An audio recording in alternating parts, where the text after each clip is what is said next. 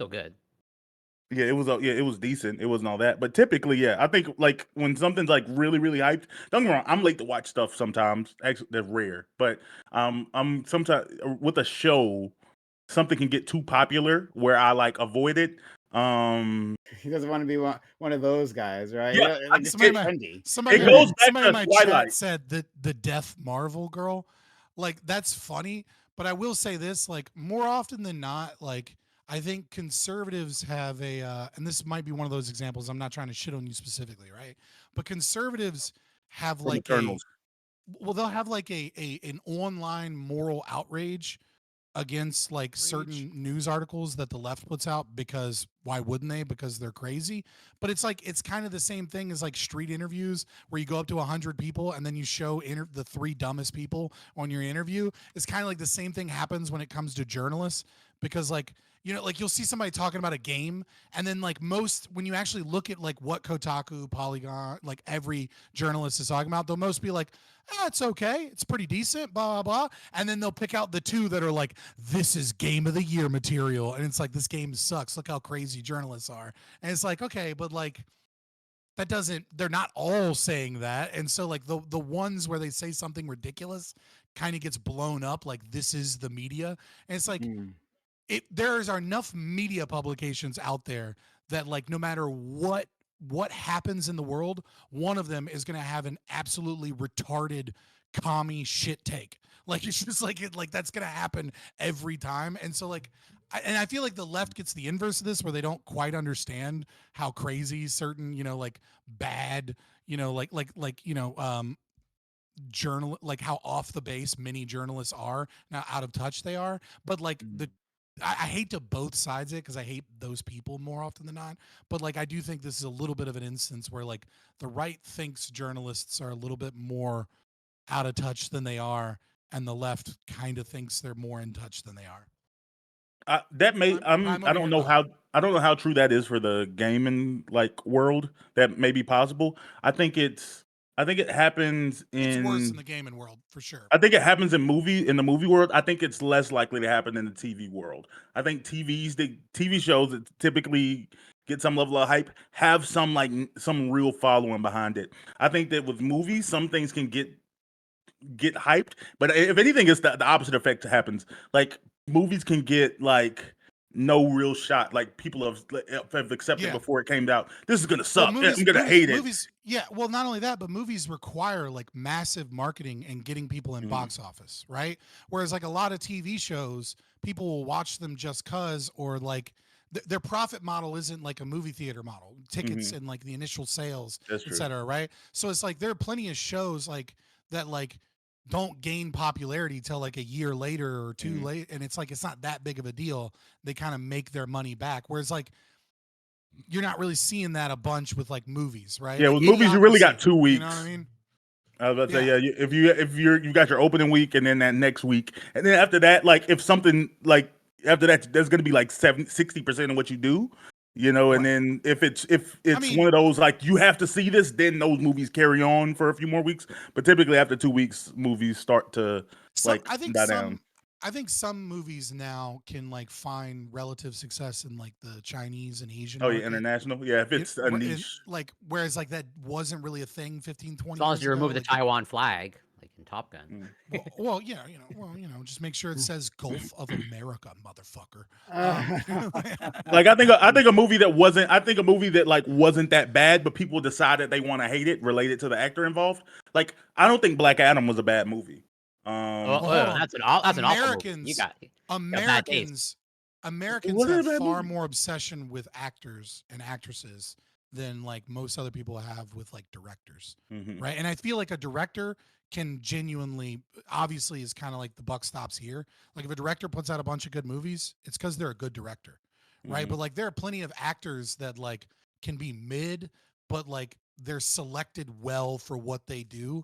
And Mhm. so like the movies can be fine even if they're mid, or even be great movies. Like especially when it comes to like certain like action film actors. Like you try and put them in a serious role and it's terrible. But so long as you keep them jacked up on their fucking steroids, in a fucking action film, like they're doing Exactly. great, and it's a Yeah. good movie because the Jason director. Statham's done the same movie like 12 times. He It doesn't matter. 'cause he's he does always it he's right. always just like some regular guy doing a regular job, and then somebody gets kidnapped, and he's like, "You know who I am. You know what I All do. right. All right. What's the I job?" gotta tell you that it's better to be a warrior in a garden than a gardener in a war. You don't know me. Yeah, and it's like, yeah, we get it. All right. I'm a like working man. I'm a driver. Some pithy quote that where he's actually a badass and nobody knew. And definitely I'm got a to be a lot of chase beekeeper. scenes. That was pretty good. There's got to be some car chase scenes and like for when you have a Statham movie for some reason. But yeah, I don't Like- know. He's like- always like it doing like matters. some job he shouldn't be doing, and then somebody figures out, Jesus Christ, you know who that is? He's the greatest secret agent in the history of the world, but he just happens to be a mailman right now. That's just a coincidence, and he just wants to be a regular guy. And he's like, I'm retired. I'm not doing this. I don't want to do this anymore. And then like a little girl gets kidnapped. And he says, "What's a job? I'll do." He's done that 15 times. And like that kid is like, "We need you, Jason." Come, like, and he does it, but it works. Little girl got kidnapped. I guess I gotta find her hot mom and fuck her for no reason. And then go get her. It's like And go what? kill Like, 47 people. Like, Yeah. yeah. But you know what I'm saying, right? Like the actors, I don't think make or break films as much as Americans. it used to be a big thing. I think that's I'm about to say, for anyone who has seen Once Upon a Time in Hollywood, I think this is what Tarantino's last movie. Well, there was a concept he was trying to deal with. He was the death of the Hollywood celebrity. Like we used to have a concept where it didn't matter what they were in. People followed celebrities themselves. People followed the big actor and the movie star, and like they just went from thing to thing to thing to thing. Nowadays, I think we are transitioning to a time of directors getting more credit than they used to.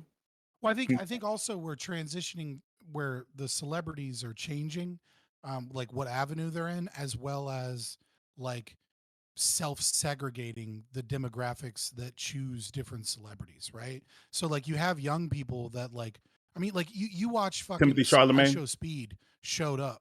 Like you watch I Show Speed show up to another country, and it's like watching Michael Jackson go to that country. You're like, he has this many people in Brazil that want to go out into the streets and scream and freak the fuck out because he's there. But he's not an actor or anything. He's just some random fucking streamer. Well, yeah, right? the streamer is like a new avenue that this is happening. But I think it was just specifically talking about like in the actors. Maybe it wasn't.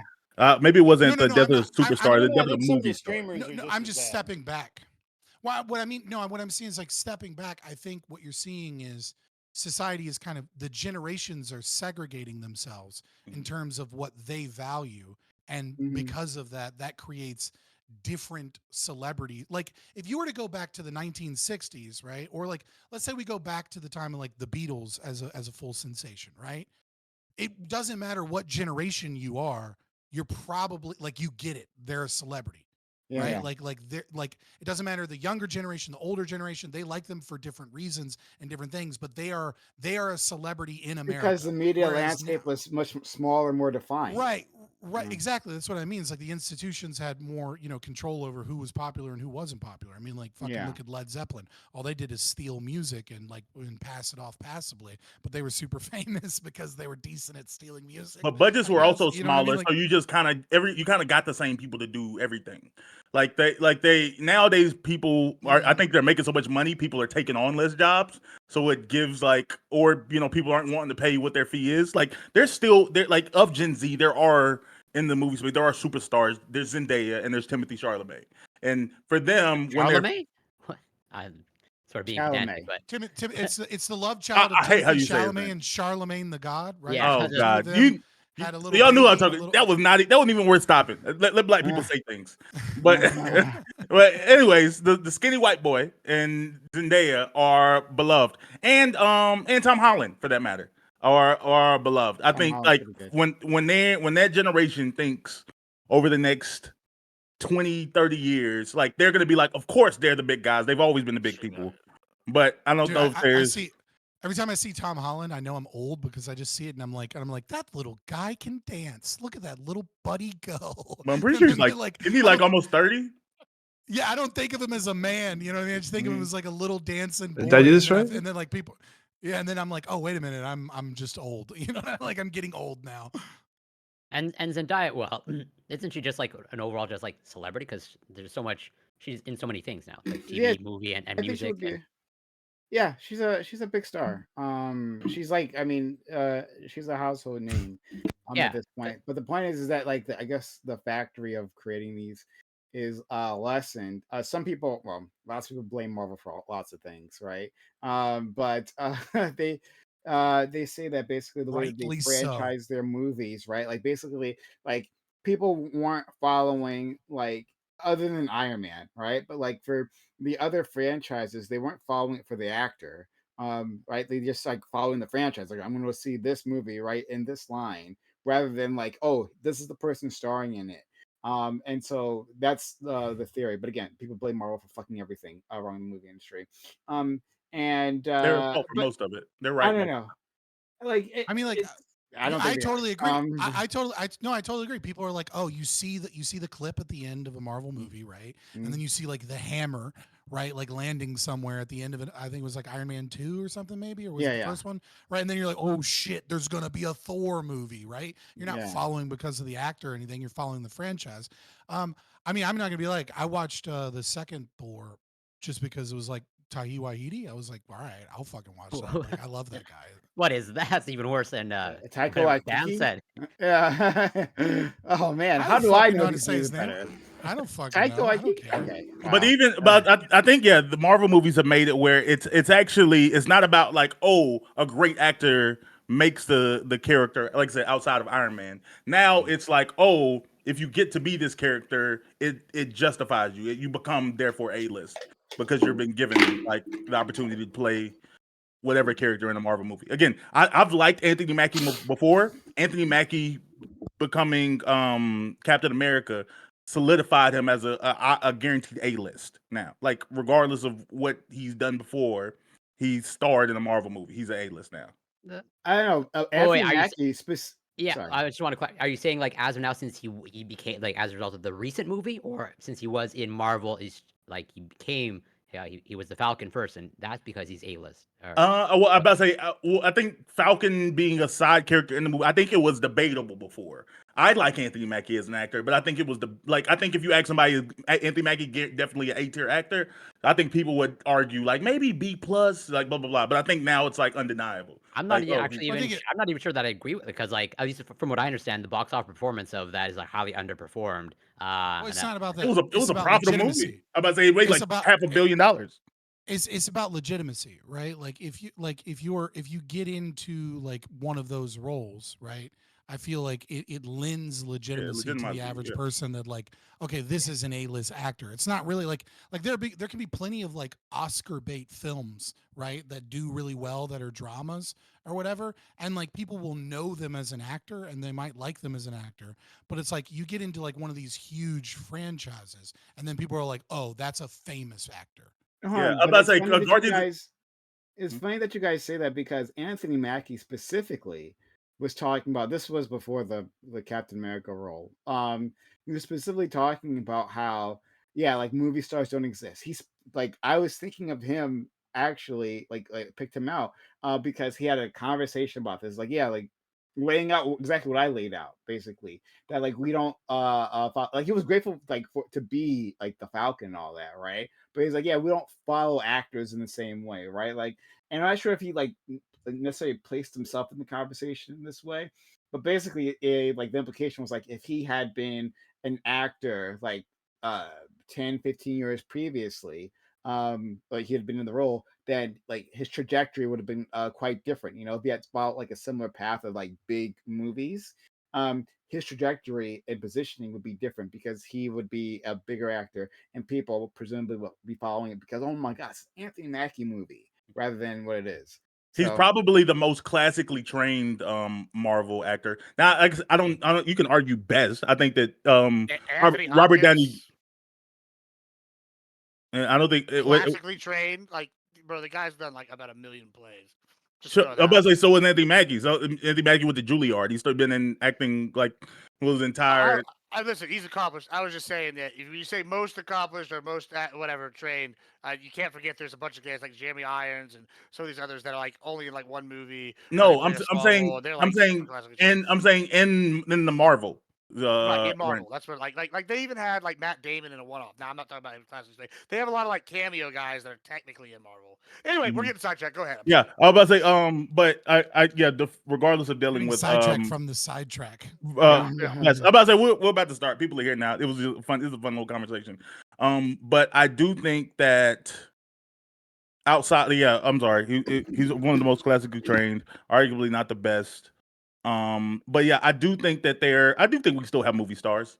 I think that a lot of them trend a little bit older.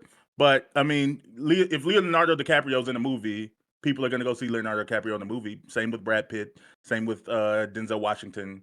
Tom Same Cruise. with Tom Cruise. Yeah, we still have movies. Well, Tom Cruise almost doesn't count because Tom Cruise only does 2 movies now. Like he's like trapped himself in his Mission Impossible series.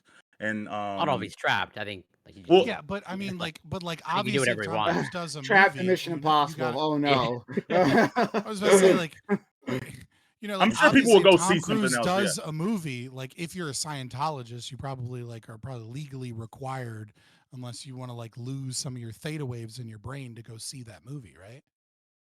Will Smith. That'll even- drive the 100,000 to the theater. Oh, but the No. other thing I was gonna say is like when we were talking about legitimizing, Only 10,000. The rest of them don't have the money to go to see a movie. the True. I'm about to say Guardians of the Galaxy made Chris Pratt an action star. Chris Pratt was the fat funny guy for years. It's the fat funny side character. He wasn't even a star, and he lost the weight, got the role in Guardians of the Galaxy, and now he's the action hero. Like it completely changed the trajectory of his entire life and career. Yeah.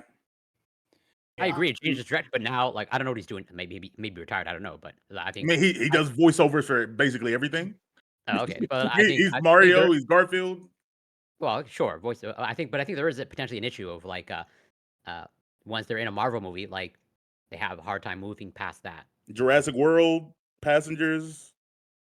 Yeah, he hasn't He's had also in a bunch of War. action movies too, like recently, like they're like B level movies, but they're still action But movies. he's It's like but, that- but I he's think, getting like, paid. I'm about to say Robert- they don't got budget for much else, but he's getting checks. Yeah, it's just Oh, like when they hired what's his name, Nick Cage, after he got in that trouble where he did like Mhm. 15 or 20 terrible movies. They paid him like $1 million each. He just showed up like one day and filmed and kind of thing. Like some of them don't pay as good, but it's like, hey, we got one big star. Ghost Rider? Yeah.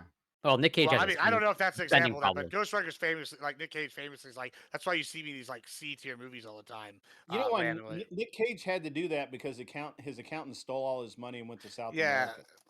Well, he There's a also whole has a thing. spending problem. Like, I think think a he pretty spent a bad lot of spending his problem. money. He does have I think a he spending even acknowledged it. Like even in Yeah. the Marvelous whatever the movie, Fantastic Talent or whatever. Like he even kind of acknowledges like yeah he buys random houses, random stuff. Like he didn't think he could run out of money. problem. The And it MC didn't Hammer help that his problem. accountant literally took every dime he had and moved to South America. Uh, It's interesting, the Tom Cruise thing. People don't realize that he's been in a lot of other stuff than Top Gun and whatever the other fucking movie makes. Mission is. Impossible. Mission Impossible. yeah. Days of Thunder. Like, I mean, he's been in Yeah, people reach know out he's to, been like, in other Edge of stuff. Tomorrow. Edge of Tomorrow is great. Edge of Tomorrow was good. Actually, it was really good. Yeah. Yeah. Um, Vanilla Sky was in, but War of the Worlds was fucking. How can you bad. forget War Jerry of the Worlds Maguire? was That's amazing, a too. whole You like catchphrase. World of the Worlds? Maguire I did not like World of the Worlds. I like You did not like War of the Worlds? What's wrong with you?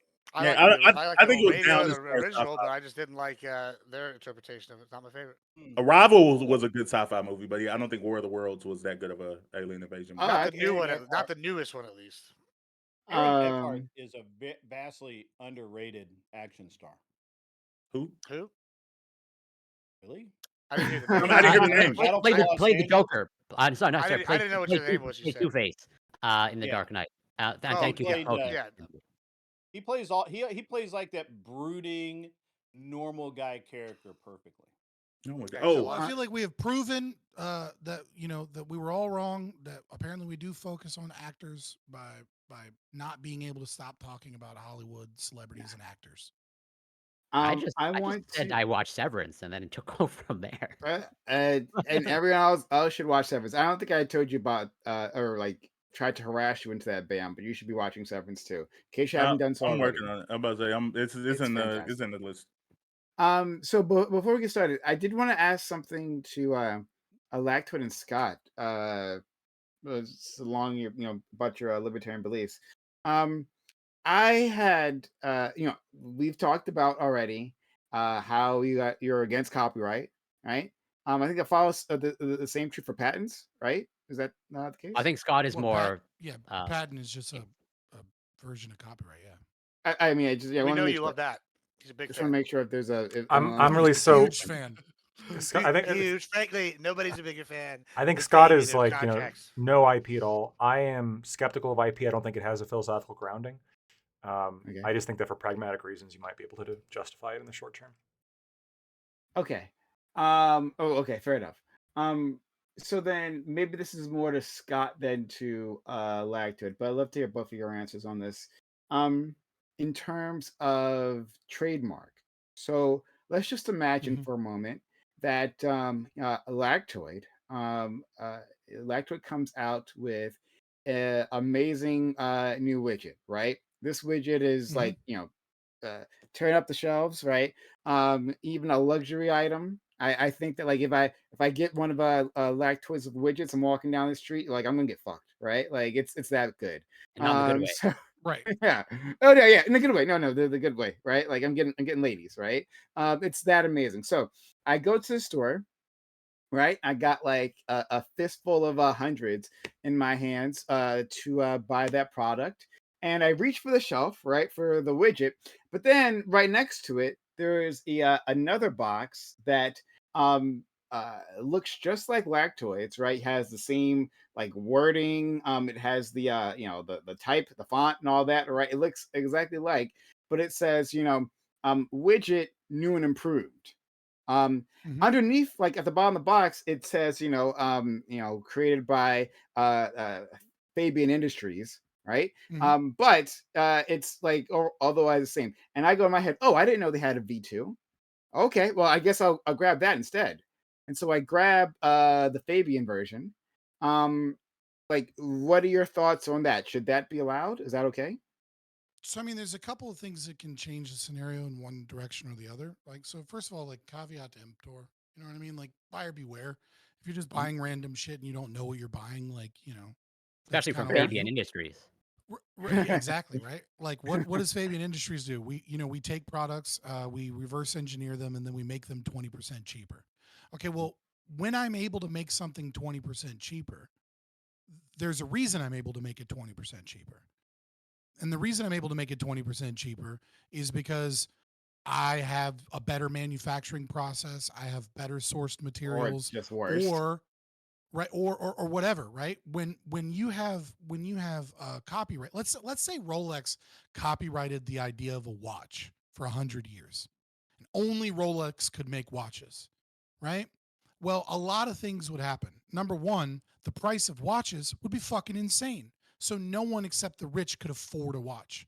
Number two, the technology in making better watches like diving watches or watches that might have a different style or look to them, right? Like whatever it is that you as the customer want is going to be stunted by the fact that Rolex doesn't have to compete with anybody because the government is going to come out and say, you're not allowed to sell watches. Only Rolex is allowed to sell watches. And so all I'm saying is if someone figures out how to build a watch, they ought to be able to build a watch. And that doesn't mean Rolex can't exist. That doesn't mean a company can't exist that makes luxury products for people that want luxury products simultaneously with another company that makes the same product or a similar product that's cheaper, easier to mass produce, and maybe it doesn't last as long. Maybe you don't get pussy unless you wear the Rolex, right? But you can tell time, and it'd be pretty dope if we could all tell time. And I don't want IP standing in the way of all of us being able to tell time because you don't have a sundial in the town square to go check on at night. But we're You can just look talking, over of the sun, course. though, right? But of course, we're talking about trademark, right? So Yeah. I'm going to give you two scenarios. One that like the again the box looks exactly similar to Lactoids, right? Except either it says new and improved widget, right, or it says gadget, but like it's done in a way that Oh. makes you think right? And it has like even a mark. So let's say he has like he has a symbol, right, attached to it, Mhm. right? Yeah, it's like Mitch- you got some yeah, shit from Timu and it's an Adidas with like fucking 7 stripes, yeah, yeah, right? yeah, Like exactly, right, it's yeah, and exactly the then same except for and that. you and have it, right? It's called gadget rather than widget, right? So both those situations where you're using the same name but just say new and approved, or it just says gadget rather than widget. Do Yeah, you I mean, think that should be allowed? so I do think that should be allowed, right? Here's the Oh, difference though, is that Lactoid can come out with packaging that says the original. And if I put out and say original, now I've committed fraud, right? But Because it is I've the original lied to the gadget, customer. though. Right. Yeah. Well, if it's original and it's got a new name, right? Like again, like I said, there is caveat emptor, right? Like there is a sense that like, I mean, this happens already even with IP laws, right? Go to Dollar General and you're gonna find toys and things that look very similar to Disney princess toys, right? They're just a little different. They're like should I make the toys sold at Dollar General illegal? No, like there are products that are licensed to be official products. And if you try and sell the idea that your product is not a different version but is that product exclusively, then you start engaging in fraud because hold now on, but you can't tell the difference So between the real product and the copy of the product. an interesting point, Scott, um, is that I only know about this because my kid is like ridiculously into Legos. A lot of the best Lego kits are actually not made by Lego anymore because Lego's patent expired Mm-hmm. on the really Lego brick. interesting. And so um, where they get where what Lego decided to do is that you they would have it's like the Death Star, but it's made by Lego instead of Lego, right? Okay. They got them. They couldn't do anything because the patent ran out on the bricks. But the problem is that they were too good at replicating the packaging, and they violated Disney's copyright. Mm-hmm. And so Yeah, I mean, that's and that, I'm just like, yeah, I mean, like it's not, it doesn't have to get that complicated, right? Like Uh, it really but just it comes can get down that. to It can be no, no. really What I mean is ridiculous. like, what I'm saying is that like without IP laws, right? They're just like you can't commit fraud. That's all I want, right? Like But, don't but, commit fraud. Right. but But I don't care if a product copies another product and looks very similar and does the same thing. Like I just don't care. yeah, but like I think it's rough, like to say. Okay, oh, Lactoid, I'll hear what you got to say. Go ahead. The main disagreement I have Yeah. with, and maybe this is not really that big of a disagreement, but I think the small but main disagreement I have with Scott is, I think that a trademark is sort of in of itself like the kind of caveat of the original implicitly. And so I think caveat's probably the type of IP that I'm most favorable towards in terms of existing, because the purpose of trademark is not necessarily we're going to hoard this product that nobody else can make it so we can have like exclusive monopoly on it. The purpose of a trademark is we don't want the consumers confused as to who they're buying from. And oftentimes, right, if you have like the Apple logo implies with it, this is the original Apple logo. And there's no reason why you would need, like, you can make computers all you want, I agree. It'd be ridiculous for Apple to say, we own the concept of computer, right? But I think it's totally fine for them to say, no, we have this trademark. This has been commonly understood by the consumer base to mean us. And the only real reason why you're trying to go like for some kind of similar thing is to try to like get people to think that you are us, so then you can like trick them, basically commit fraud. So trademarks I'm cool with. When it comes to patents and copyright, I'm much more skeptical because that's more of like establishing a monopoly on a product as opposed towards Mhm. just trying to like give the consumers a free choice. I'm Yeah, not saying that like it can't I don't happen, but I'm just more skeptical. We of got to it. be strict with when it comes patents. down when it comes down to the trademark situation, right? Like there's no reason that so again, the problem with being an ANCAP as opposed to like damn near every other political philosophy, right, is just because there is like ANCAP just says certain things can't be done. It doesn't actually tell you what you ought to. And so I do agree that there's probably utility to customers not having to constantly sue for fraud and figure out what product is the right product.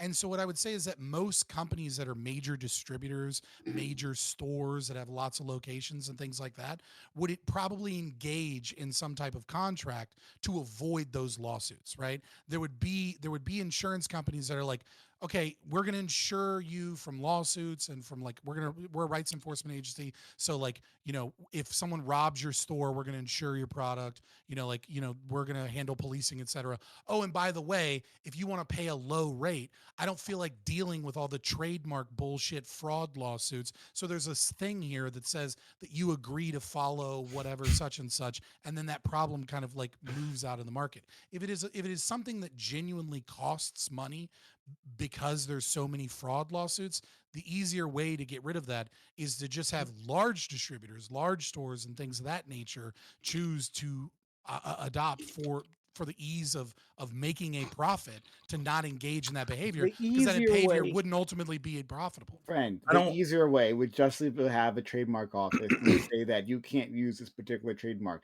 You can make the exact same product, right? As you guys have said previously, you can make the exact same product, but like you can't like basically like engage in fraud, right? No, I agree. Like No, yeah. I agree. But I I agree that the actually, easier solution a lot of times is to just grab the guns of the state and force everybody to believe in your arbitrary rules, right? But like, I'm not evil, so I don't necessarily take the presumably Can I easier can I make solution, a right? What I'm but saying is that under certain contexts, it might not be more But profitable. before It we might be get better too to far let off people this do point, that. I have to say, I find it ironic that Lactoid uses Apple suing over computers when that's exactly what they did to IB. wait. I, There's plenty of criticisms that you can make about Apple about all sorts of shit. I'm just saying they were used as an example. No, but it's just so funny. Before, Like you don't see. I want to clarify It's something real quick really with funny. Scott, because Scott, Okay, then we'll go to Bam and Corey. Scott, the one question I have for you though is I understand where you're coming from, but oftentimes these fraudulently trademarked goods are shipped in from impossible to find, very difficult to sue places. And so like let's say the government like uncovers a cargo ship full of fake shit, right? Do they really have to wait until like everybody starts suing some random unnamed company in China before they just say, look, we're not going to let this in the market? Well, I mean, like your example requires a state to exist, It but does, for yeah. the state to be not following IP. And like I feel like IP is probably one of the last things that goes before the state kind of goes anyways.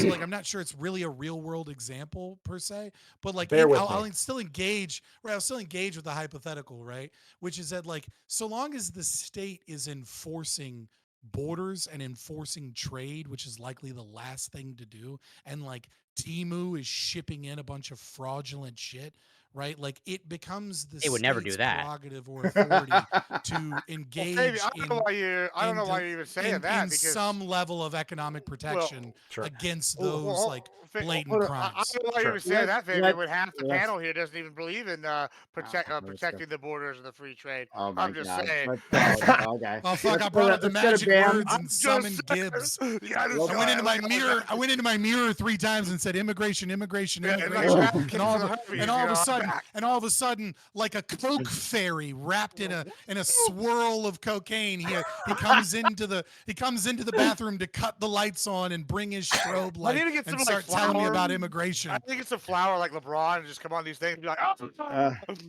go to actually, Bam and Corey. Yeah. yeah, I would actually go further than I think most people here. Like people who have an issue with product patents. I just don't want the rest of the world to look like the tech industry, where it's essentially become this space where no other company can exist. Like even they've if it's even become like the new model. Like the companies have accepted. They're like, oh, okay, if their goal is to make some type of technological advancement, not to exist as a company, but just to be purchased by a larger company, just gonna buy their product once, take it apart, and feel like, oh, okay, I can do this. I can buy this in a larger bulk than they can, so I can make this product a little bit cheaper than they can. So I'm just gonna like destroy them. Like I said, I think that there's value in saying like, oh, okay, I've come up with some intellectual property, like some valuable product, and I want it doesn't have to be in perpetuity, like for a million years, but I want some period of like exclusive rights to it where I can actually make a little bit of money off of my creation versus someone else just being That's able to first to like market. take it. That's Yeah. such a good point. I literally wrote Yeah, that I down agree. to jump in later with it. It's a good point. Yeah, It's the classic argument for IP. It's just fuck the whole world so that the inventor can make more money. I mean, Corey. Yeah. Well, this is where Scott and I think are like largely perfectly aligned. So then I'm curious, Prime, like, Yeah. are you in favor of? I'm curious. Like, it seems like you're against some form of intellectual property, but like trademark, that's where you lean towards, or like just to uphold that for the I mean, sake of. I'm waiting for an argument other than like state violence equal bad. That would lead me against it. Like because like Electra, I think laid out perfectly. Like it's like I mean, it's absolutely the path to fraud. Like there'd be It's no the benefit reason of the why I consumer. would. Uh, Yeah, exactly. Yeah, sure. this is how the consumer can easily tell without like having to do it. Like I agree with Scott. Like customer beware. Absolutely, he's correct on that. But like, there's a level of reasonableness should be within the market. That like, hey, if I see these logos, right, that I've always associated literally for decades with this product, I can reasonably assume that's the product that I'm looking for. Well, Yeah, so like, I think there's well, utility in what I you're didn't saying, so actually I think the get market to would just do say that what with I wanted to contracts. say. Just FYI, when you Mhm. pointed to me. Um, and so I guess springboard off of Lactoid's example of like, Apple has the monopoly on that specific logo. But like, yeah, for me, I think another company, I understand, or I'm sympathetic to like they want their logo associated with their products. But I do think another company should be able to like, if I want to have that logo on like a candy bar, like have at it. Like why should it just be restricted? Like they have a monopoly on this graphic and like nobody else can use it. And it's like a very simple graphic where I can just change it a little bit. I'll add an extra whatever leaf to the apple. And then like yes, like, that should be able to be repurposed for a candy bar or whatever. Or no one, or rather at that point, I'm okay with saying the consumer's at fault. If like Wait. they That's think how they're it works, buying it. though. Just to be clear, like how it works is like the question as to the validity of trademarks has to do with the likelihood of confusion by the customer. So, like for example, UPS tried to trademark the color brown, and they're like there's like a whole like there was like a bunch of like uproar from this, but it was to trademark the color brown as it regards package delivery services. Well, I yeah, must say, that's not a joke. I mean, well, Barbie owns Barbie Pink. You can trade for colors. wait, please. I just want to engage with I'm Lactoid sorry. since you responded to me. No, I was just Um, saying Prime wait, was laughing at that. Like I was like, they have a legitimate argument. then I'm curious because like I believe like so if it's to avoid confusion, like should it have never occurred that the WWF was like never to be confused with the World Wildlife Fund and the World Wrestling Federation? Like who? But that happened. Acronyms, yeah, acronyms are difficult. And look, there's plenty of lawsuits that happen about this, and I think if two organizations using different names try to like I file showed for a up to trademark. a WWF event and I was expecting some pandas and Wait. Did this actually happen? Did this actually happen? no, Yeah, no, that did Because happen. that could potentially happen to you. I would expect that. Oh no, no, You no. seem like the kind of person that would go to a World Wildlife Fund or I an would, event. but I would know what I would not be expecting Hulk Hogan to walk Sure. down. Look, like you could make the argument, hey, this is bullshit. I think they should change their name. Yeah. You can make that argument. You could be their lawyer. Like I'll potentially be open to This it. music is really intense for a Zoom. Like, I just think that like for an Apple logo, like if you put an apple like on a candy bar, the likelihood of confusion between a candy bar and a laptop is nil. But if I But create, Apple would not allow that to fly, and they until would probably well, they win. would probably lose Apple that. starts selling fucking. I don't know that they would. I think they probably would. You can find examples of companies trying to like go overboard with their trademark, and if there's little to no risk of customer confusion, that's one of that's one of the things you have to try to show in order to like enforce a trademark against another company. Yeah, I mean, like, you're kind of talking about the same process, all three of us here, right? Which is that like there is ambiguity within, and that's why we have common law, right? Like that's why we have courts on certain things, like you know what I mean? Like civil courts is like, well, we got to figure this out in court because we're not actually sure, right?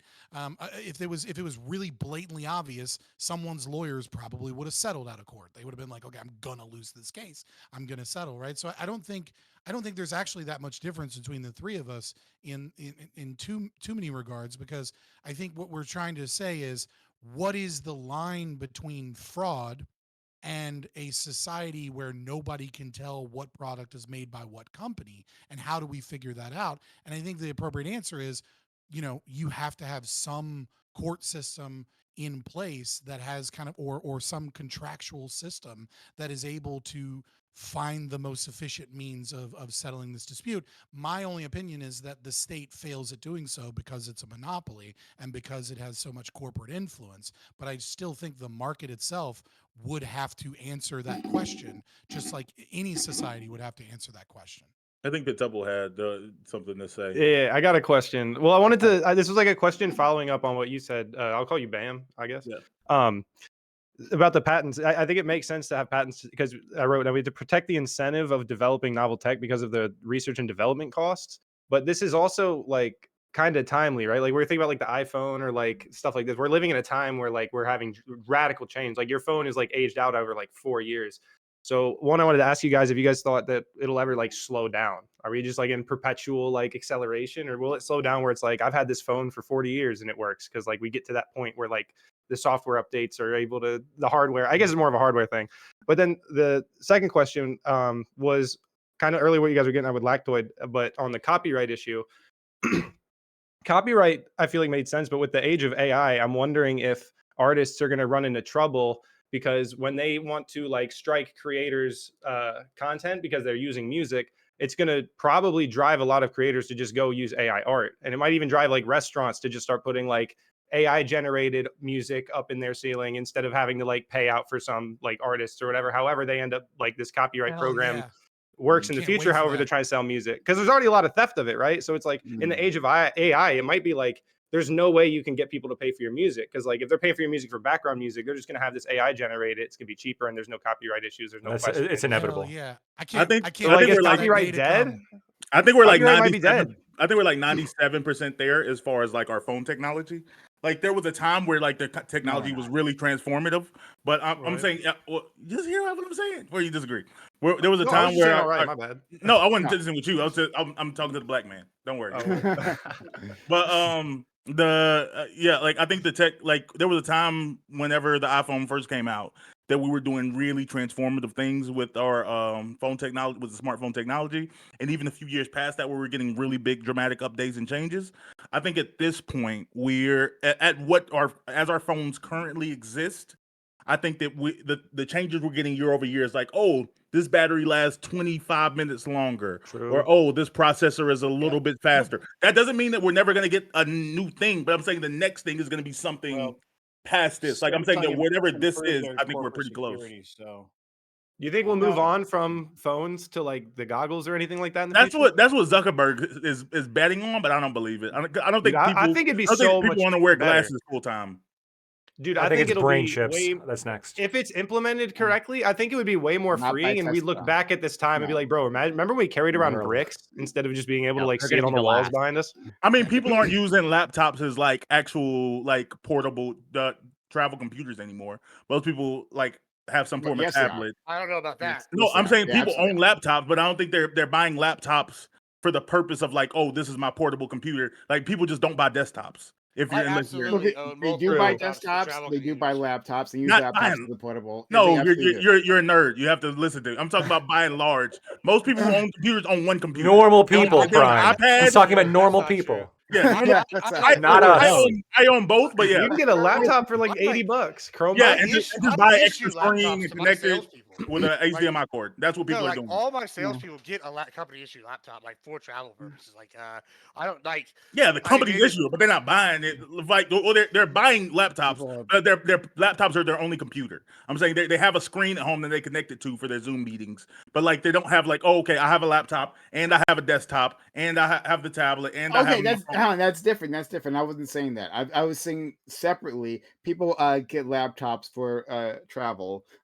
People have desktops. Like people are buying desktops. I'm not saying they're buying both. To be very clear. I'm not sure. Pet Double, you can still hear me or not? I don't know.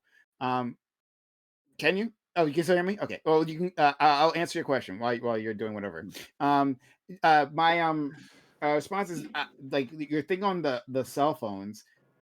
Like the companies have literally no incentive to create a cell phone that you don't have to upgrade, right? That you don't have to buy again. And they'll just you'll perpetually just upgrade through software. Not unless there's a way, right, a more profitable way to monetize the software updates. Like right now, they like them to break. Right now, Apple is fighting against the right to fix Right to repair, yeah. your own cell phone, right? Yeah. Like True. like fighting against the right to repair. Well, So there's they also brick them on purpose. They Yeah, do but also like updates. They've 3 been to 4 proven to years. do updates to brick your phone. The 3 to 4 years is definitely like, I mean, like this, we're getting like the next wave of updates is going to be like when everyone's phone has like AI. I think people are going to, I think, honestly, I think I'm starting to realize, like, I feel like this could be way bigger than we think, this AI thing. At first I was like, oh, they're just saying 75% AI, on slapping AI. on everything. I think I it don't really think is AI is going to be huge. getting that much Well- bigger. I think that people are like, wow, AI is going to like triple. I think we're like 75% there on Dude, AI. I think It's I gonna think it's like replace us. bigger than the internet. It's pretty the effect close of the to what it's internet. going to be for now until the next big thing. We are I- engineering Well, our own it's going to replace obsolescence. all our jobs. Hold it's on, going to just- fucking just ruin to us, dude. Pintuple's point. and, Hell like, yeah, dude. I Can't know wait till Pintuple's- AI starts replacing massive jobs. Well, dude. to Pintuple's point, Based. right? Like, it's so efficient, right? Like, I see Pintuple, he does a lot of stuff with Grok, and I have another streamer friend. His name is your new dad. He's a comedian on Comedy Central, but he's been like, "Hey, Gibbs, you got to get a ChatGPT for XYZ." And so I am not. I want to be clear. I'm not artistically inclined. I'm a very confident man. I'm good at a lot of things. Like, say I wanted to paint minis, I could probably paint 1,000 hours and get decent enough that it's not terrible, right? But it's not something I'm naturally good at, and it's not something I'll ever be Picasso at, right? Like, but when it comes to like making graphics, I could go on there and make a semi-professional looking thumbnail on ChatGPT in less than 20 minutes and start uploading. I can do graphics for them. I mean, I have been like, and this is just like with rudimentary knowledge, and I'm learning all sorts of different things. And it's like, how many people that I just cut out there?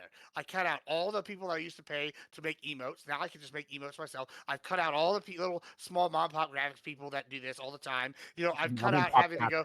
Like, yeah, I mean, it's sad. It's sad, but it's basically the same as when like with the whaling industry disappeared, because it's gonna overnight, unless you're like the top of your field, this is gone.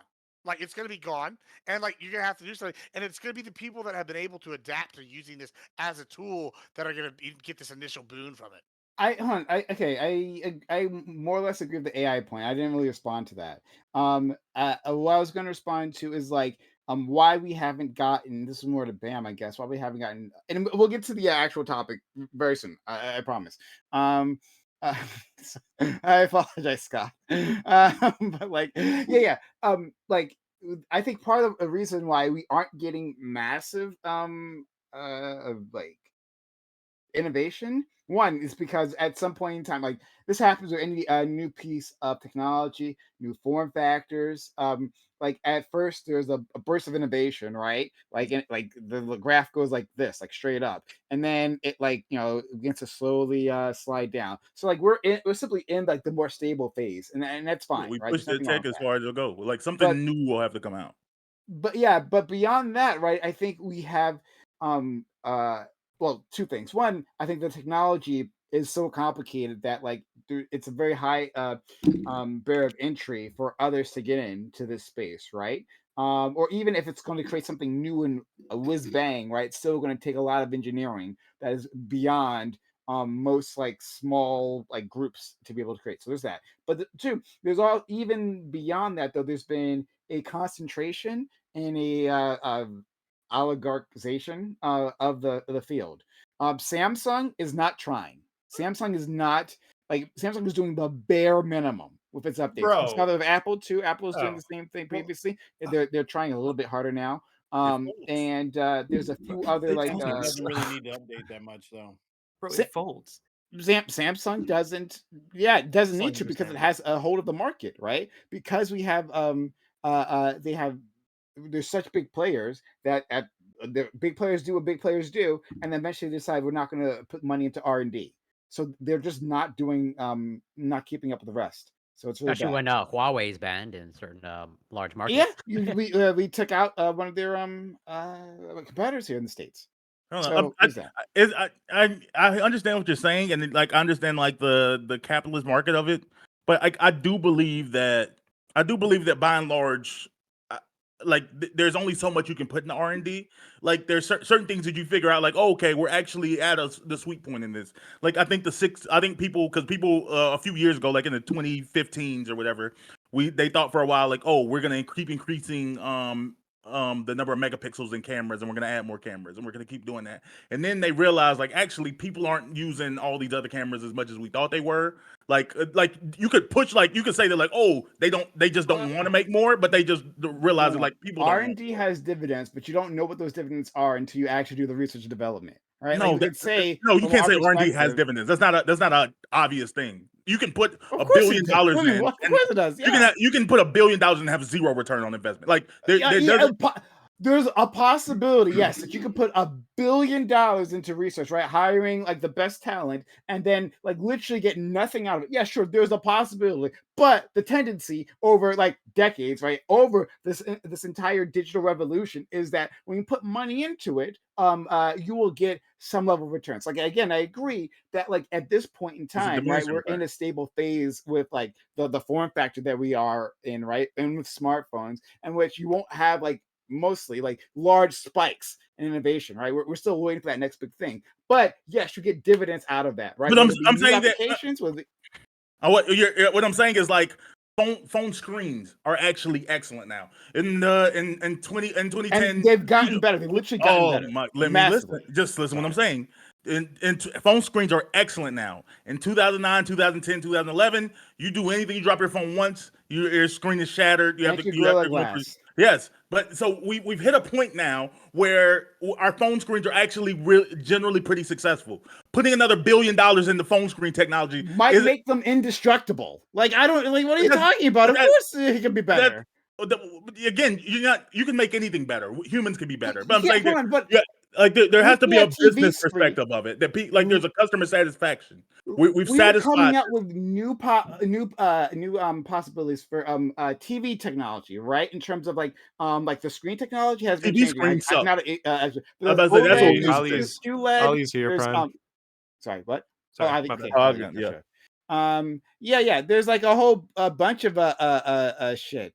So that's actually improved because we put that research and development. So it's crazy to say like otherwise. Actually, it's a No, huge if I'm about to say there's only one way you could like you're thinking a retarded argument that like there can't be any minuscule increase and improvement in technology, or I'm saying that like that we've hit a point of like general satisfaction with what we're doing. Like I don't need my like we could make cars that go 2,000 miles per hour, but once you hit like 250 miles per hour, Whoa. you But that realize that doesn't like mean- we make cars But hold on, adequately but fast. why? Okay, hold on. We can understand that we have For some for limits and like consumers. practical limits, and that like, hey, we like making cars faster actually is not helpful. I agree with that, but that doesn't mean that But that's you would where argue we should make them faster. That's what you're arguing. no, I wouldn't argue that. That's No, what I'm saying. because I was just about to This is not the argue equivalent that. of I what was we're about to doing. argue the opposite. I was going to say, hey, when you put that research and development, hey, where other places can we make improvements, right? Safety. There's all kinds of safety improvements we can still make. There is intractability with the car. How can, because people want to have their entertainment, they want to have like their car to be like a roving computer. How can we do that while like making sure the driver doesn't crash, right? There is I still understand. form No, I factor in understand you terms of can point to different consoles. things, but I'm There's saying focusing on the speed thing. I'm saying that yeah, no, focusing on I'm the thing that I've already said that that we pointless. no, no. I'm saying it's not about We'll speed move on to itself. the I'm topic, speaking sir. to the practicality of. I'm saying because you're like the thing I was arguing is there's a Ali, threshold. you're always eating. Like Every conversation. on any individual thing you can Trying to speak bulk to, for the summer. there's a threshold you can hit where like yes we could do this more, but it like we've hit a place of customer satisfaction. We seem to like people want faster cars. You can't say that people don't. People do, but for the general consumer, we figured out how to generally make cars fast enough. I understand that. We could continue making cars faster, but we're generally we- satisfied. So hold on. we're like we've hit the Hold on, the hold peak on. of what we want We've- hold people on. to do. We've said a lot. All right, we've gone back and forth. So maybe I can like get us to the topic by just kind of settling this for a second, right? He's Well, gonna the read the capitalist- topic. Thank The you. capitalist, That's what the you're known capital. for. Listen. Right. In order to make products and services, you need at least 2 of 3 categories: land, labor, capital. How does a capitalist make money? The capitalist makes money by providing capital. Okay. They don't provide land always. Sometimes they do. And they certainly don't provide the labor, right? It's usually the worker that is providing the labor. So they provide capital. Okay. And so that's because we have a time preference. We want a thing now, not a thing in the future. So the capitalists, in order to make profit, because we're not in an evenly rotating economy, right? The capitalist makes the most profit by predicting what will be wanted in the future. Okay? Like it's not about what the market wants now. Anybody can figure out what the market wants now and then start building up whatever is necessary to make it. Samsung is an example of a company that has their fingers in like a billion different shit in tech, right? Like Samsung is known in Korea, like basically everyone works at Samsung. Samsung does everything, right? They're really well known for like fucking their hard drives and their RAM and all kinds of other shit in tech and TVs and all of this. Washing Okay. machine. And so when stagnation in a specific product occurs, it's a terrible idea to put research and development into that product, because Samsung's job is to figure out what will be the next thing. And so they're going to pull down, they're going to slow down their own improvement in research into cell phones and put it into other areas that are still growing rapidly until that new thing comes out, or until they get some idea that a new thing is going to come out. And that's when they put a bunch of research in it. I'm not trying to shit on you, Prime, but Bam is 100% correct here that like Samsung knows that the development process of the phone is slowing down. And so because those changes are slow, it's going to be less and less value for them to put money into research into that product, and more valuable for them to put research into TVs or into other things. And they can learn some things about phones from researching processors or memory and things like that. And then that can kind of laterally make the phones better. But they're waiting for the new product, the new thing that's going to have higher returns on investment, because they have the capital to put a bunch of money into a product when a new thing comes out, so that they can get ahead of everybody. No, Everybody's already caught up on phones. So we won't move on until I finish this. No, I disagree here. I agree and I disagree. One, the situation you laid out in which, hey, we're waiting for the next big thing. We're seeing like maybe returns on investment being decreasing in this area, and so maybe like we shift the research dollars to somewhere else. That in itself makes sense, right? So I'm not fighting you on that. But the idea that it's not worth it to be making at least nominal improvements to keep up with the rest of the market with in terms of phones, right? Like that, I disagree with. I think the reason why I don't think I'm saying that, or Bam is saying that. Yeah, no. I don't think either of us are making that claim. Hold on, because market. that's literally where I started this conversation about, right? So that's what I was talking about. So I'm going to finish my point here. So like the idea that you wouldn't put money into, and that requires research and development. Those are R&D dollars. Putting that to have the nominal improvements that at least keeps up with the market in the way that they're not doing now. The reason why they can do that is because of their market position, because they're part of the oligopoly, because at least, especially because of IP. Android. You finally agree with? I already agreed about that. Okay, let's move on. But like, but in any case, that they have this market position that keeps them secure, so they're not worried about losing that ground when they are not putting out a new products that are comparable. That's what's happening there. Like you that's said, who are they? Who they're not keeping up with in their market? Research and development is pointless here. No, it's not pointless. And then like Bam specifically said, well, you could have a situation where you put $1 billion into a product, right, and get nothing for it. Like, come on, man. Like, yeah, what I'm saying is that, like, I'm saying it's not necessarily true that just because you do R&D, you're gonna get that return of it. But I'm saying that, like, I'll go back to the phone screen. Phone screens are pretty good right now. If someone said that, like, but they're not bulletproof, like, you could argue, yeah, they're not bulletproof, and it's like, shouldn't we keep going until they're wait a minute. Let me just say what I'm saying. Okay. They're not hard enough to be they're not hard enough to be bulletproof yet. It's like, yeah, they're not hard enough to be bulletproof, but people are really satisfied with the hardness of phones. That doesn't mean like that the person is saying that like they're not actually indestructible.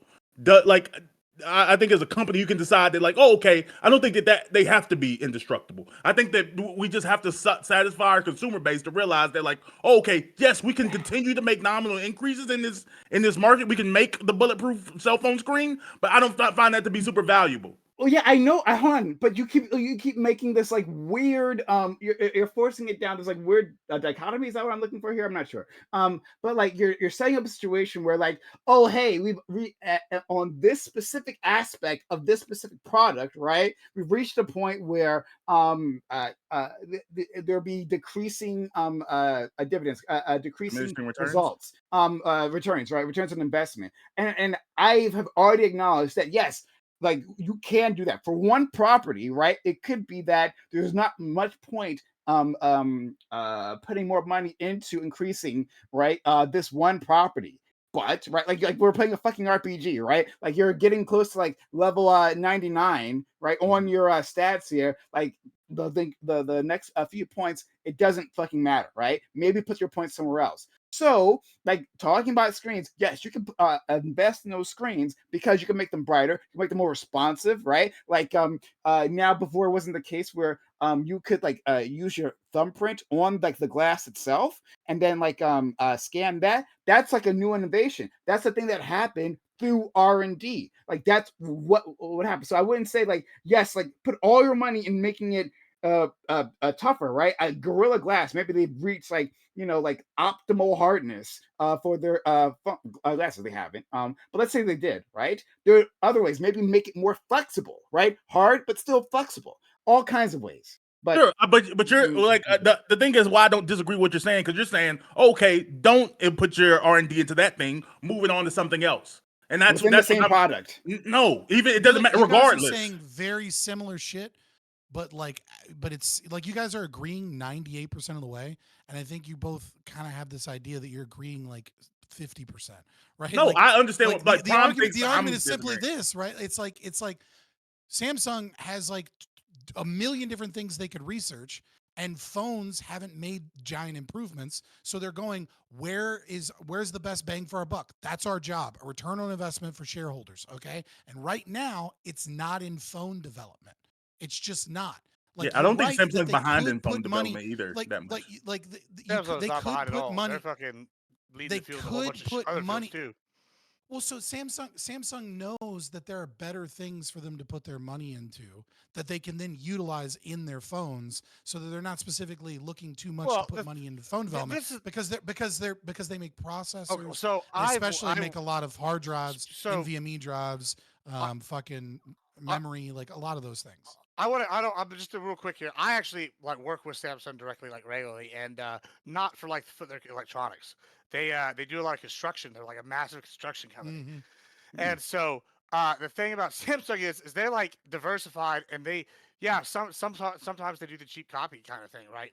Every big company does, but a lot of times they hire people that are heads of the fields and all these different things, so it is like on the cutting edge. But like as they develop stuff for all these different stuff, yeah, as they develop, things just get cheaper. Like you go to Walmart today, they have a 70-inch TV for $300, right? Like bro, Nothing like like if that, I got a but 70-inch pretty cheap. TV, like yeah, it's like $600. I'm lying, but like it's cheap as fuck. And like so, like you go, and the point is, yeah, but like 3 years ago, a Unbelievable. 70-inch TV would be like 6 8K, it'd be 1500, yeah. feel like Yeah. outrageous, and now it's whatever. And then like so like yeah, as stuff improves in different categories, like what's that DeepSeek AI? Like we thought, oh, we couldn't make stuff without whatever, and then the Chinese invented AI not using NVIDIA's process. Like you never know where something's gonna come out of left field. I think a lot of this is all Henry. Can we talk about that other topic now? Okay, sure. We can do that. I've already won, so perfect time to stop. I went to Amazon. There actually is a 70-inch available for $350. Hey, see, I wasn't lying. It was just Amazon, not Walmart. What's the resolution? Is it like Oh, 1 bit it's resolution? 4K. Yeah, right. It's a 4K It insignia. exists just like the mothership for drones You know, exists. This it exists. depends. Is it like an LED or OLED? Like that's You what fucking where Yeah, it's the money- stop. LED. You stop. LED. All right, we were It's a ready to go CRT. on to the topic, I and now thought my we're mother talking about was good enough to OLED. switch. Yeah. Yeah. Okay. So let's sure. We'll get started. I just want to point out that I think it's interesting that I set up a situation in which Scott was going to parasitically feed off of Lactoid's hard work, right? And all of a sudden we got a difference of opinion on IP. I don't know. It's interesting there. But Black is a socialist, don't forget. Oh yeah, no, that makes sense. That makes sense, right? But okay, so we can get started now. Thanks all for being here. Thanks for the spirited conversation, everyone. That was fantastic, I think. And I didn't think we would go that far with trademark, but as always, this group impresses me. Right? We always have a really great talks, and I don't know where it's going to take us. All right. Hi all. This is Every Roundtable, which we have Mondays 8 p.m. Eastern. We have a fantastic group of people here, returning friends and new friends. Really excited to have you all.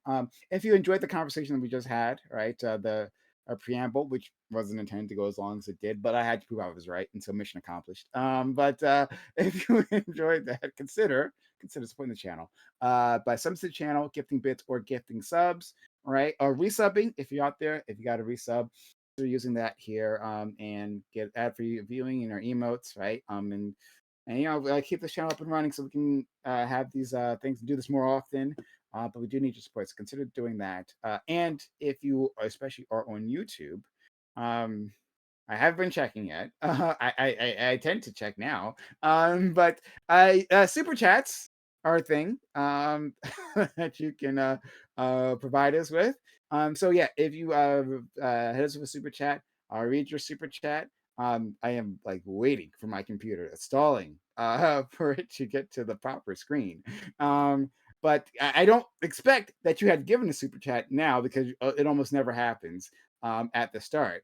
Except of course, I'm not fucking looking. That's when you all like want to give me like $50 fucking dollars. But Stop let's looking. see. Stop Yeah, you do Let's have looking. a super chat. yeah, right. Yeah, good point then. It's, Oh my it's god, Schrodinger's Stop super looking. chat. it we absolutely go. is. Thank you, Sean, for gifting one give the sub and then membership. And then how long ago was this? Oh, this was only 10, 12 minutes ago. All right, I'll take that. AI is most successful in topics which don't require guarantees of performance. Machine learning doesn't train on truth; it trains on probability. That doesn't require guarantees and performance. Interesting. I'd like to hear a bit more exactly what you mean by that, but I want to turn that over my mind.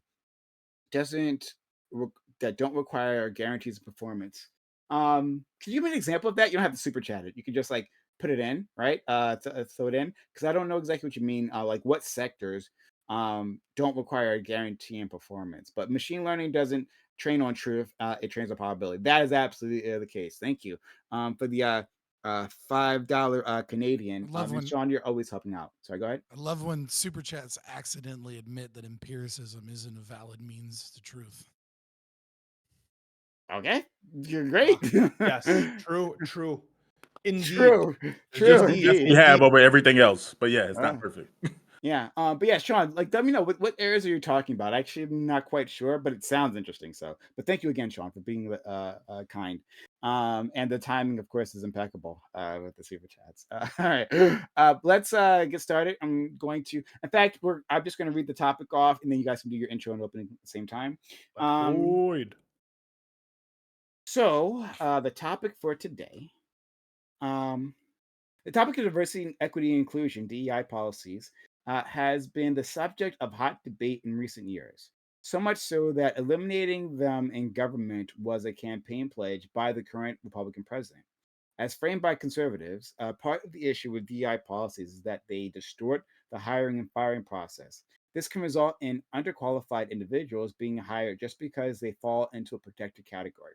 So, along those lines, calling someone a quote unquote DEI hire is seen as an insult.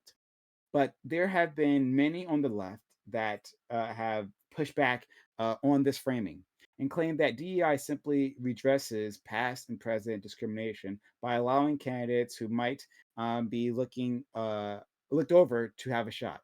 Where do you fall in this debate? Do DEI policies undermine the ability for employers to hire the best candidates? Is President Trump making the government and big business run more efficiently by encouraging the purging of these practices?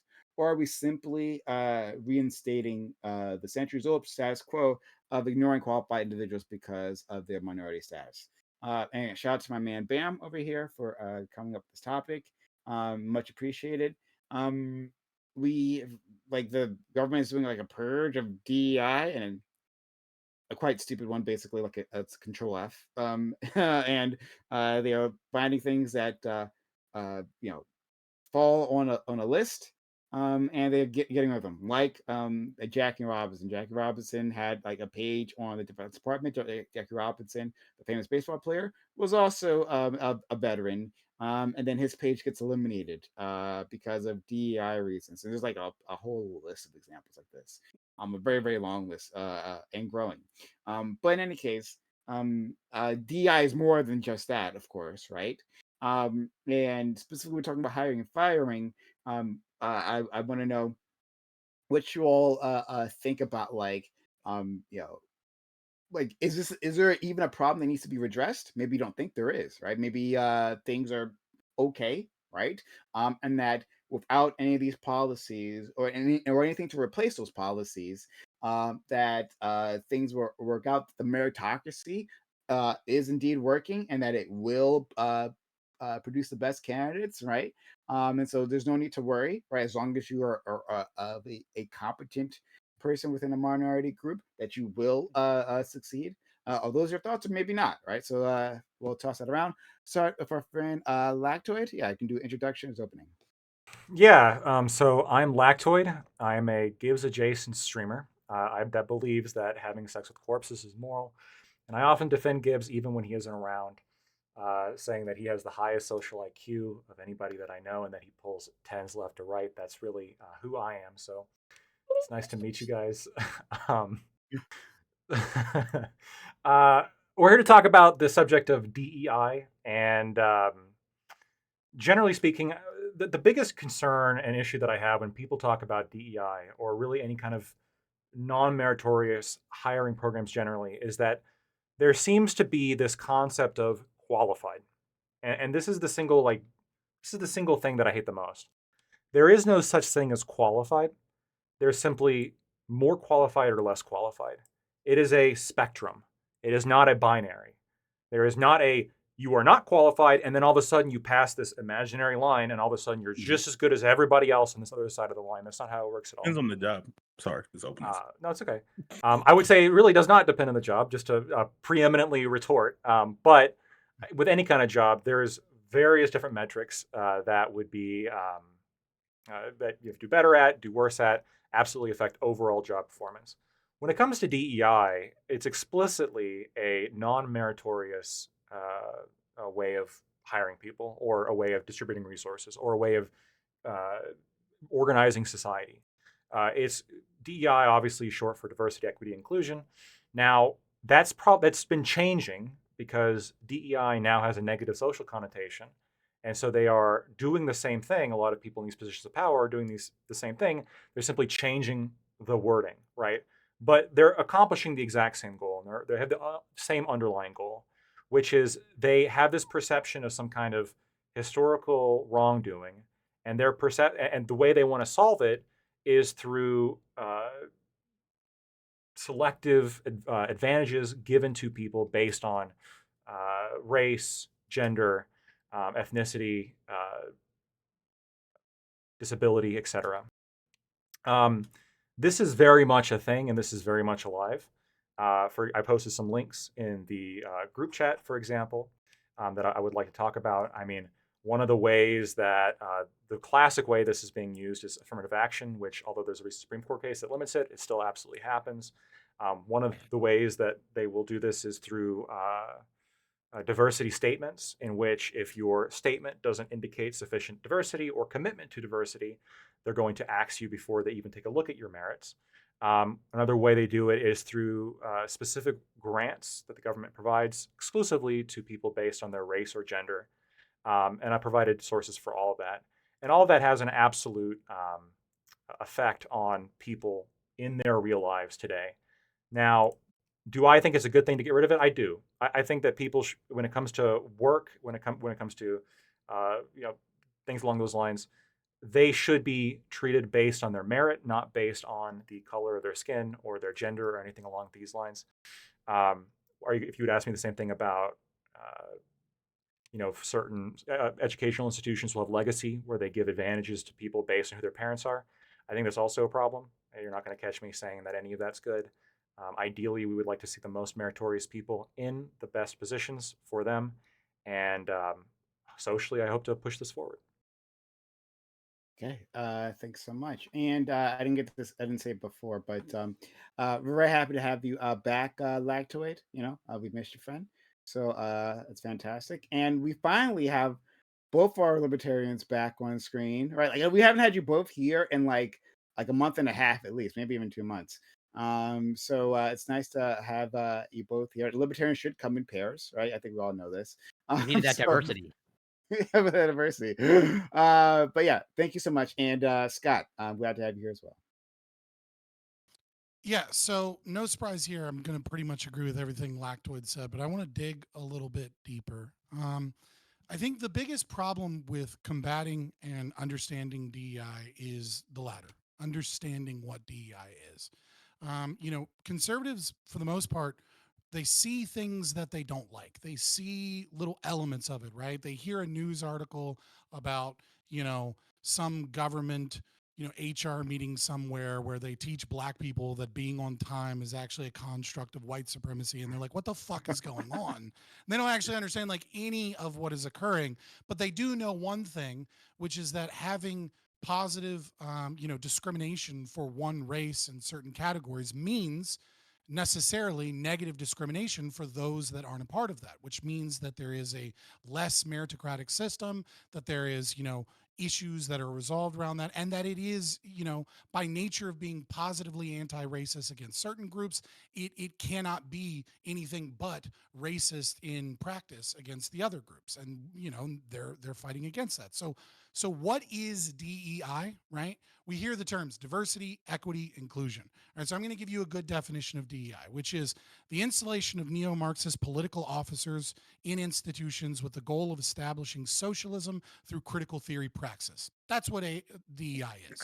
Okay, it's not about diversity, it's not about inclusion, it is about equity, right? It is about all of those things, but when you actually understand what that means and how it works, that's what it is. So I'm going to repeat the definition.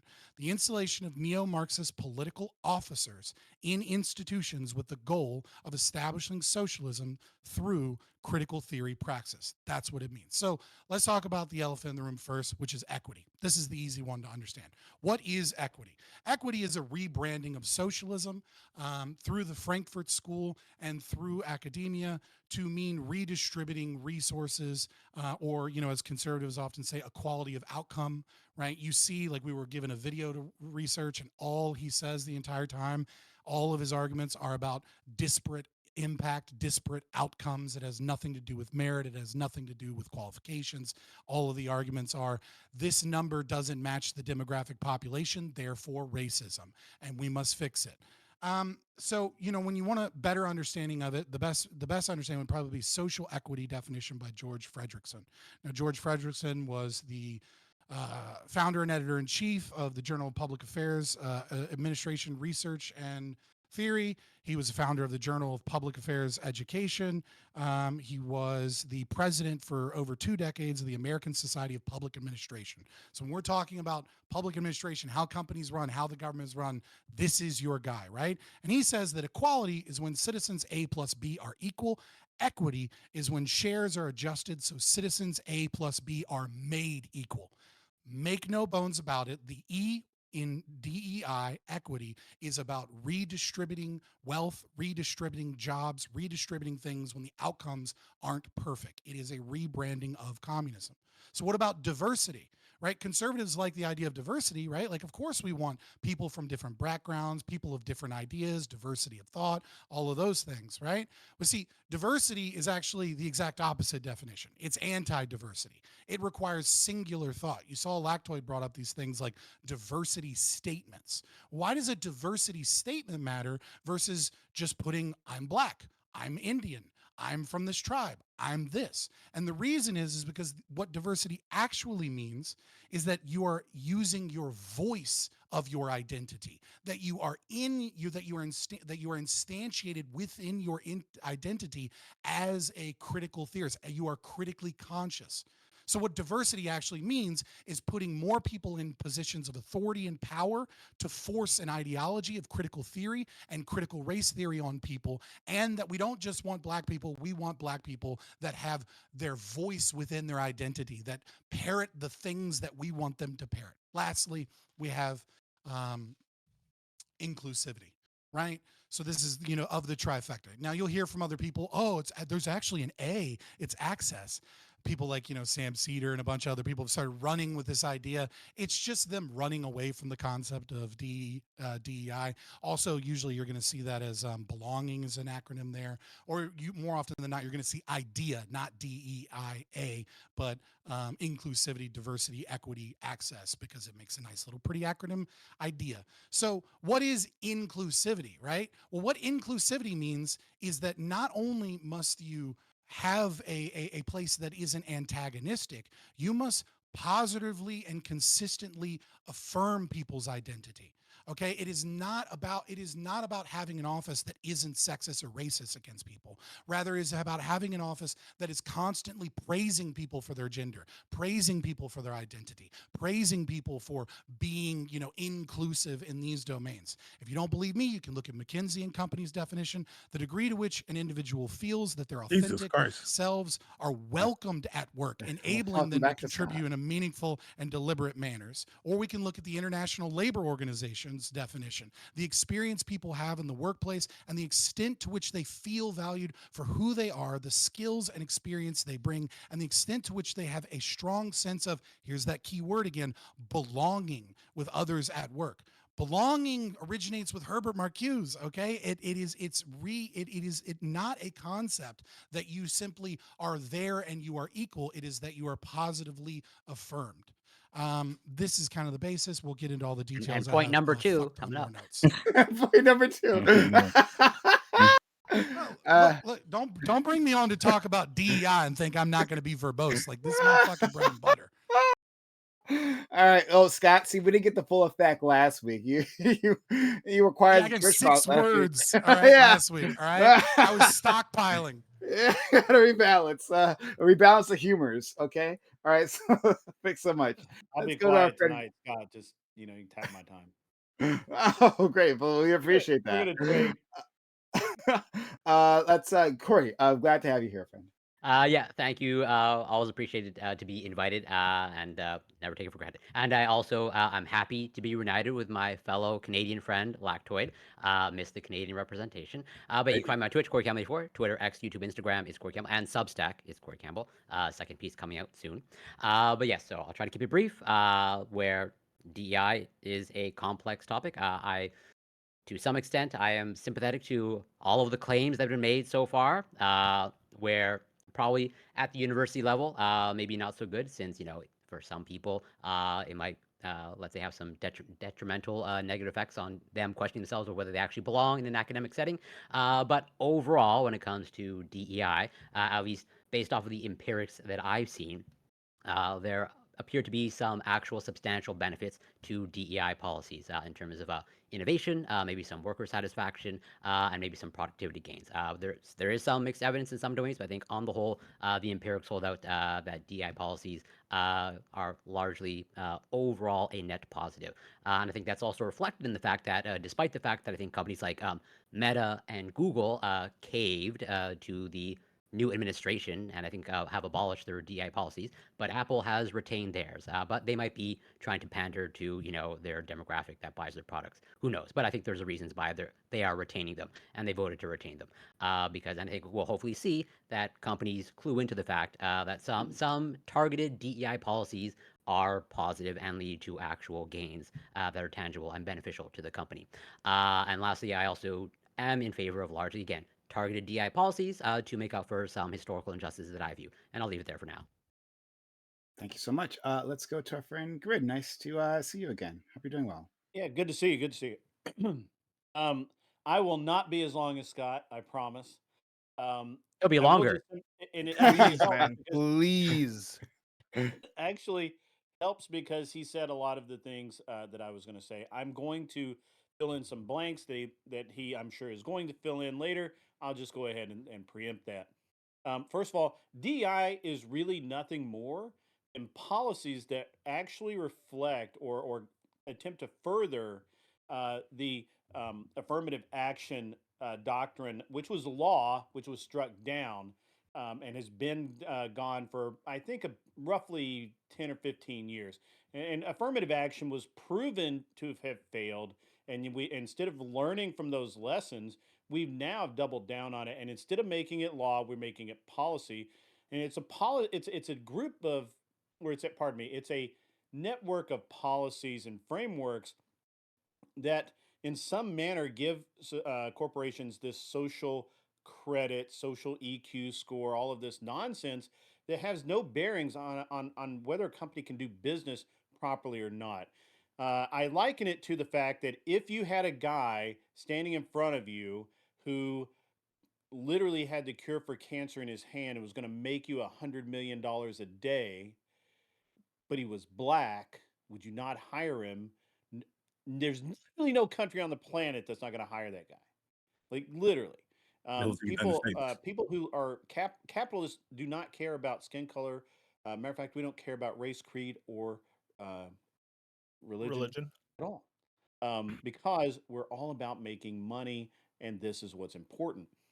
Uh, it I have to say that Scott also missed out on that DI actually creates hostility by forcing people who would never associate with each other to associate with each other. And what's more, by taking people who are of varying experience and qualified qualifications and forcing them to be equal, you create resentment on one side and apathy on the other. Resentment because this guy knows he's more qualified, apathy because this guy knows he doesn't have to do shit to get the job. And both of those things are very negative in the workforce, very negative. Um, and I don't think that you can point to anything positive that DEI has done, with the possible exception. I'm sure somebody's going to mention that there was a this manufactured idea that a couple of companies actually made more money while they were using DEI practices, but that was a financial trick, which we can explain later. I'm not going to go into all of it now because, again, I don't want to be Scott. I will just, we'll get into it. But I really don't. I actually don't see any point to DEI at all. I think it's a net negative, and we just need to allow companies and individuals to hire, fire, and employ who they want. That's Thank you it. so much. Let's go to Bam. And again, thank you, Bam, for coming up with the topic. Absolutely. The unfortunate reality is the only way to have this, the only correct way to have this conversation, which I honestly don't even want to have tonight, is some mutual agreement on what it actually is. Because I guarantee you, we've had 4 people speak so far, and they say they're like, "Oh yeah, we think similar things." They have 4 entirely different practical makeups in their head of what's actually what they believe is happening in the workplace. And I'm about to say, yeah, I'm gonna be the 5th, and I'm gonna have actually an entirely different makeup just from people who I've spoken to who have been a part of these departments and what they look like in different workplaces. All of these all these departments do, at least in the people I spoke to, is make workplaces ask questions. Whenever you're going through your hiring process, it makes no requirements or demands of who gets a job, of how people are hired, but it makes you at least ask the question of, hey, are we interviewing a diverse group of people, and if not, why? And the thing is that the why to that could make sense. Are construction sites interviewing a lot of women for construction jobs? No, but why? Because women tend to not go into those fields. That's an actual answer to that question. What we don't seem to do is we look back on history and we think they're like, oh, okay, the I think Nick Wright was speaking to a lot of truth of like, oh, okay, there was a good old days when everything went off of meritocracy. Like Jackie Robinson wasn't the first black person who was good enough to play play baseball in the major leagues. He wasn't, but we let's say, but through someone seeking. I'm about to say, and it wasn't the capitalists didn't decide to go get all the good players because all they're interested in is winning and success. There seems to be other things that they actually factored in. They did have other values, even the capitalists. And those people in that industry and every other decided it was in their interest to prevent women and black people from entering fields. Whenever we started asking these questions, we've gotten surprising answers. We for decades and centuries, really, for most of human history, thought that like there wasn't value to having women get educations. Then we actually figured out in our mind and society that, oh wow, women are actually better at getting university educations than the men are. It seems to be something that they're actually prone to doing. Um, I think something else that was said about like making the argument, like if you want to argue that like through the thousands of senators that the United States had, that only 14 black people have ever been good enough to have that job, then you can make that argument. But the reality is there probably are social, societal, and workplace enforcers blocking that have been blocking and pushing people out of the workforce and out of opportunities that they would have otherwise been good in. I'm almost done. I feel like I feel rushed, but after everybody else speaking, I feel like I'm finally get my point out. We for the longest time didn't think that black people in the NFL, for example, we didn't think black people were smart enough to be head coaches. We implemented the Rooney Rule in the NFL in 2003. Within 5 years, we actually had two black coaches win Super Bowls. So the Rooney Rule is essentially a form of DI. It didn't say that you had to hire any specific person, but it just says as a part of the interviewing process, one person should be a minority. It just says that like, hey, just talk to them. But by and large, black people still aren't getting many head coaching jobs in the NFL. But it's just saying they're like, hey, in a league that's 60% black, there's a lot of black former players that have a desire to coach. Making sure at least one of the people you have a conversation with be some type of minority, and then they're realizing, wow, actually these people are pretty qualified. I wonder why I wasn't interviewing them before, and it's not even saying that like there's some outwardly hatred or like intentional racism behind it. There may have been just a social paradigm that like a social paradigm of how things have always been to make them think that like, oh, okay, these aren't the type of people that I'm supposed to interview. These aren't the way that things have always went in the past. Like, and yeah, I think that we're realizing that yeah, people are capable of a lot more than what the status quo and how things used to be um Okay. showed us. That's it. Okay. It's always fun when people like wind down. I'm trying to get that last word. And then they rev back So, up. yeah, right. Oh, yeah, that's even better. But okay. All right. Thanks so much. No, like Grit is the master of like winding down very slowly, and eventually I'll stop. But who knows when? Okay. Anyway, let's go to Admiral Gibbs. Yeah, DEI and diversity policies are baby back bullshit. It's a bamboozle. It's a fleece. That's what it is. Let me tell you. First of all, we do know that they get you get benefits from the government for promoting diversity, equity, and inclusion. DEI, particularly through tax credits, and guess what? Targeted funding programs for small businesses and underrepresented groups. You know, we call that open corruption, because that's what they're doing. They're sitting here setting up little piggy pins where they can sit here and wallow around in their DEI benefit money from the whatever, and then they hire people for bullshit jobs that fuck up the whole market value of stuff just to put them in there, and these people aren't qualified to do jack shit. We see the quality of the work. It's terrible. It's been merit based. And honestly, here's my thing. I gotta be honest. We're at it's what is this, 2025? All right. I'm sorry that people life's not fair. Some people get a better cut of life than others. Guess what? I am the son of a legal immigrant and adopted. You know, I came from poor, like real poor. And if I can do it, and I'm, a lot of y'all think I'm a dumbass. So You're if a I can do DEI it, hire. then yeah, I'm a DI. Like a lot of you think I'm a dumbass. If I can do it successful as I've been in life, coming from nothing, then there's no excuse. And being as stupid as I am allegedly, there's no reason why y'all can't do it. And so when I see this and y'all go, oh, we need these DI hires, I'm just sorry, cry me a river. I'd go get my violin behind me, but y'all already know the joke. It's just I don't care. I just don't care anymore. I'm tired of pretending I'm caring. I think most Americans know that it's a fleece. It's just like USAID. It was a fleece. Just like this. That's why they're afraid to investigate and cut all these programs, because just like in the mob, whenever we go and investigate these things, whenever you start getting close to the money, they start throwing up their arms and screaming and hollering and trying to fight back. And guess what? We found the money, and now, oh, we're bitching. Now we're talking about the ethics of DEI programs. Well, you know what? If you really are a minority and you really do come from nothing, like I do, guess what? You don't want to be the token DEI hire. You want to know for a fact I got hired on my merits. I'm not some baby back bitch that needed you to come give me a little handout because, oh, Lord and Lord, God made my life harder. Mama wasn't there. Daddy wasn't there. I don't give a fuck. I don't give a fuck. I'm sorry that life sucks. It sucks for everybody. Guess what? Pull your what's the expression? Pull your shit up by your bootstraps. I don't even have to care if you pull your shit by your bootstraps. Wallow in fucking sin. Wallow in failure, or get good. Stop getting me to pay for it with my goddamn tax dollars. I'm sick of it. I'm sick of paying for these people that think that, oh, we're gonna like need it for whatever. But whatever. I'm just done. I can keep going, but we've already had 6,000 hours of openings, so I won't go another 20 minutes. John 3:16. What? Gibbs was his own DEI hire. Oh Yeah, my that's god. goddamn right, bro. Amazing. Mhm. Gibbs never disappoints. Right.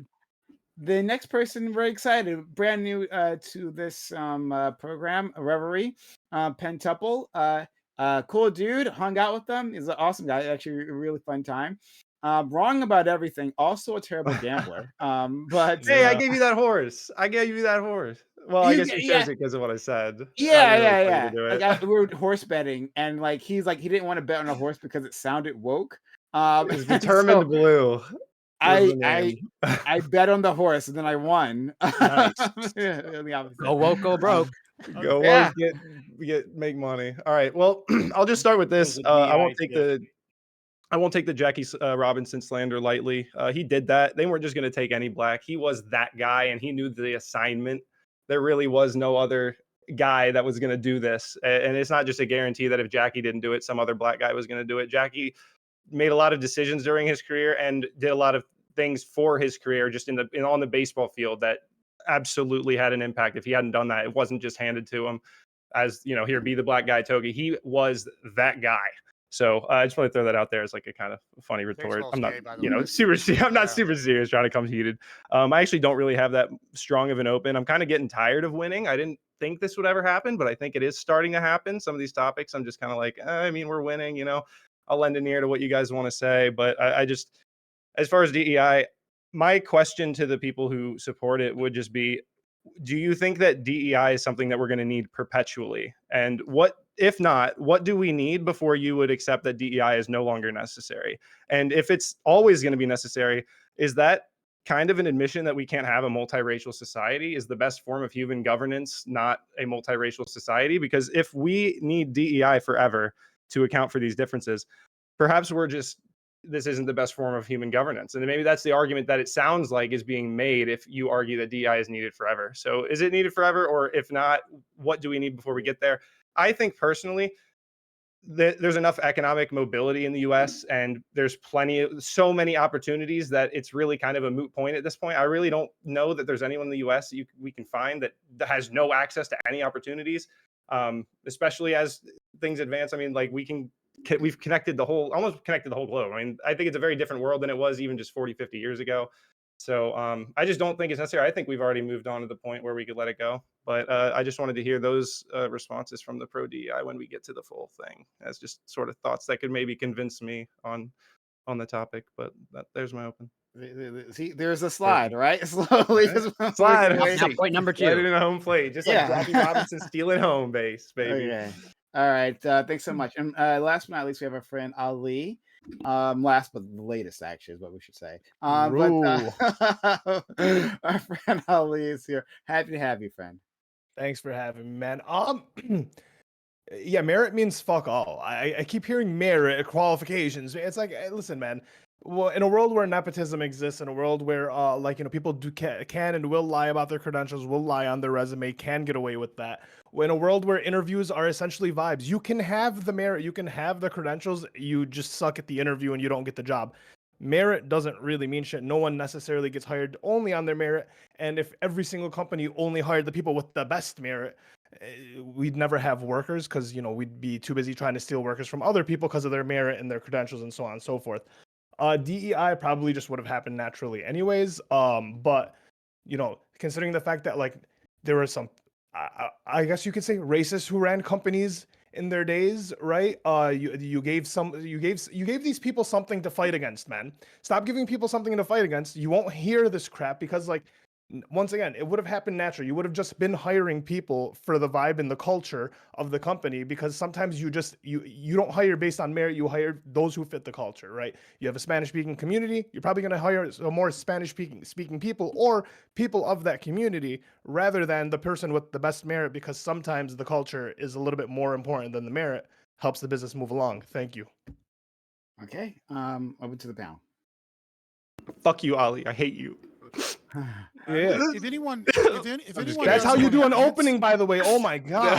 Jesus So fuck. if anyone doesn't Jesus want to Christ. answer, Thank you, Ollie. right? Like the Pentuple had a really great question, I think. But the theorists have kind of already answered your question, Pentuple. The problem is that most lefties don't want to actually like quote the radical theorists that have set up DEI, right? So when you look at like Horkheimer, Adorno, Habermas, Derek Bell, Paulo What if you just Freire, don't know any Kimberly of these Crenshaw. people? It's not that Okay, I don't these are- want to. It's these are not that I don't critical want to theorists. name them or quote them. I don't know any of them. Exactly what a Or Marxist know would their say, quotes. Ali. Or know Yeah. their quotes. So when I brought up Derek Bell and his idea of interest convergence, right, briefly, right. So when you're looking at DEI policies and you're looking at, look at like anytime you see the word justice, right? We're gonna do philosophy. You're trying to understand like what does justice means. What you have to understand is that there's a difference between what the theorists will call punitive accountability and justice. So the answer to the question of when does this end is given by Derek Bell as well as Horkheimer and Habermas, right? They will all say that the justice is achieved when all power in society and in all hierarchical structures has been redistributed so that there is a convergence of things, right? So there will no longer be any whiteness or any white power or any white people in positions of power in any degree larger than the other people. So you need massive, massive, massive pushes so that there is no power imbalances, there is no more oppression, and then justice will spontaneously erupt because once everyone in society believes in critical theory, once everyone is woke or they've been purged out and they have been re-educated to believe in neo-Marxist philosophy, then justice will just occur and we will no longer need all of these programs. So the end goal is we must institute communism. We must re-educate everyone that doesn't believe in critical theory and wokeness and doesn't believe that like white supremacy is the greatest evil and things of that nature. And we must get rid of all of capitalism and we must get rid of markets and everything. And we must all be living in the communist utopia. Then we will no longer need DEI programs because justice will just exist from the critical consciousness. That's the answer. And everyone on the left is going to be like, you're crazy. But if you read the fucking people that write and advise all of the critical theory and describe what critical theory is and why they need DEI and make these fucking programs and advise on them, that's their answer. See, Wait, that wait, was so a merit. That was a merit argument, just and wanna- then I now just we're wanna gonna clarify. be here to discuss vibes. I want to clarify. So I'm just curious. Like, I'm not going to argue with your definition. Okay, I'm sure that is the philosophy. But you think that Apple will only end their program when that happens? No, Once because I don't communism think, and I Marxism think rules the land. no, because for the same reason that Marxism failed and people like the Rockefellers funded critical theory in the Frankfurt School, you would go, why would a capitalist fund anti-capitalist movements? It's because they know that critical theory was less of a threat to them than was classical Marxism. These people are not woke. It's rainbow capitalism. Okay, they know that if they make people happy and they give them their breadcrumbs, they can get better ESG scores, they can get bank loans that have lower interest rates, they can get handouts from the government, and then they can beat out all the smaller companies that don't have all of these connections and don't have all of these programs and don't have all this NGO money. So it's a game of tug of war against the anti-capitalist Marxists that are trying to infiltrate all of these institutions and put forward praxis versus the companies themselves and the wealthy people on boards that just want to make money. And right now, 2 years ago, the best way to make money was to go full-blown DEI. And with Trump in power, some companies are like, actually, the better bet is to get rid of this shit because it costs me money. Oh, I well don't then I why feel like wait. Well, then why did they vote to retain it then? It As depends upon the company. Okay, Right? but Like but different you companies are making yeah, different yeah, okay, sure. evaluations But on you whether or would not it's agree, profitable yeah, to yeah, but stay you would or remain with agree, us. that Apple's not necessarily looking for that outcome that you outlined. No, Apple's not looking for that outcome. Okay, Fucking that's all I want to establish. none of these CEOs are looking for an But outcome of getting rid of their It's power as a them, Corey. CEO. well, them, but Corey. let me. So Apple, when you say Apple is not looking for like, I'm sure that the shareholders of Apple are primarily concerned with just the shares going out, but Right. the consumer base of Apple, I think, is disproportionately concerned about those kind of things, right? Who is the general I consumer said that in base? my opening statement. They might Yeah. be pandering to the demographic. Oh, That might surprise you. I think pandering is absolutely a major part of this. I think, for example, when you see sort of the culture begin to shift the other way, you have brands that have a customer base that is less in line with this sort of like left wing vision, like Harley Davidson, for example, just drop their DEI initiatives, right? Because it no longer is suited to their business needs. Which I think is kind of funny, by the way, for people who are like, "Oh, Because it this doesn't work company for every stands for company. this." Well, I understand it doesn't work for Yeah, it every doesn't company. work for like Yeah, Ben and yeah, Jerry's yeah. is fine. Oh, for sure. And in the Right, same but way, you're but going to hold have on, like, hold on. you have to, your local vegan hemp farm that sells, fucking fresh kelp on the weekends. Their customer, they're probably going to have to be like ultra liberal. They're going to have all the trans flags, in March. Yeah, They're going to DEI have is all the capitalism. BLM flag. They're going them beside the kale. DEI is capitalism if you I- really I- think about I- it. Just I- No, it's not. pander to your That- customers. in some Pander in to some your in customers. some ways Absolutely. in some ways it is. Absolutely. I think it is in some ways pandering to a customer base, and there's a market incentive to do so. That's fine, but it's because in this case, like the market that they're pandering to are communists, like by and large. Well, hold on. It's Hold As on. long a as market their, of as long as people. their money is Listen, as hold long on. as their That's money not- is if their Wait money's a minute. capitalist, who cares We if they're don't have to do communist? this. Why do we don't have to do this like philosophical argument? Hold on. Publicly, You're doing like these three are times. Hold publicly on. traded companies. These are Hold on. publicly traded companies, right? I'm gonna say hold on again. It's not Hold it's on. not Apple making these He's not gonna hold decisions it on. exclusively. Okay, Run him over. it's We'll let you equity. next, I It's promise. it's equity managers that own like 20-30% of the shares that have hate this power in conversation. voting shares, right? Like you're talking about BlackRock, you're talking about Vanguard, you're talking about ARK, you're talking about Stable Street, you're talking about oh fuck, what's the Name three the big more. one that goes super? No, don't name anymore. Hold on. Right, like you're talking about equity managers that have like Ukraine. 10, 20, 30% of their company. Okay. And so it's like it's not so much that it depends upon what hedge fund companies and equity managers have stock in certain companies, right? And it comes down to an evaluation of whether or not they're worried that if they don't push certain things that these people might gobble up stock to then push those things, or that they might drop them. That's Like why it's he it's needed a to lot hold more on. complicated Wasn't than just making a short point. Apple believes this. Let's go to Bam. Well, I mean, I think- pushing Hold on, down. Bam, stock- Bam, Bam. Hold on, Bam, Bam. Hold on, Bam. Yeah. So I don't want this conversation. Two things. Well, and I guess I can't control it. I don't always get what I want in life. But there's two ways this conversation tends to go. We tend to go to like this philosophy conversation where we speak on like the principles we hold in this ideal world that doesn't map onto any of the like history and experience of the world that we live in, or we go into like about to say a lot of lefties will do this idea of like corporations are money machines that calculate most money thing go up. Like I think that business owners and people and executives and people on teams also have their own values and things that they genuinely want to be seen and implemented in their company. Obviously, it doesn't mean that like they're willing to do this to some major detriment of themselves. But I'm saying that like Google, for example, I don't think that Google I think that like the people at Google that make money, I think they also like enjoy their employee base being somewhat diverse. I think it's just Or something. culture. I think it's a value system. Yeah, I think we'll have cultural reasons backed into it too. Where I do just don't want values this to come from? become. I just don't think this all to be. Oh, I'm not. Again, I don't want to go to the philosophy thing. The thing I'm going. Yeah, I to know say- you want to avoid the philosophy because I'll Yes, kick your because ass I on it know. and I show just why don't. I your don't beliefs like are it. It's evil, boring. right? No, Like I I get don't. got a it. No, question no, for the no, no, Let me have practical a point. part. You're This running. isn't time. You're I'm not getting running ran like over. a Right. scared I'm little not getting bitch ran over about right it. now. Let me finish my Sorry. point.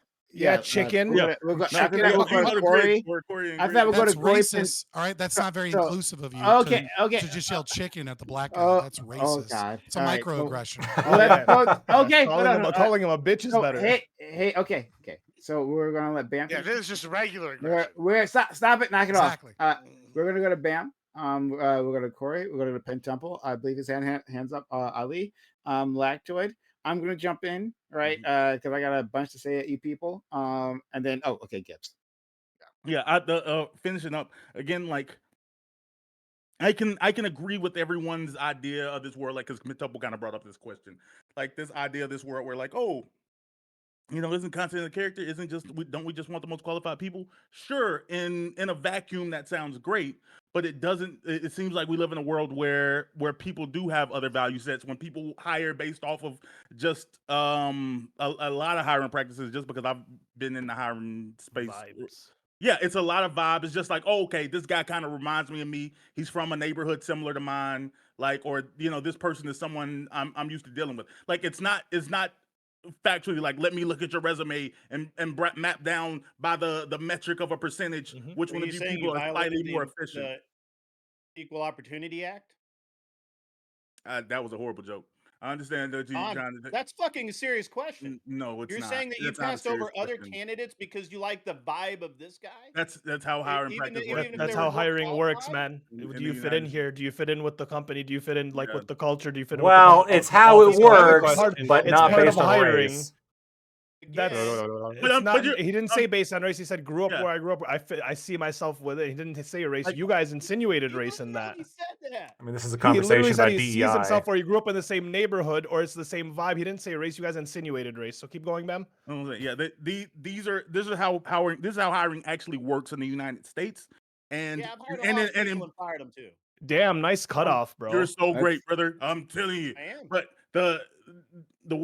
so when we know that there's this human element to this process, it's like I said, I think it's valuable to be able to ask questions about like, oh, okay, are we actually looking to do what's good for the country as a whole. Obviously, you have your business interests, but downstream from them, you can have larger, like, overall interest in the country itself, and not having like certain demographics of people like perpetually in the most impoverished positions. I think that like hiring practices that seek to what's the word, relieve those conditions, Redress? not say, yeah, redress those conditions. It doesn't have to be the number one priority, but I'm saying it can be a secondary thing. It can also be something like I don't think there's a beneficial world where we never hire Muslims in the United States. Like I don't think that would be good for the United States. Well, as a can whole. the DEI go too far? I guess.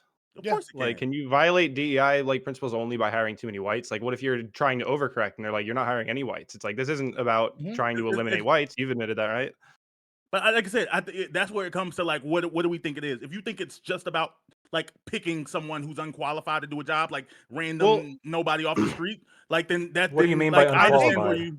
I think you uh, guys have a good point in like lower end hiring, but as you get higher up, especially in these companies, and we're talking about like financial duties, and maybe Lactoid knows more about this. I don't really know a ton about an this, but example. generally you have like a financial duty to like your board has a financial duty to this company. They can't just like hire a guy because they like him. They have to know that like this is the best financial decision. If they hired some guy just because they liked him and then the company stayed, they could get sued by their shareholders for not honoring that fiduciary But that's still financial what duty. happens. Nepotism. Right? When did nepotism Well, no, stop I'm existing? It saying happens the all examples nepotism you're stop giving, existing? doesn't happen. the examples you're But giving that- are like and those lower first down the people do chain those where it's jobs not good, like well. that clear Yeah, if major you're hiring decision. for Sure, because the Hardee's, person you're hiring, Pentuple is right. Listen to Pentuple. the person you're hiring, even those higher Listen in to positions. Pentuple. He's right. Well- The person you're hiring, even those higher in position, the people who are who you find as eligible, quote unquote, candidates. All of the well, not all, but generally, you're picking from a pool of people who could more or less do the job well, even. Like it's not like, oh, this is Mm. going to be a bad decision. Like you're not getting the interview. You're not getting Let's the interview. You're go- not getting your resume looked at if it's not Yeah. qualified, Yeah. right? Like What do you Yeah. mean by wait? What does that Let's- mean? Sorry. All right, but I before want to we, deal with that, but yeah, we can. Move on. before we do that, we is got to go. Yeah, Corey. big fan. Yeah, Corey's next. And Gibbs, well- you're already on the list. All right, man.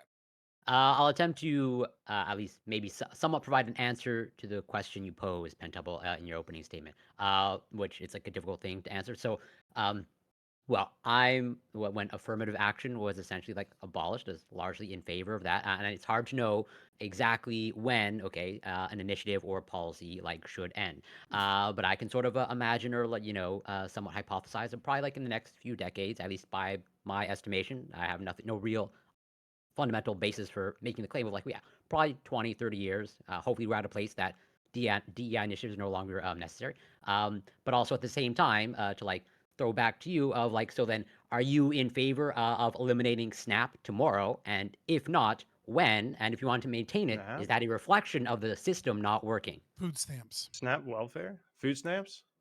I mean, I Yeah, wouldn't that's end it what SNAP tomorrow. is. This guy's I so wouldn't rich, you wanna didn't even know make what that that is. decision. Yeah, I mean, okay. I knew it was like food stamps or something, but I'm not like super familiar with SNAP to be like, oh, I'd end that tomorrow. I'd be like fucking sweating tonight if I made a fucking mistake. Yeah, That's okay, just, like, so I don't know. then on that note then, when would you want to end it or would you never end it? And if you would never end it, is that a reflection of your society not working? Well, if I was gonna argue like, oh, we always have to do this, I would probably say then we're kind of probably in other realms of society accepting defeat on some level. I don't know. Hopefully, we don't always need it, but maybe we always need it. I don't think that like always needing SNAP would convince me that our society's broken. But if you were to convince me that we're going to always need DEI forever, it does suggest to me that it's like you're suggesting this isn't manageable. It's not possible to have a multiracial Why could you not make society. the same thing about food allocation?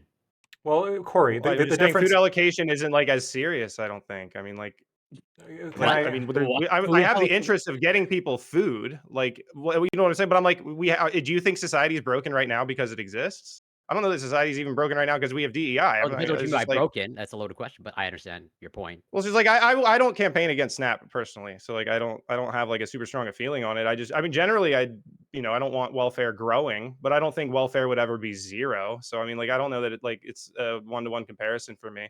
But generally the point is like if you don't think we'll ever be able to live in a society where people can like just self-govern without being racist at that degree and like affecting the livelihoods of their fellow citizen like that, it's like, well, what's the best form of governance, do you think? Do you think that like we should do that or should we segregate? Like that sounds like someone who would want to segregate to me. And I'm not convinced on that. I think we could probably do it, but it's just like it's who knows? I mean, it's like Segregation we're is babies part in of this world. DEI, just for the record.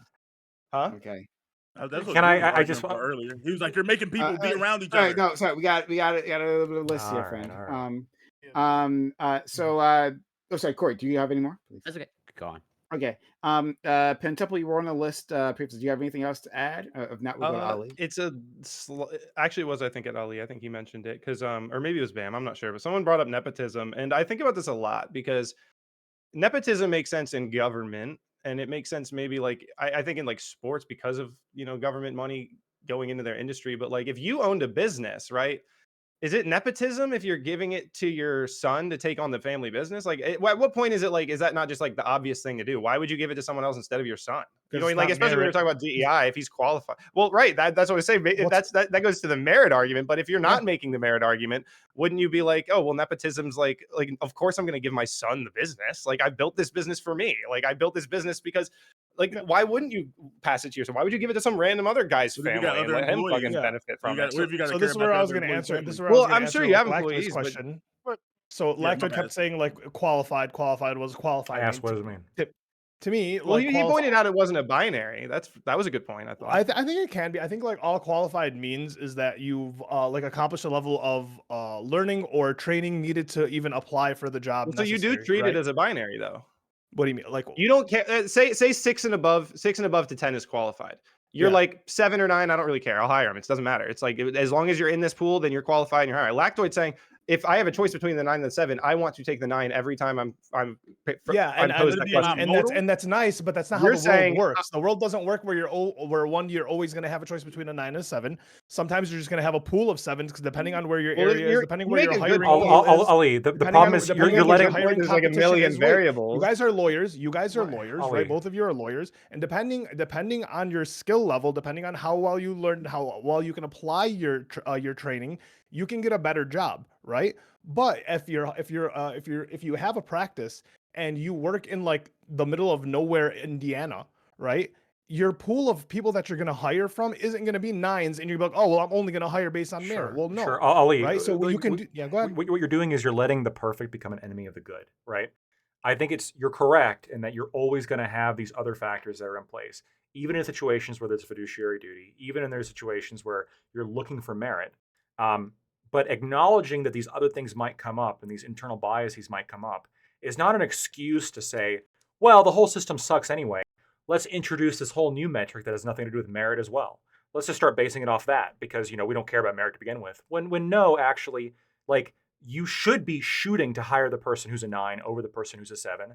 And perhaps you run into a situation where, unfortunately, the 7 is like a better talker. There's maybe financial reasons at play, like in terms of where they live or what kind of pay they're going to accept, et cetera, right? All things that could go into that, right? But like those are things that you're trying to minimize when you're trying to hire the best person from the job. Yeah. I just don't see how it makes the situation better to say, oh, let's also instead of just since we don't, since we have these issues with merit anyway, let's just if they're above a 5, just prioritize the ones who are black and a woman. Because there's plenty of times. There's plenty of times where you hire people based on merit, and they don't fit in. They don't fit into the culture of the company that you're working. So you hire the perfect person on paper. They come into work. Everyone fucking hates them, or they disagree with it, or they get along with everyone. But they had the best credentials. But now the work suffers, right? This is what BAM. So What BAM versus they the weren't type. the highest merit. Right, because weren't merit, the highest merit. merit, and this is the real problem. Merit can also affect how well you do. Merit is how well you do. If I can finish my statement real quick, so Yeah, like go what ahead. Bam was saying is that it's not so much that DEI is should be implemented in that like no, you have to hire 6 Muslims, 5 black people, 8 Asian. Like that's not how it's meant to be implemented. But if you have you should open the pool to a more diverse candidacy in the pool of people that you're interviewing, because it's not always what's on paper that so like if you have a bunch of candidates and they all have 3.9 GPAs and they're all like white, and you never look at any of the candidates below a 3.9 GPA, right? It's like you might have better fits for your company. But if you're looking at a specific like merit that's only on paper, that you're only looking through a resume, right? Your candidacy pool for applicants isn't open, who you're interviewing isn't open. You're only looking at merit at that point, then you might not have a good fit for your company. No, so this is so what No, merit actually means. sorry. What merit actually means is that Oh, we got a whole list, friend. But don't worry. I'll come back you- to it. I'll come back to it yeah. because nobody here is really getting the how merit works and how. Okay, it sure. interacts with DEI. So first of all, Ali, do you have anything else to say? Then we'll go No, down that to was- Lactoid, Gibbs, Grid, and then me, and then Scott, I guess. No, I got my point off. We're good. Okay. Unless someone wants to respond to that, but I don't think. Well, am I next? Well, Yes, Ali. yeah. Sorry, Well, I'll just respond to that then. So when merit, I guess, is a sort of it's a hard to define term, but essentially merit is just how well you do in a particular job, how well you do in a particular role, and how well you get along with other people to enhance group cohesion. Absolutely is part of your merit. If you get along better with people, that can be a measure of merit, as opposed to if you're constantly fighting with people and causing disruption in the workplace and not optimizing the workplace for efficient production. The problem with the statement of like, well, if you look below 3.9s and you could find some people who are better fits for the workplace, that could be true.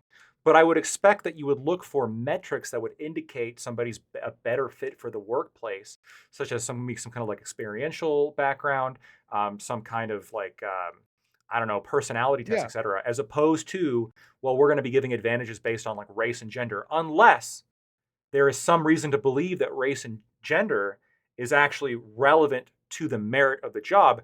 And that is the case sometimes, right? So for example, when it comes to the military, I would expect gender to be relevant there, or becoming a firefighter, or becoming something along those lines. Now, you could say, well, we could just cut it off at like a particular like fitness level, and that could be an argument. You can have this, but the lost income on just simply like attempting to give women a shot for the SEALs could be less advantageous than just saying, no, you have to be a man to even try out for the SEALs. That could be the case. It also could be the case where if you're in a black area, like a black barbershop or something along those lines, there could be a customer base that just doesn't want to visit a place that has white workers. That could be the case. You could also have vice versa. And that's when it becomes kind of a sticky situation where you have, because of consumer preference, a crossover between what's technically a merit in like a capitalist sense and what I think you guys would describe as discrimination that you guys would hate. And I also have a problem with that. But it seems like my problem with that is both ways. While a lot of people who advocate for DEI, they seem to only have a problem with it one way, where it's like they like the idea of saying, well, kind of like, I want to bring on people who are kind of similar to me, who have similar upbringing, maybe can relate to similar things, right? And that's fine, I guess, for minorities to say that in the racial context. But if a white person says that, like that is not accepted in the same way. And if we're going to have that standard for private enterprise, you could do that, but I want to have some kind of consistent standard. So I'm gonna keep going. And Blacktoid, if those white workers at that barbershop are white women, then those black men will absolutely show up. It's not a problem. But thanks so much, Ben. That's a good point. I hadn't thought about that, but yeah. Yeah, I thought about that, of course. Let's go to our friend Gibbs, Grid, then I'll go, and then we'll go to our friend Scott. I gotta be honest. I don't give a good goddamn about a lot of what people on both sides are saying. Y'all are all full of shit, except for Fabian, who I know is an ideologue. Right? The rest of y'all are all full of shit. Let me tell you why. First of all, I'm sitting here listening. We know the shit's a fleece. We know the DEI grants. I would love for Doge to go in there and take a gander at where some of these grants and tax cuts and benefits are going to and who they're going to. I would like to see that. Doge, if you're listening, make that happen. Secondly, when I turn around and I see that my tax dollars are being given away to these programs, I get real pissed off. Third, when I get here and I hear all this bullshit about merit and nepotism and what was the other, racism, you know what I have to say about that? I don't give two fucks. Let me tell you why. It's real simple. I should be able to, as a business owner, hire anybody for any goddamn reason I want to hire them for. If I want to give it to my son, since I own the business, guess what? Crimey River, if Bob has worked there 60 years and is way more merit-based, guess what, Bob? You ain't family. Sucks to suck. All right? Like, I don't give a shit. Sorry. Sucks. Like, go on, get then. Yeah, like, as a business owner, go fuck yourself. This is my business. I can run this the way I want to, and for any goddamn reason. So, guess what? Maybe Bob's a member of the Ku Klux Klan. He wants to only hire his Klansmen. Guess what? Let him do it. If you're a member of the Black Panthers and you want to hire only Black Panthers, let him do it. Now, I do think part of a business is being successful enough as a business that you continue to be staying open. And maybe, to me, probably those businesses that are exclusive in that manner are probably not going to stay open, is my wager. Guess what? Let the free market decide it. It didn't happen. Cool, whatever. We don't need, it's not my job to even give a fuck about it, because I don't give a fuck. I'll let all of them. Al-Qaeda wants to open up a coffee shop, let them. I don't give a fuck. I'm done. It's fucking crazy that we're sitting here arguing about merit and whatever. I, as a business owner, who is the government to tell me what I should be able to do? And then why are my tax dollars going to fund this bullshit? It's bullshit, and I'm sick of it, and I'm tired of pretending I'm not. And all y'all are sitting here giving all these metaphysical reasons. Just be honest. Say it's bullshit. Just say it's bullshit. And guess what? They will eventually have to recognize that we're sick of it. And, instead of sitting here making arguments for them. I just tell you, can I just give like 2 sentences to give about like so his point doesn't get sure. Yeah, like I think if I agree with you on for small businesses. I don't care who works in your local salon. I don't like if you don't want men there because like women so comfortable. But I think that when you're dealing with we're dealing with companies that make millions to billions of dollars, like I think like any of the Rothstein-owned banks, who gives a shit? Let them pass it on the Rothstein 52nd the third. Who gives a fuck? Again, you're just talking about this one person, the CEO. I don't care about what about the Rockefellers? I mean, just pick your guy. You're saying who gets passed on the business. That's what I'm talking about. I'm saying like even in these publicly companies or like who you're bringing on as employees, if you're participating in a city, don't invest in that company if you don't like how they're going to pass it on. Like, sorry, don't care. I just think I think there's a difference, and I think that if not caring, I think that not caring, this is gonna be the most woke liberal cuck thing I ever said, but I think not caring is a privilege. Clip it now. Okay. Uh, we'll continue on. I agree with Gibbs. Like Al Qaeda should be able to open up a coffee shop next to the Pentagon. I don't That see any place reasons would why that be We're wouldn't. working the on it bomb. next week. Yeah, the bomb. I actually I went through DC on my way to Tim Pool's spot. And I saw the Pentagon for the very first time. Oh my god, so huge! Like I had never seen the Pentagon. It was my first time. And China's it building a was bigger one, much bigger one. uh, uh, Egypt is building a bigger building. That's like a whole different story. Like seriously, look into that. Like Egypt, their military command with their tiny ass army is building a bigger building than the Pentagon. I think Unbelievable. China's They is don't supposed to need be to like do 5 that. They times just bigger need to than the dig under the pyramids.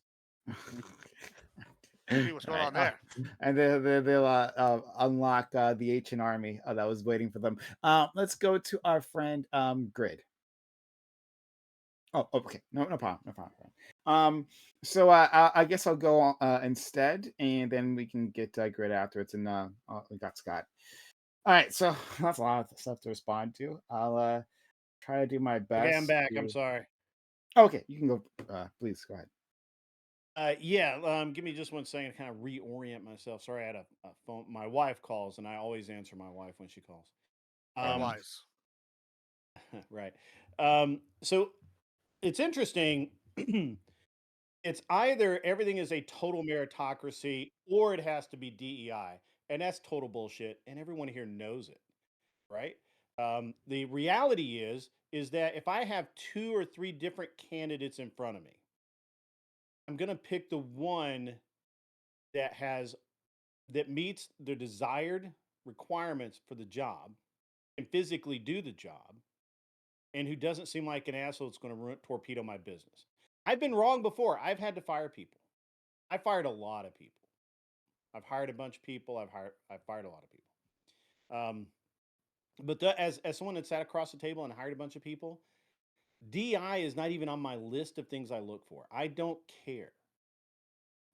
Now it's interesting. It's interesting that we talk about a lot of different things, like well, some people might be disadvantaged. Well, we have Equal Opportunities Act. Okay, we have the American with Disabilities Act. You can't hire someone you can't not hire someone based on a disability in most cases. You literally, there's enough legal protections that all DEI is a feel good, ball scratching bunch of nonsense. It's just to make you feel good, nothing else. Zero else. Also, they attached money to it. Programs to lure companies into going through these processes. And that's bullshit as well. Now, I really got to address this meritocracy. Earlier today, I walked into my wife's home office, and she was in a meeting with a couple of dudes, and they were talking about. They're actually. My wife is looking at new positions. She's probably going to move, change to a different company. And they were actually talking about DEI, and it was unfair because my wife would get hired over the 2 men because she's an Asian female. You can't not hire the Asian female and instead hire the 2 Asian males, right? Bullshit. Like That's what they said on the interview. They doesn't. said, "Sorry, we would like you, but we have to hire the Asian female." That's what they told her. They probably They would. said that Yeah. Well, verbatim. these were 3 people in corporate America talking about their chances to get hired. It's They an just made it actual up. legit conversation I overheard today from my wife and 2 of her friends. All of them were Asian, by the way. But it was interesting that and I told her, I was like, "Hey, I'm debating DI tonight," and she's like, "Get out of my office. I'm busy. I got things to do." But because it's very interesting, all of this nonsense from the opposition here tonight. You can't tell me one good thing DEI's done, not one, and you can't tell me why it is not meant to be devices, not inclusive, and worse, it's meant to make companies do things they would not ordinarily do. Gibbs is right. It's his decision. It's his company. Pass, fail. He should do that. There should be no reward for hiring people he would not ordinarily hire. Like So you think real, that So hold on. too many women have jobs right just now? one sentence to that. I would like to just, and I'll be done. I was gonna say, if these things were working, they wouldn't still need taxpayer dollars to fund these businesses. These businesses would already be profitable. If they need taxpayer dollars to stay afloat, that just goes to show that DEI is not working. What? Hold on. infrared. Okay, all right, so I'll have to deal with that in a second. I got to add it to the long list of things to talk about. Okay, getting government money means business should fail. Okay, all right, So that's the we'll put military's that in a failing. second. No, Um, if they use government money to stay afloat because they can't otherwise stay afloat, and they get it because DEI hires, yeah, then it should fail.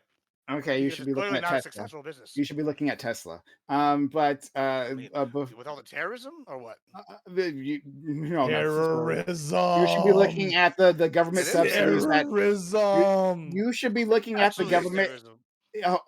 We should be looking at the government subsidies that Tesla gets, right, for the bullshit carbon credits. Wait, when you That's blow what up a they sell. McDonald's like in another country to protest Or America, is that General not Mills with the terrorism? snap. Is Wait that a not minute, Tom, terrorism? wait it. Hey, hold on, I hold on. think- Hey, I we're thought not you gonna were do- whoa, whoa, blowing whoa, up whoa, McDonald's. hold What back. do you Excuse me. care? Hey, Is it excuse me. terrorism? Excuse me. No. Excuse me. Hey, shut up. Right. When I say shut up, that doesn't mean you make another comment, right? That's the Ali, that's the Gibbs. Shut up.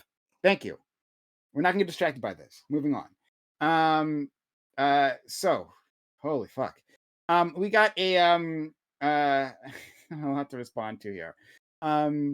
Okay, so disparate impact. Oh yeah, our friend Scott had said that previously, right? Talking about stats. I'm going to be responding to a lot of people. If you got something to say to me, please write it down, and then hit me back later on.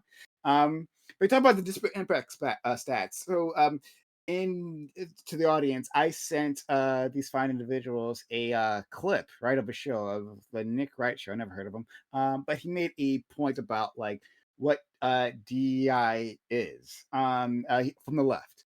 And he talked about how looking at the history of our elected representatives, it showed that like we have like centuries of like white, and then we got a little bit of black, and then no white, no black again, and then now in this era we got more black individuals within those programs, and then he also talked about like the Fortune 500 companies, or at least the top CEOs, and like what the demographics of that. And it was always white until like just very, very recently, we got some a bit of color within them, and now it's it's DEI. So like what those disparate impact stats like perfectly exemplify like why equity is like a good thing. Absolutely. Right. Like I think the point that was made within that video simply stating that like it's like completely, unless you're going to make the point that before we started trying to redress these issues, right? And I'm going to use a very, very broad definition of DEI. I don't really care about the Marxist, neo-Marxist radical thing, like whatever. I don't know. Correct one. Got it. I've not read it, and again, that's not when people are having these conversations. That's not what they're referring to. They're not referring to those definitions. And all right? those names are in your head, Prime, circling Hey, around. all those names in my head, 24 I just like refuse. Like I'm like They I know are. I'm going to They just don't sabotage know the it. Refuse to acknowledge conservatives. them. I don't. Yeah, I don't know them. They are. I don't know who They're these people are. I literally don't know. Right. I know the Kimberly person. But other than I that, don't. I don't know any of those other names. But in any case, Karl People Marx. don't have ideas. Ideas have people, right? Like you're talking about that philosophy. Just let Prime get through hold his on, thought. hold on. Know it or But not. to be clear, Prime. no, hold on. To be clear, I don't have any sort of allegiance to any particular policy that like you would classify as DEI. I actually don't. I'm just looking for an effective way to address these inequities, because these inequities exist. They absolutely do exist, and I'm going to address them. If you don't care about addressing them, then make that point. Then that's not an issue, and then we can argue on that, right? But I don't necessarily care about like this particular policy or that particular policy. However we do it, right, as long as we're doing it effectively, that's what matters to me. Anyway, disparate impact stats. Yeah, like looking at like the CEOs, right, like of these companies, was it really for like decades upon decades upon decades that the only qualified people were white individuals, usually white males? Were they was that really the case, right? And now that that's changing, that's the aberration, or was it what it was before? Like that seems crazy, right? And to say that the meritocracy, well, that was working previously, right? And it just so happened to be, I just so happened to be people that looked like you. Oh wow, that just happened to all be the ones most qualified. That's ridiculous. That's ridiculous. But if you want to make that that argument, then make that argument, and then we can engage with it. But I don't think you will. And then this Yeah, is it's to not my argument. Corey. Okay, It's a great, straw man. fantastic. Hold on, hold on. It's not good. First of all, I'm not. Oh, actually, I was talking to you. No, that time I was talking to you. Fair enough. Fair enough. Fair enough. But that last part was actually to everybody. In terms of your so, Corey, Meta and Google never cared about DEI, right? I agree with Scott there. Scott replied, I think, at some point, on that. Uh, this was, and I actually really agreed with the way he actually framed it, that it was, rainbow capitalism. They thought they would have some sort of advantage for it, that the culture was moving in that direction. Nike with its deal with Colin Kaepernick, right? Remember that? Because they thought like there was an advantage to it, and to some extent, we call it pandering, right? Which I think it's fair to say those words. But to a certain extent, that like just makes sense, like to do things that your customer base will like the thing that is happening with that I don't know, Steak and Shake, I think it is, right? The ones Beef that tallow. RFKing RFKing their French fries with beef tallow. That makes sense if that's their customer base is like super conservative, right? Then do that. Like the you should provide things that your customer base will like, that will attract them, they'll get them into the door. Then that makes sense, right? But that's all that it was in terms of their allegiances, because the people who are in charge, well, first of all, most of them are white. They don't really give a fuck about any of this, but they saw profits, and so they took advantage of that. And I also agree. Fuck, I was actually going to agree with something else about Scott said, but let's, if it's something that I agree with Scott, then that's something I can forget. Then never mind, we can move past that part. But if I think of He'll it repeat later, it anyway. Don't worry. oh As soon yeah, as I'm sure he will. He's going to repeat it. But yeah, hopefully I can remember what that last point. Anyway, in terms of affirmative action, I think our friend Grid brought this up. I think affirmative action, specifically, if that's what you're talking about, wasn't very effective. I don't think it was very effective at redressing the issues. If we're talking about like, in terms of education, right? Well, redressing imbalances at the college level is actually like the most ineffective way of handling this. So, like I said before, I have no allegiances to any particular DEI program, right? If you tell me affirmative action isn't effective, and I've been convinced of that in terms of like where we should be putting our dollars, then I agree with you that like if it's the case that there's some sort of education gap, right? Well, then by the time people are going to college, right? That's like the worst time to try to like, close that gap somehow. Instead, though, we could do things that are far more effective. And that would involve massively investing in our schools, but also be massively investing in neighborhoods. Because what's happened here, right, is that schools, oh, now I remember, I remember what my thing with Scott was, is that schools have become like the base of neighborhoods, right? Have like taken on more and more services for impoverished communities that are a disadvantage and not invested in. And they have taken on those roles. This is what the thing I was going to agree with Scott, talking about why DEI was so easily onboarded by the capital class, because, like Scott said, they had to give up nothing. There was no structural change involved, right? And so it's like literally the easiest bone to give out to people, right? It's like the woke nonsense you're talking about. Yeah, I can agree with you there. So what I'm looking for is actual structural change, actually changing how we fund our schools, for instance. That'd be a big change. Actually changing maybe how do we redistribute children into those schools. That'd be a big change. But like all Sorry, did you say redistribute children? yeah, like school Are you talking busing. about busing? I'm talking about busing. I'm absolutely talking about school busing. School busing, in that period of time was when the achievement gap between white and black individuals shrunk the lowest, and that's simply because Welcome people. to welcome to the Hold on, hold on. to Let the me far right. Welcome Yeah, to the world, man. hold on. I don't know how this is a far right idea, but you can explain it to me later. But like the reason why is because when the left talks about investing in schools, right? We usually don't actually get that. But when we put white kids in black schools, and then white parents saw how those schools were falling apart, all of a sudden the resources flowed in. The resources that we never actually get, they actually happen. And it was a massive boon to those communities on both sides. So yes, actually, that's helpful because segregation by housing is one of the best ways to deny a group investments. And so when you broke that down in terms of schooling, that made a huge difference. Okay, next thing. Does the you again to grid? I have a few things I say to grid, and of course you can respond to me later on. You talked about hostility, right? Hostility and putting people together from different groups. Well, I mean, we do that all the time. Like the military, right? Does that create hostility by putting different groups together that otherwise wouldn't That's meet? not an employer. Yes, it is. It absolutely is. The Hard to military is compare. absolutely an employer. It- People absolutely leave Wait, high wait. school. So the government's People, a business when you yeah. want it to be, but it's not when No, you I don't. No, want I it to don't be. It want is to a stop. business. Stop It's distracting a with Yes, nonsense. business. Stop distracting.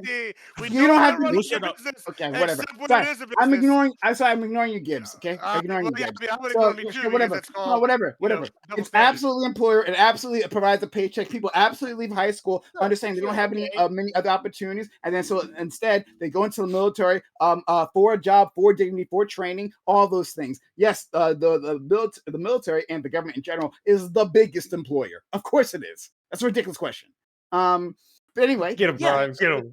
So Military. does it I mean, create hostility? Walmart is, but yeah. No, I understand. mean the okay. You mean private employer? It's the biggest private employer, Walmart. What Chick-fil-A? So it's But a any There's a case, lot public of business Chick-fil-A. employer. I see. yeah, whatever. Ignoring you, Interesting. I don't. Let him get through his stuff. Literally means nothing. Okay, moving on, right? Oh yeah, it So, means quite a but bit. anyway, But so we can. So just because we force these people together and there's some sort of level of friction, like that's not a reason to not do it. Like I think who cares? But it's better because like we can see the cohesion. We can see the advantages of having a unified force within our military, and I think we can apply that in other places. But moving on, DEI again to grid. We're gonna start sending corporate people to basic training. That would be great. I would love that. Also, Okay, all right. I Well, hate to we can do find this, some Prime, but I agreement. gotta roll So out.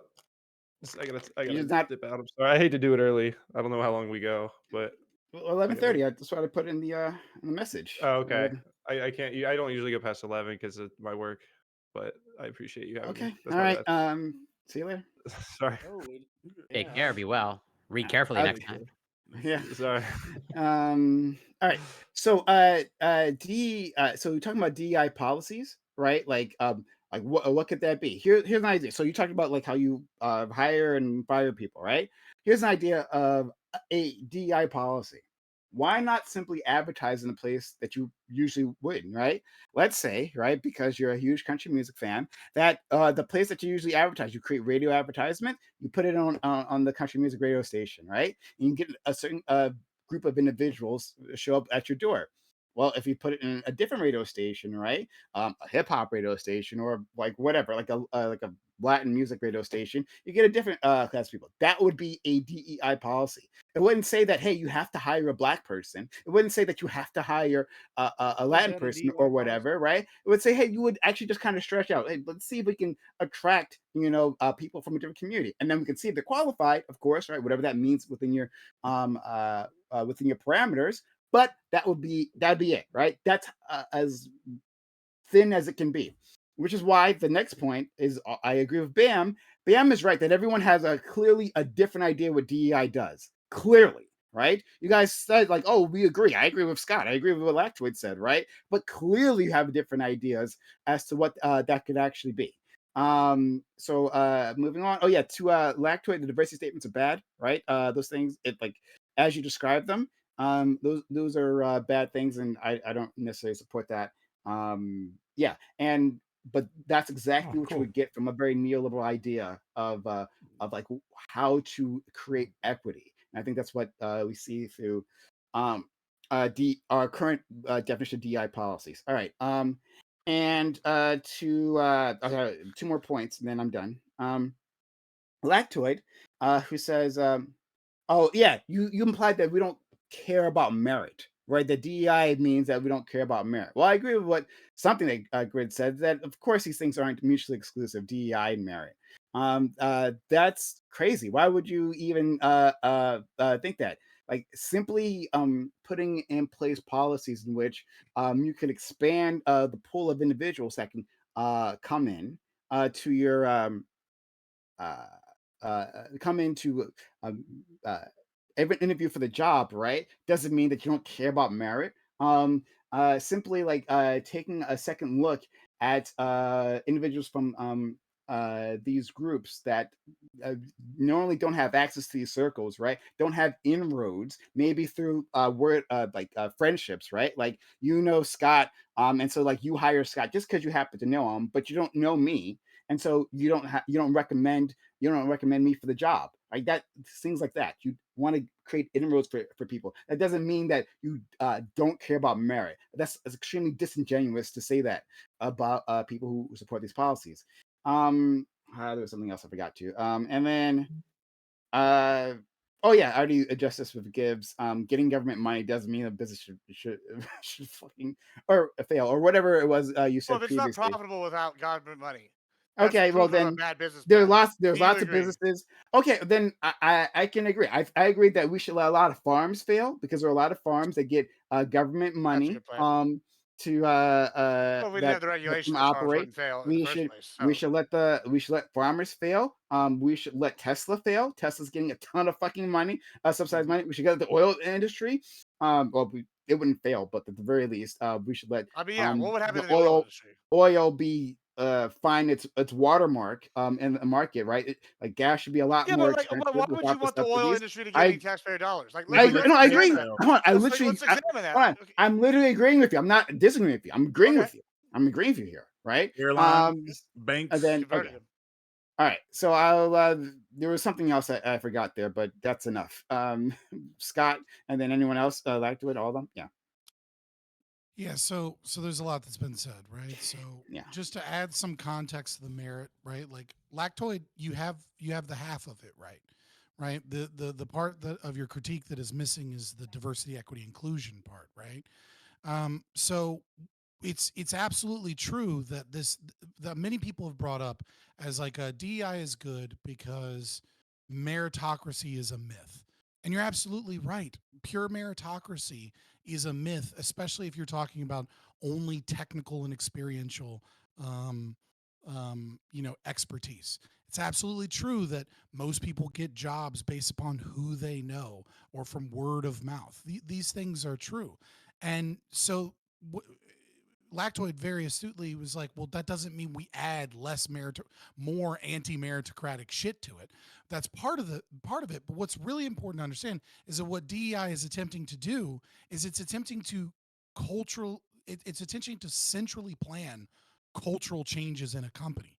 It is via tax dollars, via NGOs, via equity firms that are utilizing these tax dollars, right? Like I can send you guys the World Economic Forum's Diversity, Equity, and Inclusion Lighthouses of 2024, right? Where what they are doing is they're trying to highlight companies and their DEI policies and push these things so that these companies get more investment and things of that nature. So it is this incestuous relationship between activist organizations, NGOs, and the state that are pushing things that the market isn't asking for, but that activists and people that are putting political power, in places are asking for. It is about the party trying to centrally plan the economy so that we can have stakeholder capitalism as opposed to shareholder capitalism, right? It is trying to interject additional socialism into the market and have the market, be in a kind of a Marcusian sense,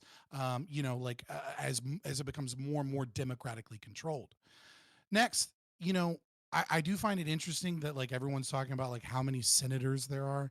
This is kind of more of a quip than anything, but the House is 14% black, which is about Today. 1.5% overrepresentation. So Today. do we need DEI programs to make Yeah, sure it's not more in the white House of people? Representatives. Yeah, it's not. Do we need right? But do we need DEI programs to make sure more white people get elected or more Asians, and we make sure that we're not electing too many black people? I don't think people would make that argument because that'd be a silly argument. But it does showcase that DEI is about whiteness. It is about balancing racial power as seen from whiteness as a problem. And this is why I get so frustrated when people constantly want to decouple policies from their philosophical roots. You begin to be confused, when you look at it in practice because you don't understand the origins. The next thing I want to talk about is inclusivity.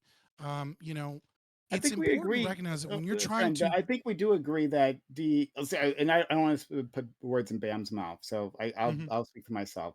But I agree. Of course, it's about whiteness. It's about white supremacy. Is what what we're addressing. White right, supremacy is simply another way to provides another way to redistribute funds, right, and goods and services. It would redistribute it to one group.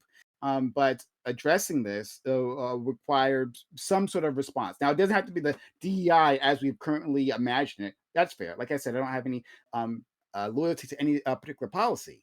But there should be some way of redressing it and not assuming that we can just move on, stop those old practices, and simply move on and things will naturally get better because they just don't. Yeah, I was yeah. about to say, as a I black don't person, I think can only anybody speak for would. black people. I just don't want like black people for Well, you years. We're can't speak for trying. black people. Uh, That's fucking racist. How the okay, fuck well, do you I'm saying speak for other black black people people that aren't you? or Like, go don't fuck want to. yourself if you're gonna Okay, say okay, that. I'm staying for I the don't point. speak for So, white people. sure, I'm speaking for black people when I say that. Like, I believe black people are like A we've been monolith. trying They for agree with you. yes, they do. They've been trying for decades and centuries to Mhm. get removed from perpetually being at the bottom. I won't deny that. We're trying like we're seeking our government that seems to have our United States seems to have a value towards multiculturalism, and we continue to be and we have a history of being passed over and minimized. And yes, we're seeking for not necessarily redress, even though we are seeking redress, but we're just looking for ways to not be at the bottom. We're looking, yes, that is Right. something. You speaking on behalf of all black people Yes, are stating that black people, which now must be a monolith, yes, which is of course part of the diversity, as I explained in my yep. intro, of DEI, which is this This isn't the concept that gotcha you think it is. you're not I speak actually for all black. You're not Hispanics, just to be actually clear. All the Hispanics of minority. all origins now. Right. Yeah. Right. Like that you're not actually speaking for those people. Like you're not actually This is not the gotcha you diversity. think it is. It is. It's just that you Oh, don't you read think the you speak for black philosophy people? of it. Black people are. We're not all You don't monolithic, speak for but black we people, by and but large. you're proving my point. it- You're proving my point that the no, push you're of not doing diversity anything. is not about a diversity of ideas and enjoying that people have different backgrounds, but rather that diversity means that the minorities that you select have the voice of the identity that you are speaking about. You are saying that black people are diverse so long as they agree with your critical theory, with your critical race theory. No, When they I'm just. begin to I push didn't say off that. and I'm push saying this things is like what by and merit, large.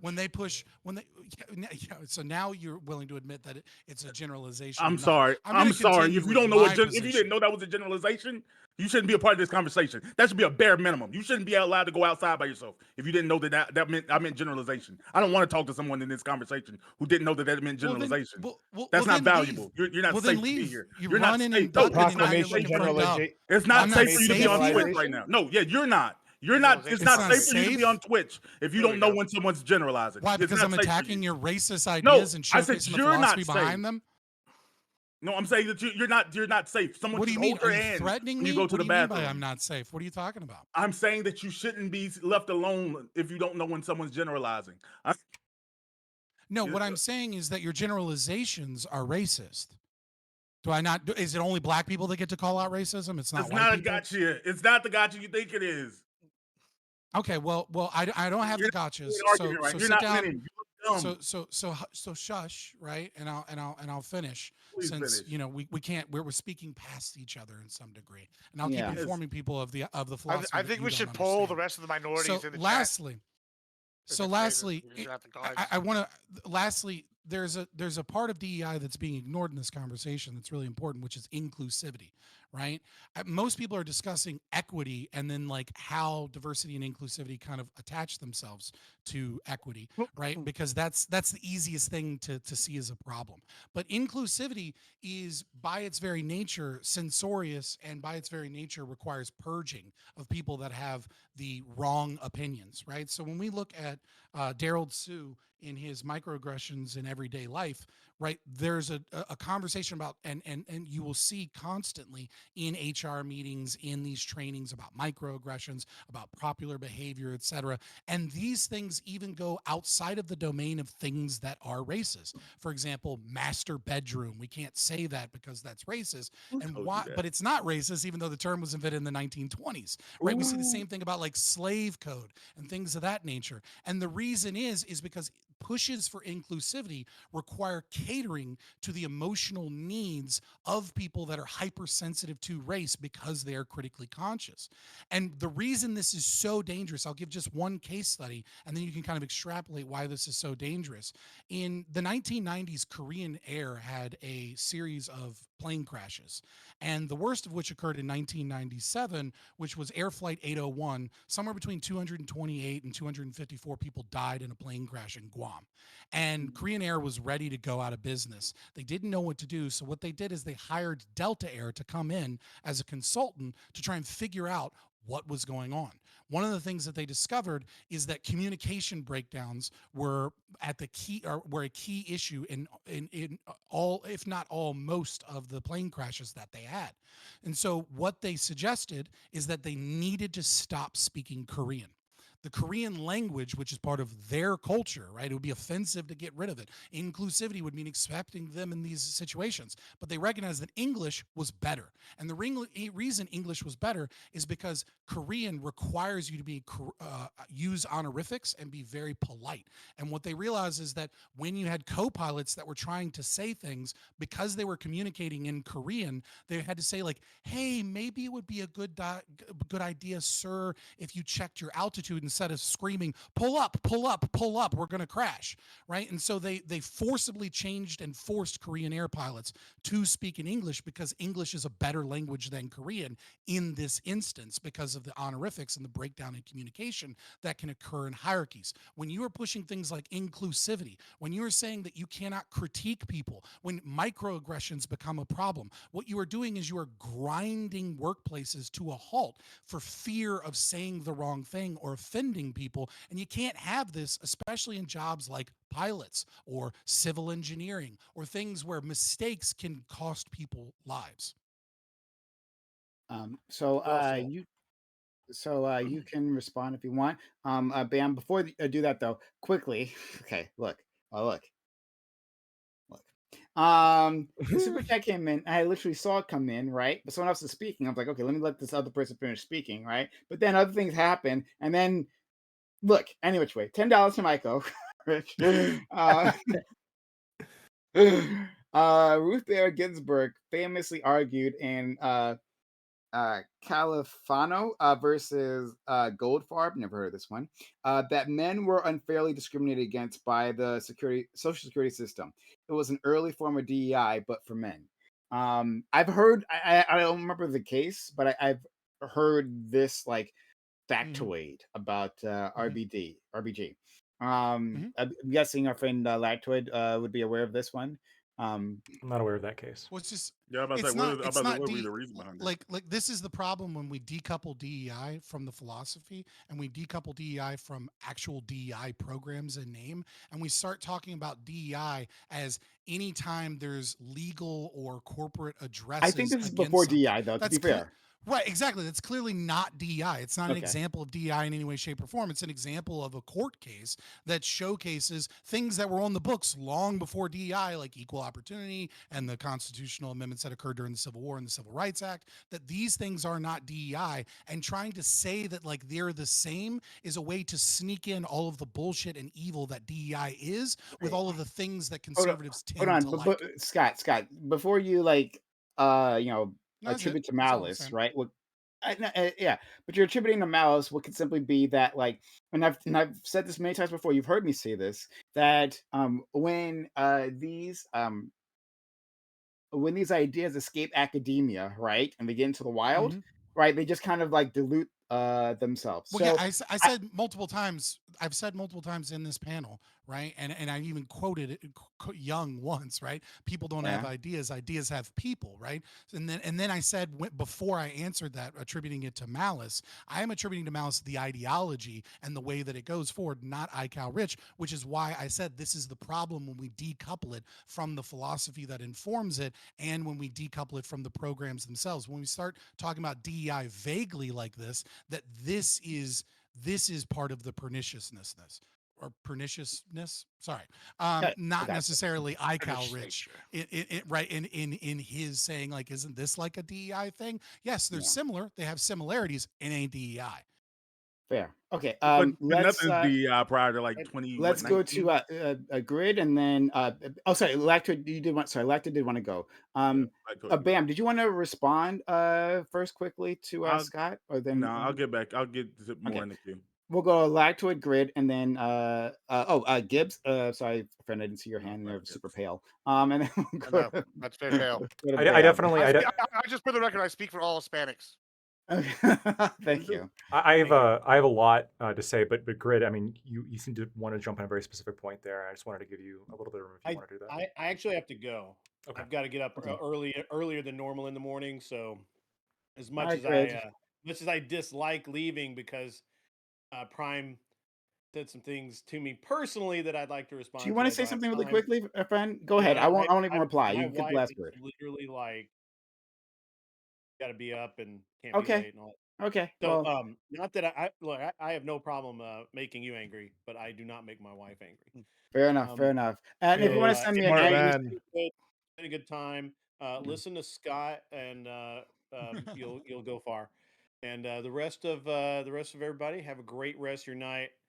I got to get out of here. See you guys. Take care. Have a one friend. Okay. Sorry. Go ahead. Lactoid. Yeah, so Scott's made a lot of points about like the kind of underlying philosophy of everything, and I'm not going to challenge a lot of that. I think a lot of that is sort of, to quote one of my favorite movies, right, above the shoulders mustard shit. I definitely something that like if you have the time to look into. But for me, I mean, I guess my philosophy on this is that I do think that in some regards, DEI is simply a continuation of some of the quote unquote equal opportunity policies of the past, and I think one in particular, I think that is especially sort of a precursor to what we know as DEI and really is DEI is affirmative action. And there's another Supreme Court Justice, Clarence Thomas, who has said multiple times that one of the concerns that he has with affirmative action is that he becomes insecure in the idea that perhaps people think of him as somebody who got to where he is because of racial advantage as opposed to the fact that he's a good justice. He has mentioned this as an insecurity. And I think this insecurity does exist. And even when you give people a leg up, they're going to have this insecurity that is sort of a side effect that comes with giving people an advantage. And this advantage absolutely exists. I just wanted to fact check a few things. Um, First of all, there's not a significant difference in race in school funding. I posted a source on that. In fact, your average black pupil in America gets slightly more funding than your average white pupil. It's true that the property tax, the proportion due to property taxes is different, but federal reallocation programs make up that and more. And so this idea of like, well, the white kids come in and the resources start flowing, it's not actually true. The resources are flowing slightly more in black communities, although the number is more or less the same, right? We're talking Frank, very, very can small differences in Frank. gaps in funding. So I acknowledged, right? But I added another component to that, right? It was talking about like the neighborhoods and what schools represent, what schools do. Schools in communities that are disinvested and take on a lot more responsibilities in terms of like what they're expected, like for instance, like children who don't get lunches in the morning, or sorry, breakfast in the morning, right? They got to go to school, and the school has to feed them because the parents may not necessarily be able to do that, right? So the schools take this on. It takes it on in terms of like providing extracurricular takes on responsibility in private extracurricular activities, right? Or um, new ways of um, of engaging these kids, because like you can't, like their parents aren't going to be taking them to a museum because their parents like don't have the ability to do that, don't have the time or whatever. Like there's all kinds of ways, and there are better examples than the ones I just gave you. I just use the top of my head, but there are all kinds of ways in which the schools there like uh, have to do more than schools in other areas. And they get outside investment, not just from like federal funding, but also through direct investments from parents and schools. And I can tell you, as a person who grew up, who actually used these schools, public schools, right, and then like saw suburban schools afterwards, there's a difference. For There's sure, there's for some sure, sort there's of difference there. for sure Right. there's a difference. There's just not a difference in funding. But I agree that there's a difference in terms of the communities that tend to go to these particular schools.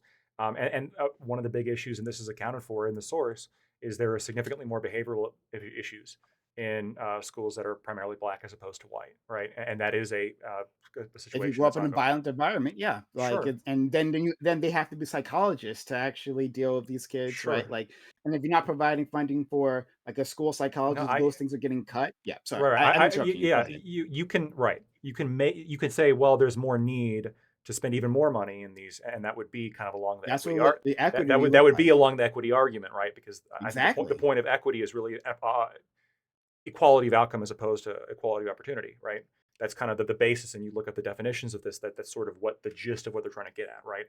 The concept of equity is we want people to end up at a certain place as opposed to be given the potential tools that, if they so choose to take advantage of these tools, to wind up in a good place. I think But this that is is the equality of opportunity. This actually does. This isn't. There's a difference there because of equality opportunity. Like schools allow you to have the opportunity. If you don't have the education, if you don't have that basis point, then there won't be a quality of outcome. It's like schools. The school is the tool the, for the equality of the opportunity. problem is you could use, and it often is used, this argument for everything, because you could argue that anybody's place in life is somewhat determinative of where they're going to go in the future. And I posted some information on that as well.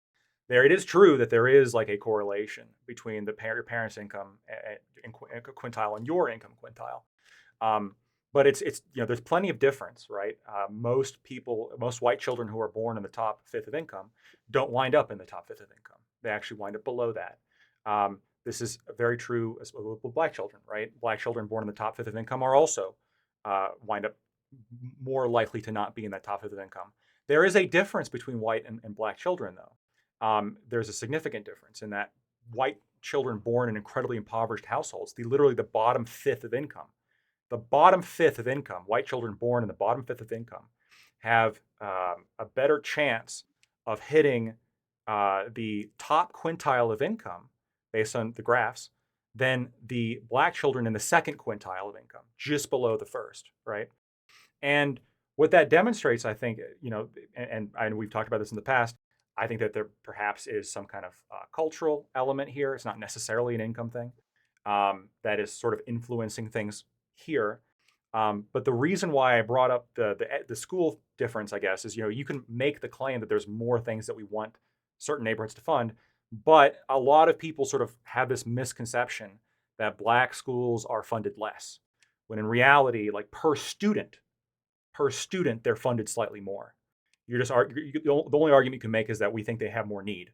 Like the students actually are going to be more expensive than white students, but they do get funded more than white students per capita. That's what I'm saying. That like Mhm. that was Right. equity isn't the same as equality, right? Yes, It I can be agree. asking for more, and we should be honest about that, right? So like so people Perfect. understand what we're meaning. So I Good, agree. good. And I think it's also good that people sort of work with an understanding. And I'm not saying that, I'm not accusing you of not knowing this or misrepresenting this, but I think a Sure, lot of people in America are under misconceptions that make them believe that perhaps like racial issues are worse than they are. We talked about most people are under dramatic misconceptions when it comes to black killings by police officers, in terms of the numbers they're saying are astronomical, when in reality they're actually very, very small. And people think Mhm. that, well, black kids per capita are getting way less money, when in reality they're actually getting slightly more. And at that point, you just have to kind of argue the nuance of what you think is more or less, I guess, required for this goal of equity, if your goal is equity, which I don't think necessarily people should follow. The other thing, and this is something that you said before, lactoid merit is, you said that DEI is not merit. That's not true. But just to be clear, what I'm saying is that DEI is not merit. That's not to say that you could have somebody partially motivated by DEI and also partially motivated by a merit interest. But if you had somebody who was 100% motivated by DEI, then their decision making on this would not be motivated by merit. In fact, their decision making would often would be at the detriment of merit when there is a conflict between racial equity and merit. So another example, I posted this in the chat as well, there was a working paper in 2019 about Harvard admissions. And they ran a model based on what are the general requirements of getting into Harvard and what are certain modifiers that are attached based on race, based on legacy, based on athletics, etc. And what they found was even when you factor in legacy, which slightly disproportionately helps white people, even when you factor in athletics, which also slightly helps white people, but you also remove race considerations into Harvard, only about a third of black students in 2019 would have gotten in than actually got in. That means 2/3 of black pupils at Harvard in 2019, the model predicts that 2/3 of them, the deciding factor for them getting into Harvard was their race. Now, this is part of the reason why I'm so serious when I'm asking the question, what does qualified mean? Because there's this weird sort of line where people will say, well, it's only like when two people are both qualified, like then race can be the deciding factor. But when you have an elite institution like Harvard, oftentimes the line is going to vary based on the applicant pool. And the group that's hurt the most by affirmative action is Asians, by far, right? Asian students by far. White people are actually not super affected by it. They're a little bit affected, but not super. It's Asians, about 1,000, I think, by a third more Asians would have gotten in if there were no race-based considerations at Harvard. And so, when you take a step back and you look at what the motivation here is, like if you want to say, well, it's everybody's qualified, is there a reason then why when you don't factor in race anymore, all of a sudden, like the number of black applicants drops by 2/3 and the number of Asian applicants would increase by 1,000? Like, what would be the reason there? This would seem to be significant. Are there really that many people like that are exactly tied? Or is, when you look at the average test scores, when you look at the average everything, basically, you begin to see that there is like a significant gap. There's a significant gulf in what's actually being affected. So, like I said, affirmative action ineffective for exactly these reasons, right? Like if the intervention happens at the end of your educational journey, right? There's very little that can be done, and so you'll have these differences. This is why these interventions have to happen much earlier, and not just through education. It has to just I literally have a whole list of things, but I don't want to take too much more time than I have already. But schools is just one area to actually fix this problem. I'm talking about broad-based structural reform, but we can talk about. And let me just one last sentence on that particular point, because I meant to bring this up as well. You're right. I brought up affirmative action because I think that's the most transparent example, just because it's been around the longest. There tends to be a lot of litigation around it, and there's a lot of studies about it. But there's other examples that I also posted, which is that for a long time now, there are specific grants and financial instruments that are available to small businesses that are exclusively based on whether or not you're a minority, right?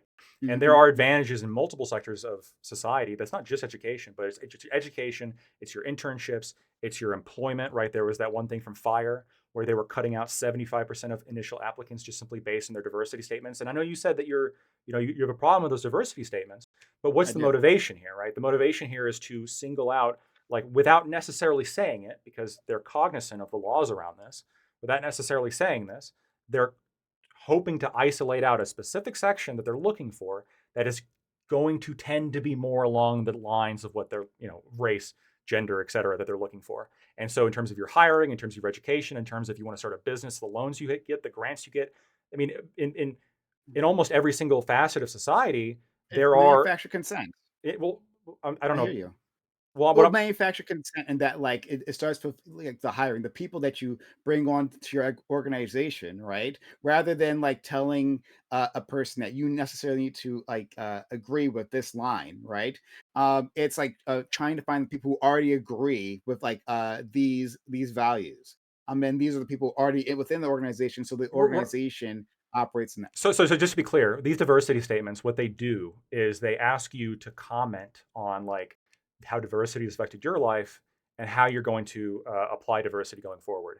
In response to the Supreme Court decision banning affirmative action, by the way, all of the top educational institutions said this, like in a statement. I can link it to you. It's cryptic.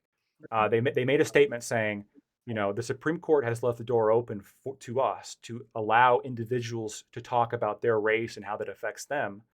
We are for sure going to be using the Supreme Court's exception on this. And what they're telegraphing there is these diversity statements are a way for them to look into what people's race are, to hire people and admit people I remember using this.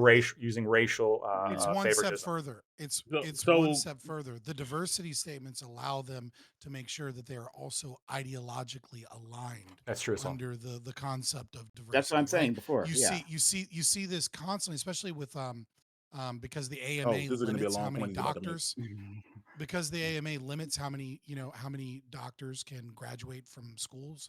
Medical schools especially will have diversity statements that aren't just tell us about diversity, but they're saying tell us the programs and the activism that you engaged in so that you can even go to the school. So you have to prove not only that you're diverse and that you're sitting within your voice and that you have the right ideology, but that you actively are an activist fighting against white supremacy in order for you to be a doctor. Because being Let's a go doctor to means you have to BAM. fight white So you, Again, so supremacy. because there's zero so doctors in the United States that let's are go Republican or to conservative. BAM, and then we'll let in our new participants. Yeah, that's what So I BAM, said. go ahead. That's what And then you said. Gibbs. That was the argument you were leading people to believe based off of what you said. Like it's something that's just your we bad make assumption. argument. No, it's not. We make arguments and then like we're getting we can apply what's actually happening. Like you were saying that like based on the rates of removing affirmative action, Asians are supposed to get on it like this much higher rate. We're only 2 years out, so we're dealing with limited data. But I think I can't remember what schools they dealt with. I think it was across multiple of the Ivy Leagues. But basically, since I think 2023 or whenever the decision came through, it is true that Black students have gotten into these universities at a lower rate. But surprisingly, Asian students are actually getting into the schools at a lower rate, and white students are receiving a higher percentage of acceptance rates at these major institutions. We were assuming we were going to see some major bump in Asian representation in schools, but that hasn't panned out yet in the data. I think overall among all Ivies. Something else that you were said was about there's a concept. Well, this is I can't remember specifically what you said, but basically there's a concept called stickiness at the ends. It's there's a reality that people who are born in a position most overwhelmingly typically remain in that position. Sure, there's some discrepancies, but poor people, poor people tend to stay poor. Middle class people tend to stay middle class, and rich people tend to stay rich. Now, it is true that the majority of millionaires, I think, in the United States currently didn't inherit any significant amount of wealth. But something, the concept True, of 400 too. Forbes 400. So the richest people in the world. I don't know. I'm just dealing. I'm just dealing with what I've verified. The related to the millionaires, but something that gets missed out on. They say that people in the millionaires, like there's some studies that'll show you that millionaires' kids tend not to be millionaires. But something that it points out to is like it catches them at that moment in time. Like it's saying that like, while their parent still owns the business, their net worth technically isn't plus $1 million. But I think these millionaires' children actually still have a really high likelihood at some point in life having a net worth of $1 million plus once their parents pass away through inheritance via whatever. And for the black kids that for black and white kids, specifically, who start at the in basically impoverished white kids have a much higher likelihood of eventually escaping poverty. Black kids who do escape poverty are like 3 or 4 times more likely to eventually fall back into it. Um, Now the why that, like I said, the why that is where it's debated. Do you have any That's sources for the claim that a majority of people that are poor like stay poor? Because every piece of research I've seen and every survey I've ever seen shows that somewhere between 55 to 70% of people born in the Q1, right? So it's the bottom quintile of move to a different quintile in their life, right? So I mean, are you yeah, defining yeah. poor as like under the median I'll send wage, you. like I'm about to say Q2 I'll as send you well? the article after and we can go through break it down. I'll just Yeah, finish okay. my point. Then something else that, was brought up was talking about the way schools are funded. This can also not necessarily tell the entire story. Yes, you can look at the amount of funding per pupil and decide that like, oh, these schools are receiving more in raw like overall dollars. But I think there's other ways, like if you calculate for the median income of the cities these people are located in. For example, black people tend to live in metropolitan pockets and inner cities and things like that. They're, I think, as a percentage of the median income, black students still tend to actually be underfunded in comparison to white kids, because in a rural community, you may have less overall funding per pupil, but the cost of living is lower and the dollar goes further. And I think black kids are also more likely to have fewer more students per teacher. So like this Well, increase damn. in, And the cost of living in black neighborhoods is lower than in white neighborhoods because sure, of but there's, yeah, but you can't just point like it. Black neighborhoods are speak to less than the entire city. There may be a poor black neighborhood in like a section of Los Angeles, but that doesn't make Los Angeles itself. It's still a very expensive city to live in. And these Oh, people I don't see. these people don't just exist in that one little pocket of community. They're part of the larger well, That makes community sense. that's true. they But if live we're in. talking about them going, if we're talking about the school district being segregated in a black area, then you would be just controlling for that area. Well, it would be one thing if it would be this would make more Why would you sense if factor in the white cost of living when they're not going to that school? because black communities don't have the benefit of being insulated. We don't have, you can't, if you had your own hospitals and doctors offices and everything that also accounted to that same cost of living inside that community, then you would have that argument. But black people, like black communities, aren't whole, like they aren't insulated in themselves. Yeah, I understand They there's have other things, they have but to exist in. right. I'm just saying it's a minor point because I would also agree that they have a lower overall median income. That's true as well. But it's just true that generally speaking, the cost of living in terms of rents, in terms of housing costs, in terms of the cost, generally speaking, is going to be lower in a black neighborhood. But I would also agree that, and this is based on the stats I also posted, which break down income and based on your parents.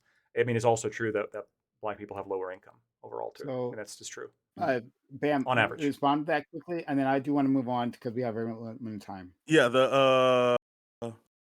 I think that was it. Yeah, just basically like rural communities, because I grew up in a rural white community.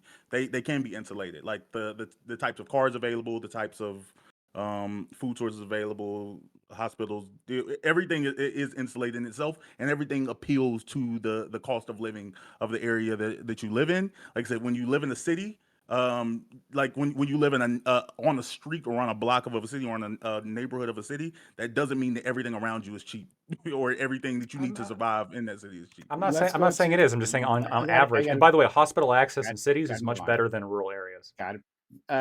Okay. I want to talk about that, but let's go to our new participant. Welcome to the show, Katie. You gonna be the new one?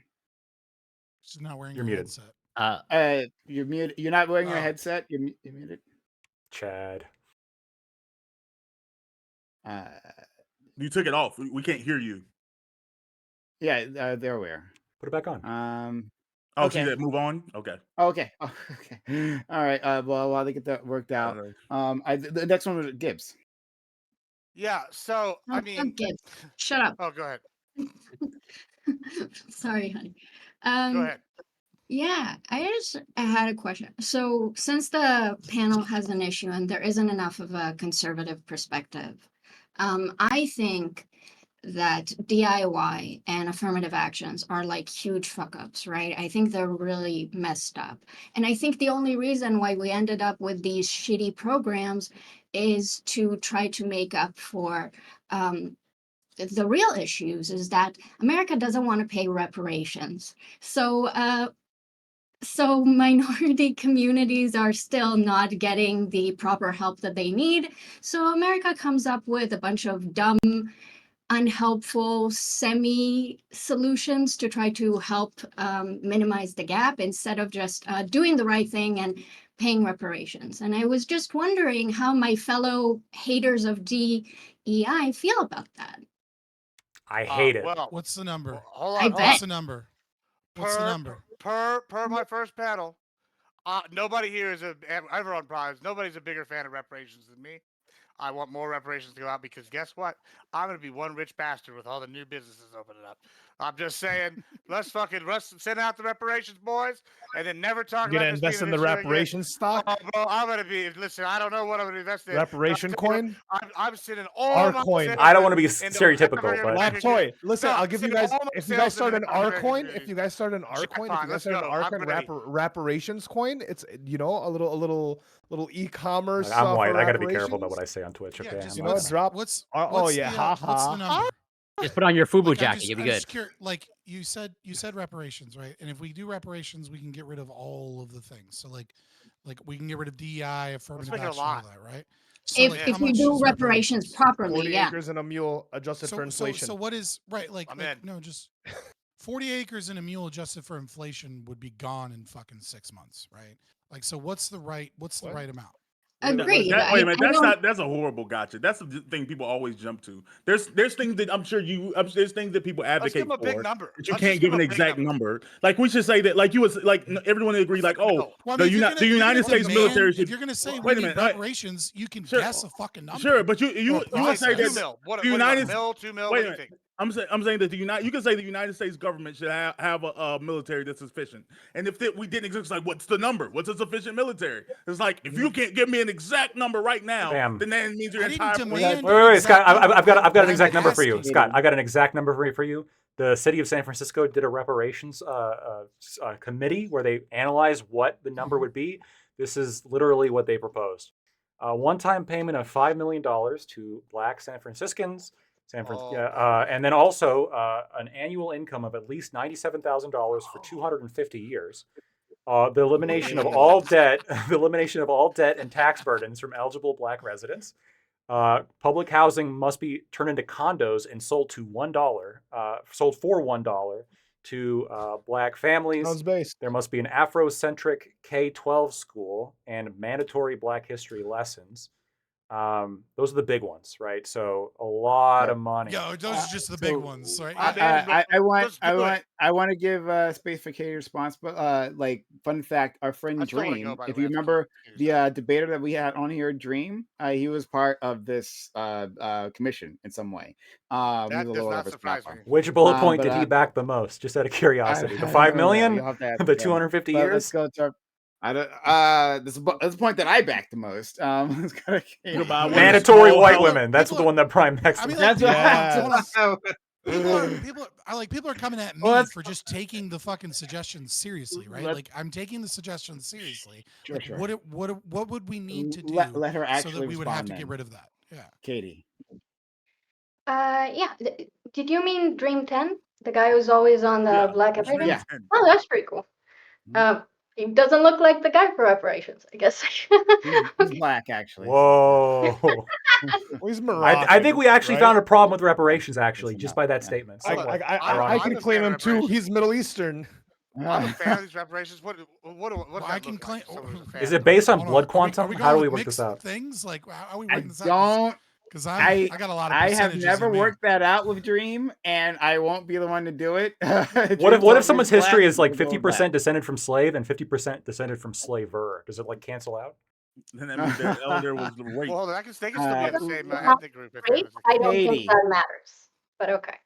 Katie, Wait. That means that they're half descended from a rapist.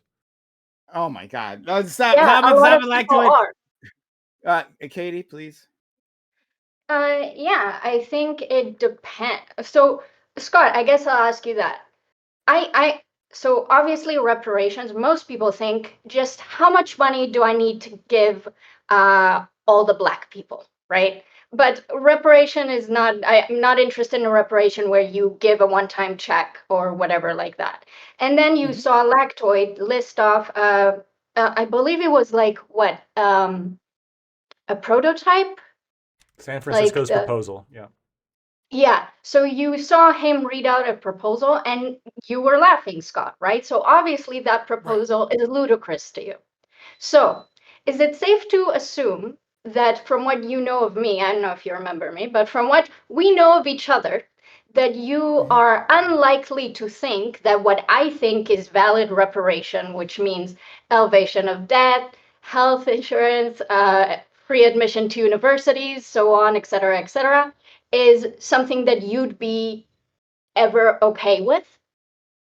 So I probably wouldn't agree with most of what you put out because it would be about how it's paid. So I'm pro reparations. I just think that the idea that those that are on the receiving end are somehow due those that aren't on the receiving end, right? Their tax money would be a violation of the rights of those people. So if I was to say like what reparations would be, I would say that we would need to sell off public lands, public property, public roads to corporations or people that want to Or you purchase could them, just and then stop redistribute funding those funds. genocides in other countries. That would save a lot of money. Yeah, I don't know who you think I am, but like I'm not pro funding fucking wars in other countries, right? That's more Like of I a don't Gibbs like point. Yeah. like that's Yeah. not that like I'm not for the fucking Western hegemonic imperialist fucking capitalist, in the major fucking quotes from my perspective, utilizing, billions and billions of dollars so that we can fuck around when other countries buy off whatever, neoliberal institutions they want and allow So wars and would genocide. What are your would thoughts on we funding But that's Ukraine, not Katie? like that has so would we, but that's Scott, not you and I necessarily be able reparations. so would you and I be able to form a coalition that we both advocate to defund the US military and then that money goes to reparations the way that I want them? Yeah. Would you Is go that a up for that? coalition you want in on, Fabian? You Well, want Shut no, up, Gibbs. because that defund the U.S. military coalition? Shut up, Gibbs. I mean, well, I would say that preferential treatment towards one specific group of people would be a violation of rights as well. So I would agree defunding portions of the military and then passing that money out to taxpayers, right? Like black people are certainly owed reparations, but so are white people. White people are also owed reparations. Every tax that you pay Ooh. is a violation of their human rights. And Well, so all like of the that. taxes that have been paid have been a violation of my rights. So I think white people, black people, they all need reparations. Now, if we were to attempt to do like a calculus for each individual, it'd be very, very difficult and expensive thing to do. But let's say we had a supercomputer that could do it, right? Then Okay, maybe we could engage in like I must have in not like made one myself or the clear, other. Scott. I apologize. It was my fault. When I said reparations, I did not mean reparations for white people. I apologize. I thought that was obvious. Clearly, I was wrong. Mm. Well, no, it was very obvious. That's why my answer entailed saying that I also believe that other groups of people that have had their money stolen from deserve reparations. I'm including other American citizens who have had their rights violated by That's the goddamn right. government, being Wait. owed money for They owe me for some the reparations. violation of those Everyone rights. gets reparations. Everybody gets and it's Yes. funded Yes. by the tariffs. Yes. Funded by the tariffs. No, you don't fund it by more fucking violations of the Get your money non-aggression back to principle. you. You fund You fund it by war. You Sell fund it off by the war with property. the Well, Houthis. yeah, that's fine. We do war and We we go do to war with tariffs The and we do typical tariffs. conservative that and knows then how we all tariffs get work. reparations. Listen, we Yeah. use tariffs and we use the war, and then that's how we pay for We everything. fund it with True. taxes. That's how we No, do we it. fund it. We fund it. We fund it And with by Trump taking other towers in countries- Other Gaza. country shit. That's what we do. Yeah, man. That is I'm how ready. conservatives I'm ready think for- tariffs work. In I'm all ready for seriousness, Libya of the Middle so East. Are like you? in all seriousness, right? If my critique of My God, this is diversity, gonna be equity, wonderful. inclusion initiative Palestinian bellboys. is from the philosophical position of what those things actually are. And my biggest critique is the concept of justice from critical theorists that believe in redistributing power between whites and blacks. Like, why would my criticisms of DEI be any different from what you're proposing, which is simply DEI on steroids? You're saying DEI is not good enough. So we did Mega all this DEI. shit to land at, you would Megan. not support reparations as I mean them. Well, of course, I say wouldn't true. Support, Yeah. I wouldn't support almost any policy position as a commie means them, right? Like, duh. Well, hold on. Don't get too Wait, hasty. then- I'm in. oh, I'm in for this plan.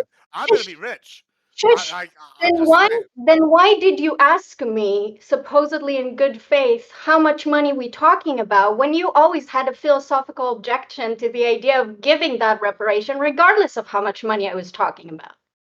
Because I am elucidating Wanted to the waste our time. problems with your policy. We're in a debate. This isn't like, it's not bad faith to say, explain your position so I can then critique your position. That's not bad faith. That's just you fucking being silly right now. Like, why are you on a debate panel? I if you don't haven't understand what a called you debate bad is? faith yet. I meant it, but I haven't said it, to be fair. You Um, alluded to Tried it it. by, I by, did by not know its, Katie by was its Katie negative until just a corollary, second. and then you just confirmed that that's exactly Katie. what you were doing. It was the So piss concept of off. an insult. I didn't know Katie was a brunette. This is crazy to me. Just find out. That is my natural hair color. It's I did weird not that you know who remember are, that. but I was like, I feel like I know this person. No, never mind. Yeah. So, I don't know. I love the reparations. I just don't feel like this is the good time. I don't know. well, We're the but group of no, people. but I think, reparations but hold on. too. No, I but don't I have respect- I reparations than respect- anybody here. But I think the I'm point not that she was racist making. about it. Hold on. To be clear, I don't think the point that she's making is like is out of left field. I don't think it is. I like- don't think it's wrong. I just don't feel like I don't know. I There's mean, there's a Look, build up to this- get to that correct answer. I agree with So her. Bam, this is not really the thing is that all of these policies, whether they do have flaws, right? Even like logical flaws, theoretical flaws, and also in implementation, right? Like how affirmative lying. action sometimes ended up fucking Black people more than helping them in some cases, right? So the fact that these programs are difficult to create in a positive way, but they only need to be created in the first place because Black people and other minorities have been marginalized in America, a context that people who are against reparations never seem to want to bring up. And that's why we are in need of those programs. Now, then if you bring up, okay, if you hate these programs so much, just do reparations, they don't want to do that either. But they want to complain about taxpayer money being poured into these unsuccessful programs. Well, you know, reparations was paid twice to Japanese Americans, and it worked out okay for them. So let's try that again. How about No, that? I No, don't that like was- I said, I don't so disagree my with you. critique- It's my just there's critique- a faith. I'm about to say just because you're talking. There's a way of having these conversations with people that you kind of know the outcome. Like there's people. There's probably even people in this room. This is me assuming. This is not me. Can't say this for certain. But there's people who would argue like, oh, okay. If we Trump's already removed everything related to DEI, but it's saying like, thank God the removal of this is going to lead to like whenever I see the Black pilot, I'm going to know he's qualified, and I'm going to look at him that way and say that yeah, he's definitely qualified to be here. Like, but the reality is it wasn't about DEI. They don't think Black people should be in jobs. Like, Where are you getting that? and I'm not bullshit saying from? all jobs. I'm saying like when you see someone in a higher earning position. Charlie Kirk said this Yeah, verbatim. you think Charlie he'd be in Kirk some says that job, verbatim. right? Like every time I see a Black pilot, I'm going to think he's unqualified, and it's not because Right, of but you- DEI. He you says that jumped- you because jumped of to a new DEI. position. No, he says said that. because of Yes. DEI. No, it's That's not. exactly Yes, what- that no, was his listen, no, argument. listen, That's So that's DEI the narrative, brother. DEI 's That's- gone.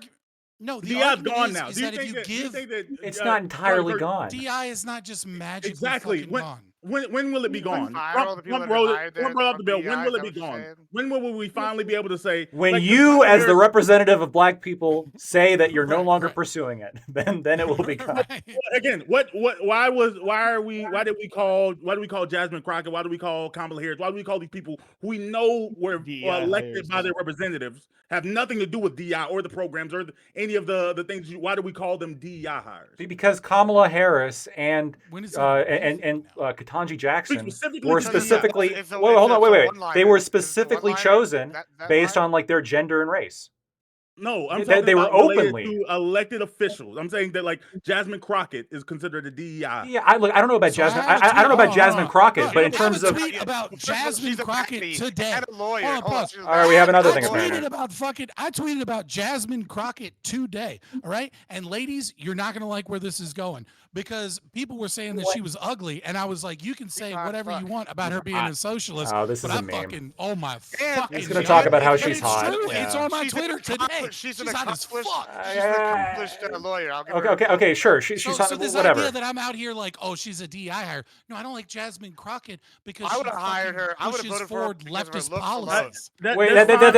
that's not what he was asking. I'm sure she's safe and secure now that she knows Sure, Scott was that- thinking what- I mean, about that's it. fine. Now, Like like, your personal Bam. opinion. I'm saying the by and large opinion Yes, of her. I'm addressing. So I don't know specifically about Jasmine Crockett. I don't know about her history. But the reason why people said that about Kamala Harris and Ketanji Jackson, who was nominated to the Supreme Court, is prior to Justice Jackson's nomination, Biden specifically said, "I'm going to nominate a black woman." Like that. That is the pool of eligible candidates, black women. And then when it came time to select a vice president, I'm going to select a woman, preferably one of color. And then, wow, all of a sudden Kamala Harris comes in. These are literally Does that mean she's before not hiring. qualified? Just 'cause Before there's an extra qualifier. What- wait. We already talked about this a million times. Qualified isn't I a mean, concept. a spectrum. The question is. He was going to choose. I'm regardless. speaking- Hold on, He was hold going to on, choose a vice hold president on, regardless. hold on. The two extra Brother, qualifications brother, was brother. that it'd be a woman and a woman of color, preferably. What's the issue with that? Okay, The so issue you is that that can't reduces the complain. candidate pool. It reduces Duh. the candidate pool of people who could potentially be more meritorious, and you can't complain about, well, why are you calling them DEI hires when they were quite literally selected because of their race and gender? You're basically asking for it at that point. Wait a minute. So I want you to be good faith. Do you believe that that's the reason that you're saying that if that wouldn't happen? Yes, he people does. can- He is you black. believe that Come on. people like art? Reason. No. That's That was so the you're saying stated reason. That was the stated reason. When you use the average Of Joe American Biden. looks- No, I'm not talking about Joe Biden. I'm saying that you think that when people look at them and they also add Jasmine Crockett, and they also add every other black elected official into this pocket of DEI. Prime went on Tim Pool and the chat called him a DEI import. You think that that's what? Yeah. Racist exists. That's not the entire corpus of that. Like what you're doing is you're not. You're saying I've found racist. Therefore, the conservative anti-DEI Tim Pool's position chat, must be that's- racist. So Come okay, on, you think that Tim Pool? Are you willing to say out If loud? someone is calling, Jasmine Crockett a DEI hire, even though she's clearly an elected official, yeah, they're a fucking racist. Whether or not we have DEI doesn't mean that racism magically fucking goes away. But I think that's the argument we try. Like that's the thing. I think that like what happens is there's racist people, and what we do to make ourselves feel better is we connect some vague bullshit like justification, so then we don't get to call them racist. Like they're the people who the What are people you talking about? I'm saying I that just I'm called saying them that racist. no, No justification necessary. No, sure, you can say that, but around Jasmine Crockett, because you can't find another excuse. I'm saying the reason people believe Can't that find another excuse, so you think I would secretly try and find some other shit? Okay, we got to move on. We got to move on. We got to finish your point, Bam. We got to move on from there. Yeah, Just stop saying racist shit about white people. Come on, Scott, please. We got to move on. Yeah, I'm simply saying that the reason they believe that, and they say she's that Kamala Harris is unqualified to be vice president or to be a presidential candidate, or that Ketanji Brown Jackson is unqualified is because they're black. You may be able to say that, like, you can find this reason out of thin air to pull out. It's like, oh, well, Joe Biden said they were unqualified, so that therefore they are. That's not what. That's what happens when you say I'm going to select somebody for race and gender because white people. We got to move on. We got to move on. When you say you're going to discriminate against white people, white people are going to feel some type of way. We got to move on. I'm going to respond to that later. Biden said it. I'm going to respond to that later on because I got to answer that. But like, we're going to go to Katie, Corey, and Gibbs. It turns out they also called me Blackie in that chat too. So that was fun. But go ahead, Katie. I disavow. Surprise! Who would have guessed? I assume that before Kamala was a DEI because she was picked for her race and gender, every single president in America was too because they were white and a dude. But it's actually not the same, right? Because it wasn't explicit that they got picked for that. right? Or how does that work? It's interesting that only minorities get called DEI regardless, and white people are just what? They When you just say that end only up a minority is So- eligible so- for oh the my God, position, yeah. No, I- literally, I- literally, it's Sarah Palin, right? Like No, Sarah Palin no, was a this is- white Yeah, woman. she was a She was DEI specifically hire. picked because she was a woman, and McCain said that he was going to pick a woman VP, and No, people this is challenged just that. So it's not all a this black DEI. thing hullabaloo. here. Hold on, this is all this hullabaloo. You're just lying. about- She didn't say hold black on, hold woman. on, She said hold like on, when it's not a hold white on. man. We don't need to justify it on the right. We don't need to Yeah, justify yeah. argue about it on the left. This is all a hullabaloo about nothing, right? When you say this DEI thing, it's a witty one-liner. That's all it is. Yeah, some racists use it cool. Terrible people do terrible shit. Surprise. It's a witty one-liner. Anything more than that is, oh, wow, surprise, they did this. Then Like, let's that's go to not what I want to Corey. say. No, I'm sorry, Katie, you're not done. you're very close. The point is, every time somebody tells you that they are worried about DEI, they're actually not. They're just racist. Well, hold on. This does. So, Okay. so I'm just a racist. I'm just a racist, right? Fabian, I'm a you were racist. racist way before this DEI conversation, okay? Like, I don't know what you're Okay, talking okay, about okay. So, right now. Leave me the line. so you have no. You argument merely here adopted the other racism. I than was to born say- in it.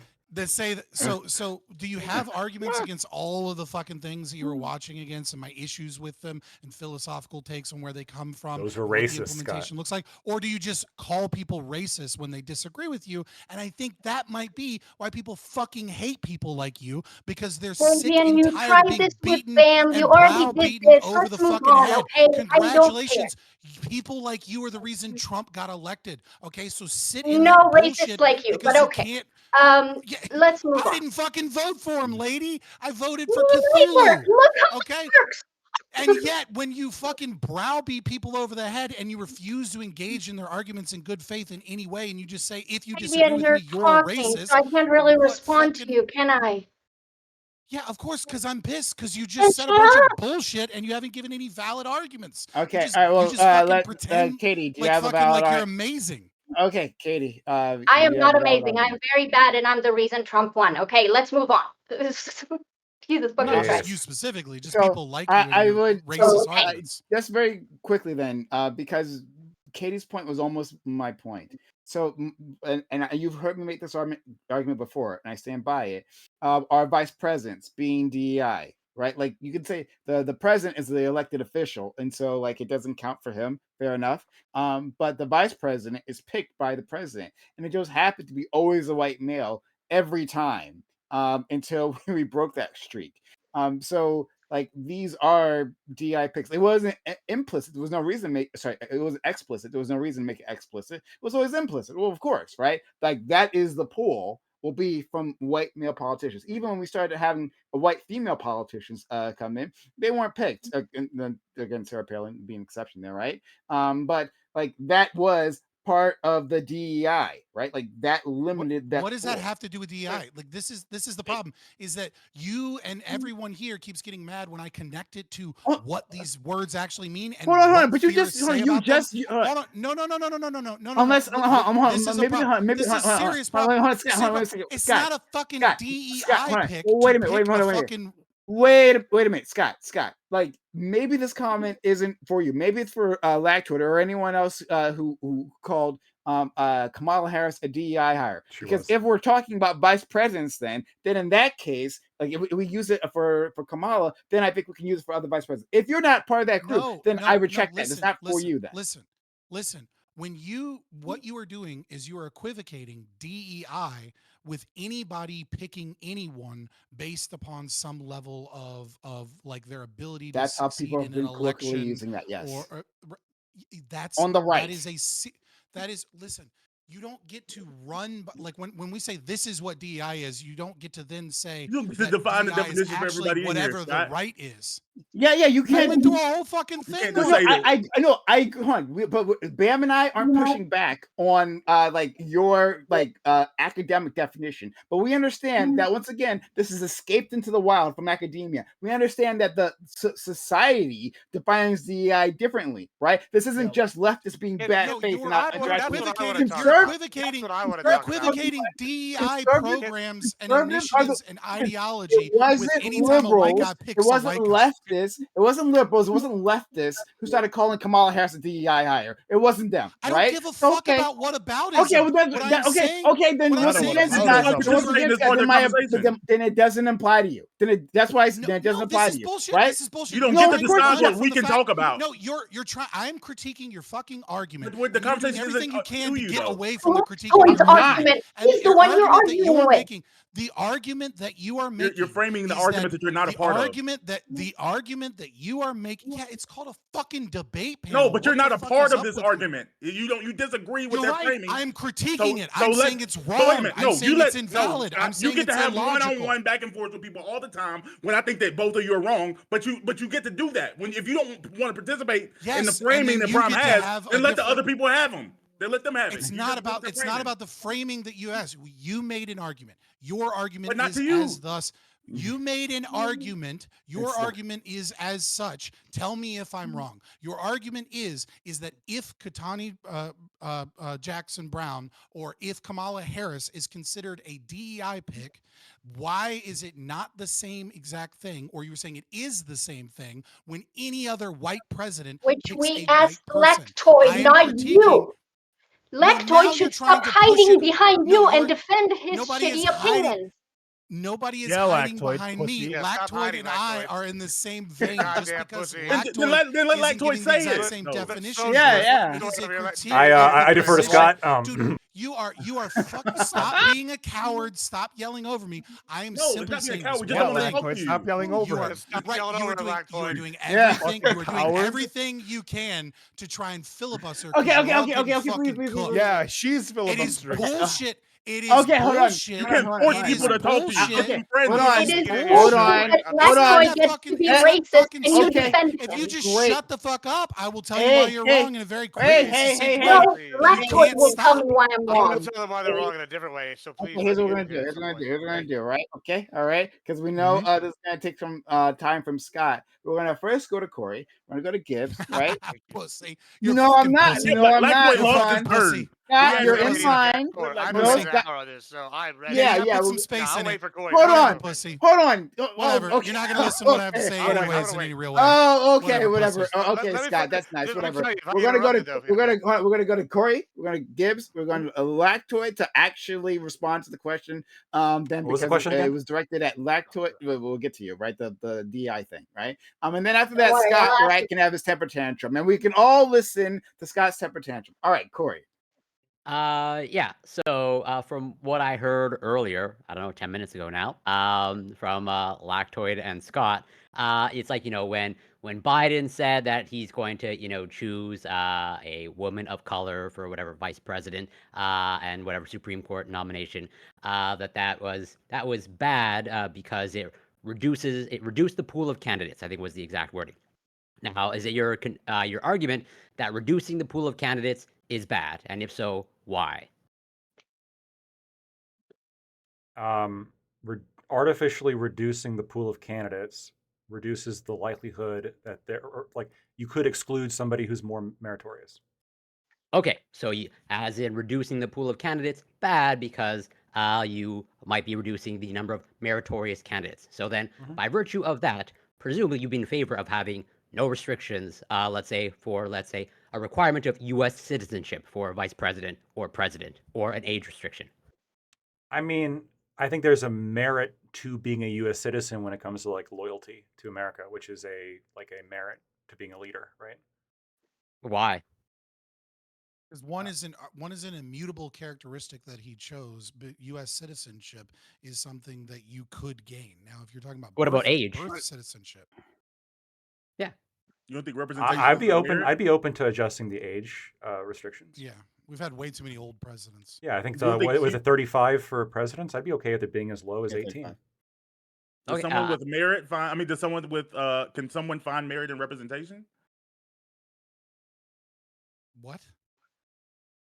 Like, Oh, you because mean if you are a it's big argument that meritorious? anything can be can find merit Merit, in yeah. something.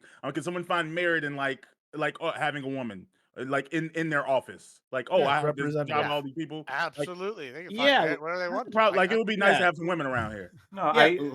yeah. Well, Like, Like, I- here's the thing. Here's the thing. Not Like, appreciated for this Lactoid, you said what's qualified. If the president is running in an election, right, Mhm. and he's like, I get to choose who my vice president is, and the vice president is, kind of arbitrary. You choose whoever the fuck you want, really. And then the president looks up. He goes, I want to win this election. I think I'm going to choose a black woman because that'll help. This provides a lot of merit. Merit. She's obviously going to be qualified to like be vice president. She's going to have some type of political knowledge, hopefully, right? But then also, What I want to merit- win what an merit election is in involved in that. what What merit? it You wins said the a black election. woman has merit, right? And again, this Yeah. is why you have to actually. As in, there's understand critical race representation. theory. As in, there's representation, it's- right? And choosing the it's- vice it's- president, there's no, a it's- representation which qualifies her to be the vice president because it also ensures him the win. So the merit here is to He pander does really well with towards a certain voters. That's type what of- that's in what terms presidents of- do. Yes, That's it's- what it's- campaigns Hold on, are. hold on, hold on, Yeah. hold on. You're saying Yeah, the setting yourself a merit trap. for running the country is the representation. When you are claiming that, you are saying that it's That's not part the of the merit. skills. It's not. It's That's not the part of it. skills. It's not. Why- the Why ability, do you have to it's not omit that it? Why those do you have to things- omit it just because why can't you include? She can have the I'm skills, the skills necessary to like do the job, but then also there's the added benefit of No, of why- pandering. There's why are you there's a giving plus him 2. that? It's not a minus 10. I wouldn't Why say are it's you giving pandering. him I that? think there's an That actual has nothing valuable to do skill. with it. You have And, like, she- 340 million Americans. When you arbitrarily pick a immutable characteristic that only represents, let's say, 12% of the population, But it's not cut really that in half, that only it's not 6% necessarily of the immutable. population, you have automatically said 94% of candidates can no longer are no It longer in doesn't the pool. matter. The statistical likelihood that if you are going to find the best person for the job when you get rid of 94% of the applicants is very low. All right, now granted, Why? it If could just you're be choosing from the top that of best all person. applicants, Very The same well, it thing- could just the top- be that I have a person- different The same argument. thing holds true for citizenship. By you not by limiting it to the United States, also limit it by a huge percentage as well. Yeah, if you're actually going by true merit, you would want to include the global population. God. Well, again, That's what I'm hoping for in my life is the immigration and global citizenship deciding opinion is our very different from presidents. yours, right? I'm for an Yeah. invitee system, right? That's So what Okay, I'm praying let's for. I wouldn't not- artificially limit citizenship in Let's such a go- way that people wouldn't be able to gain citizenship, so What a long thought. as they strive. Because yeah, but everyone, if you're going to restrict it by U.S. citizenship, okay, and age, you are limiting it to a very small percentage, just by Let's let virtue of that. Lactoid. Let's hold on, guys. We got to keep moving. Let's let Lactoid respond to that, and then we got to go to Gibbs, and Lactoid Scott, Katie as well. Yeah, so I addressed this earlier in the debate. I don't remember. I don't know if you guys remember it, but I said that there becomes like some interesting phenomenon when we start to look at merit, and if we're allowing race to be put into this definition of merit. Because the interesting thing that happens is it's only ever accepted one way. It's never accepted the other way. And so this is why I think when we talk about meritocracy, we accepted tend for to centuries. exclude. Hold on, we tend to exclude like immutable characteristics that we perceived to be unrelated to merit, other than I suppose appealing to a particular group of people. Now I agree with you that when we're It's talking not about true. hold on, when we're talking about like getting votes or perhaps even marketing to people or getting customers, like being able to appeal to people could be like an advantage, right? Obviously to that. You're agreeing with exactly. Well, you we'll said just you. we'll just what? You said you. I'm agreeing with you. Who in particular are you agreeing with? Well, so what you guys are saying is, well, what if by being black you appeal to a wider voter base, and so that's the merit? Yeah, would you accept it to like be the case You're if wrong. America was more racist? We only accepted whites to appeal to the Yes. voter base. Why do you think Tim We Walz was did. picked? That's why we said Wait. Was that a good thing? You wouldn't accept I it. did- Like if Uh, Donald Trump no. said, "I picked a white candidate because whites are important in this country." Well, even and more than there's that, white I will only pick representation." white president. I will only pick white candidates I going refuse forward. to pick black was- people. I will because- never because pick a we need black. white That's what he said. That. representation. What if he said that? You don't need to say that. When What if he said Obama it? won, it was despite that he was black. It was a surprise That's that not he true. managed to win. Shh. It was a surprise. It was considered a big deal that Obama won because no one thought people will be okay with a black president. It is the default that you have to be white to win. So you don't have to say out loud, I will only pick white people. Because We've being a always- woman or I agree, being I black agree. is already a You're You're detrimental wrong. You're wrong factor. about Obama, by the way. He was hold on, crushing hold the on, real polls quick, leading real up to the quick. election. Internal critique. internal critique. All right, so I take that into I account, don't. right? Can I And talk so to Lactoid, please? I Yeah, beg she of doesn't you. like I you, know, Scott. right, yeah, I know that. So here's the thing. So the argument is that there is an implied bias towards white people. So would you agree that when Biden picked Kamala Harris to be his VP, that he won, and he would have won by larger margins if he hadn't picked a black woman? That it was in spite of No, it picking a depends. It black depends on what or a communities you woman want of to help color. out with. It depends Well, on no, what no, communities you it's want to got. help. Oh no, Oh, no. Katie no, said the no, white was the the default. argument That's the here- advantage. It is the default. The- It is the well, advantage. if you Yeah, said Obama it would is have won the by default, more if then he was that white. is the advantage. So He you're would've. saying Can I you're speak saying for Biden would have myself? won by more. We're just using your words. Katie. Okay. I don't agree with the rest of my woke panelists that want to make race like a merit thing for marginalized people. Yeah, Ali. I think it's pretty obvious that Kamala lost because racist white liberals didn't want to vote for a black woman. Like, I don't think that's a stretch. There was So do you 10 agree? million. There were 10 million white dudes who voted for Biden and didn't vote for Kamala. It wasn't black people or Palestinians that made Kamala lose. It was racist white folks. Okay, so it's pretty Well, obvious that that's that an was an additional issue for her. assertion, but will you answer the question? The question is, did Biden lose votes?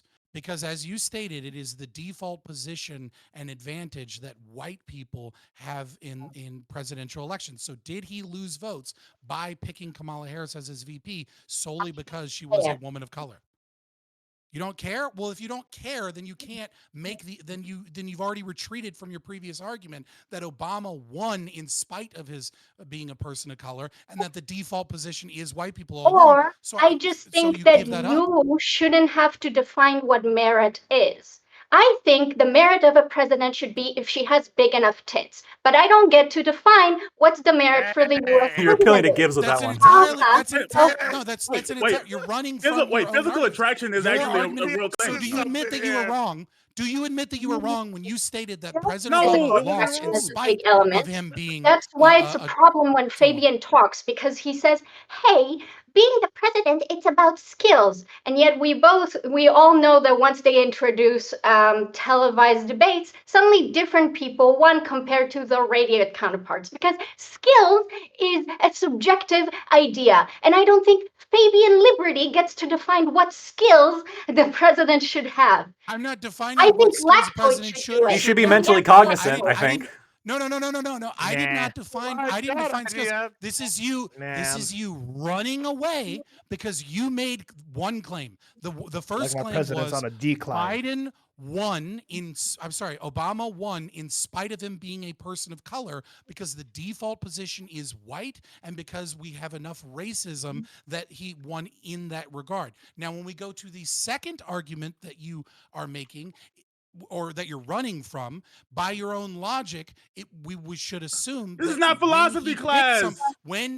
I understand Fabian you doesn't rant believe what he's about saying. people You know discussing what's logic. not- No, I don't like you. No, I really. You said Argument- it 3 times. the- We know your argument. I'm saying I don't like when people say something they I don't don't believe. think I don't because think I because don't, it- I don't because like, if I because I You're- get I you're get that you're mad No, every because time. it's Every completely time I'm fine. cooking It's your completely team, fine. you start screaming and Fabian, getting we've mad heard your because you are argument. We losing. know what you're saying. So let No, me finish. no, You know where no, the fuck I'm finish. going with You're this. done. You I have do know no where idea you're where going I'm with going this. with this You're- because you're- I haven't stated because- premise 3 of my because- deductive argument. because premise 2, Scott- premise 2, Oh, Scott premise will say 2, obviously there's premise racists 2. who didn't vote for Barack Bam, will Obama. you shut the fuck up? No, I dude? won't. Problem's gonna have to Okay. I hit know me. you're You're mad gonna have to because get you're your a end of racist. I I refuse get to it. allow I Scott Oh, hate when you okay. calling him out on Okay. this shit. Oh, Honestly, okay. I get Okay. it. All right. Okay, We so can, let we me can pull finish. back. We can pull back. So I've given premise 1. Oh, premise God. 1. Premise 2 is that Kamala Mute me, Harris. Please mute Premise me. 2. Dude, just shut the I'm fuck begging up. for it because I'm not gonna Prep, openly shut let up. Fair, Scott I'm talk. gonna pull back. I'm Hey, gonna- hey, I'm guys, gonna go ahead. guys, He's guys, asking to be muted. I'm guys. asking for 3 premises. I can't get anything out because I'm cooking everybody, and you're fucking laughing about it. So shut them the Okay. fuck up so I can give out 3 Oh, premises and be done. Hold on. Oh, Hold on. You'll hold tell on, Prime hold to shut the fuck up. This is on. Wait a minute. Okay, hold on. He didn't say shut the fuck up to me, I don't think. So Lactoid. But Scott, hold on, no. Scott, we're gonna let Scott finish his point, right? And we got, but then we got to Dissertation? move. We got to move immediately. You simple. can't even respond because we got to move immediately to Gibbs. We've been Okay. waiting, right? And Right, so so finish it quickly, P1. please. Yes. P1. Barack Obama lost because he was Barack Obama lost some votes because of racism, and the reason for that is that the default position is a white president, so it doesn't need to be stated. Premise 2 is that by that logic, therefore, right, we would have to calculate that when Biden picked a woman of color, that he actually, even though he won in spite of picking a woman of color. Premise 3 is that if premise 1 and conclusion, if premise 1 and premise 2 are true, then you saying picking a woman of color is a merit-based system because it helps them win elections, then one of these statements is false. Notice Bam, how your camera's I frozen. Hey, Bam, you your gotta hold on. camera's You frozen. gotta hold on. Bam, your camera's You frozen. gotta hold on to it. I'm Gibbs. sorry. Gibbs has been waiting for so long. Bam, Gibbs, your please. camera's You frozen. can respond later on. To me. Stick around. We can respond later on. Katie, Gibbs, excuse me. Thank you. Yeah. So, all right, about an hour ago, maybe a little longer, there was an interesting discussion about what is it, Harlan's razor, or Occam's razor. Occam's? no, not Occam's razor. The one where it's like don't attribute malice sure. to what can be stupidity. Yeah, whatever that one is, right? I could have mispronounced whatever razor it is, but that okay. So y'all have an interesting discussion about that. And I want to go back to it. And since now it's my time to monologue for the next hour and a half, go ahead and get your popcorn and whatever. No, not really. I'm not going to be that long. I'm sitting here and I was sitting here pondering this. And I'm actually of the opinion that it's both. And that's what Occam's razor states, right? Is the simplest solution. So my theory is that some of these guys in academia and at the higher ups levels of the government and in this evil bureaucracy they built have decided that they're going to implement these DEI programs where they give failing businesses diversity grants and all this other baby back bullshit that they're doing with my taxpayer dollars. And then they got out into the wild, just as Prime described.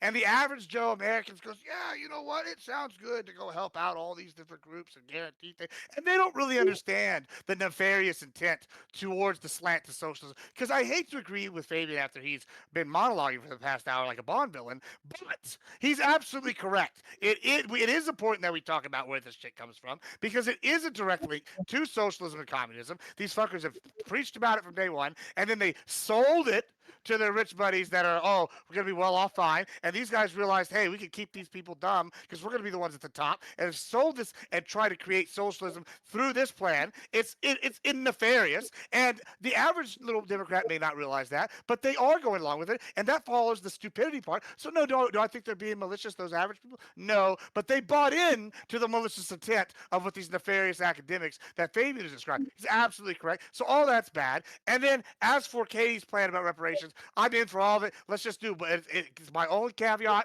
It's a one-time thing. Everybody gets it. After that, I never have to hear about it again. And guys, when y'all do get those reparations, you have to call me up for your business services because I'll take care of you. I promise. I believe in you. All right. Well then, Katie, you can go. Cool. So Lactoid, hi. Stop hiding behind Fabian. Please, Pussy. I beg of you. Let's talk, right? So do we, first of all, just to clarify, while these weirdos try to make an argument that gender and race should be considered a merit thing, I would just say that it's kind of dumb that the wokesies here are letting the conservatives pretend like there is a merit thing in America in anything.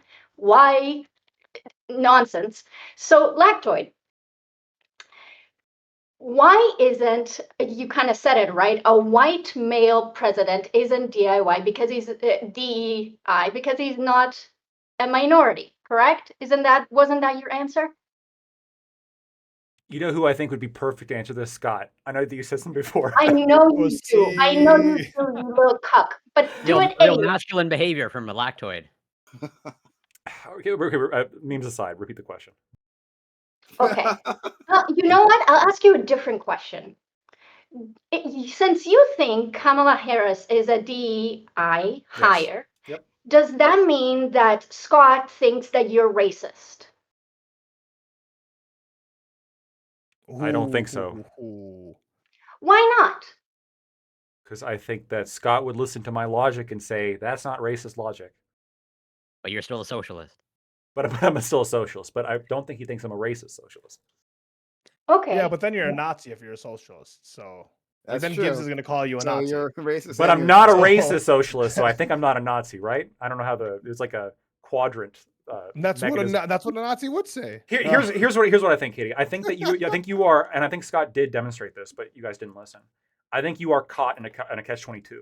I think that if you think that race is like if you want to tie race to merit here, and your prior argument was Obama won despite being black, so it was like a negative merit, then the decision to hire Kamala Harris by Biden. Hold on. Things with merit. Hold on. Then the decision to hire Kamala Harris was actually entirely motivated, not by merit. It was entirely motivated by some sort of racial equity reasoning.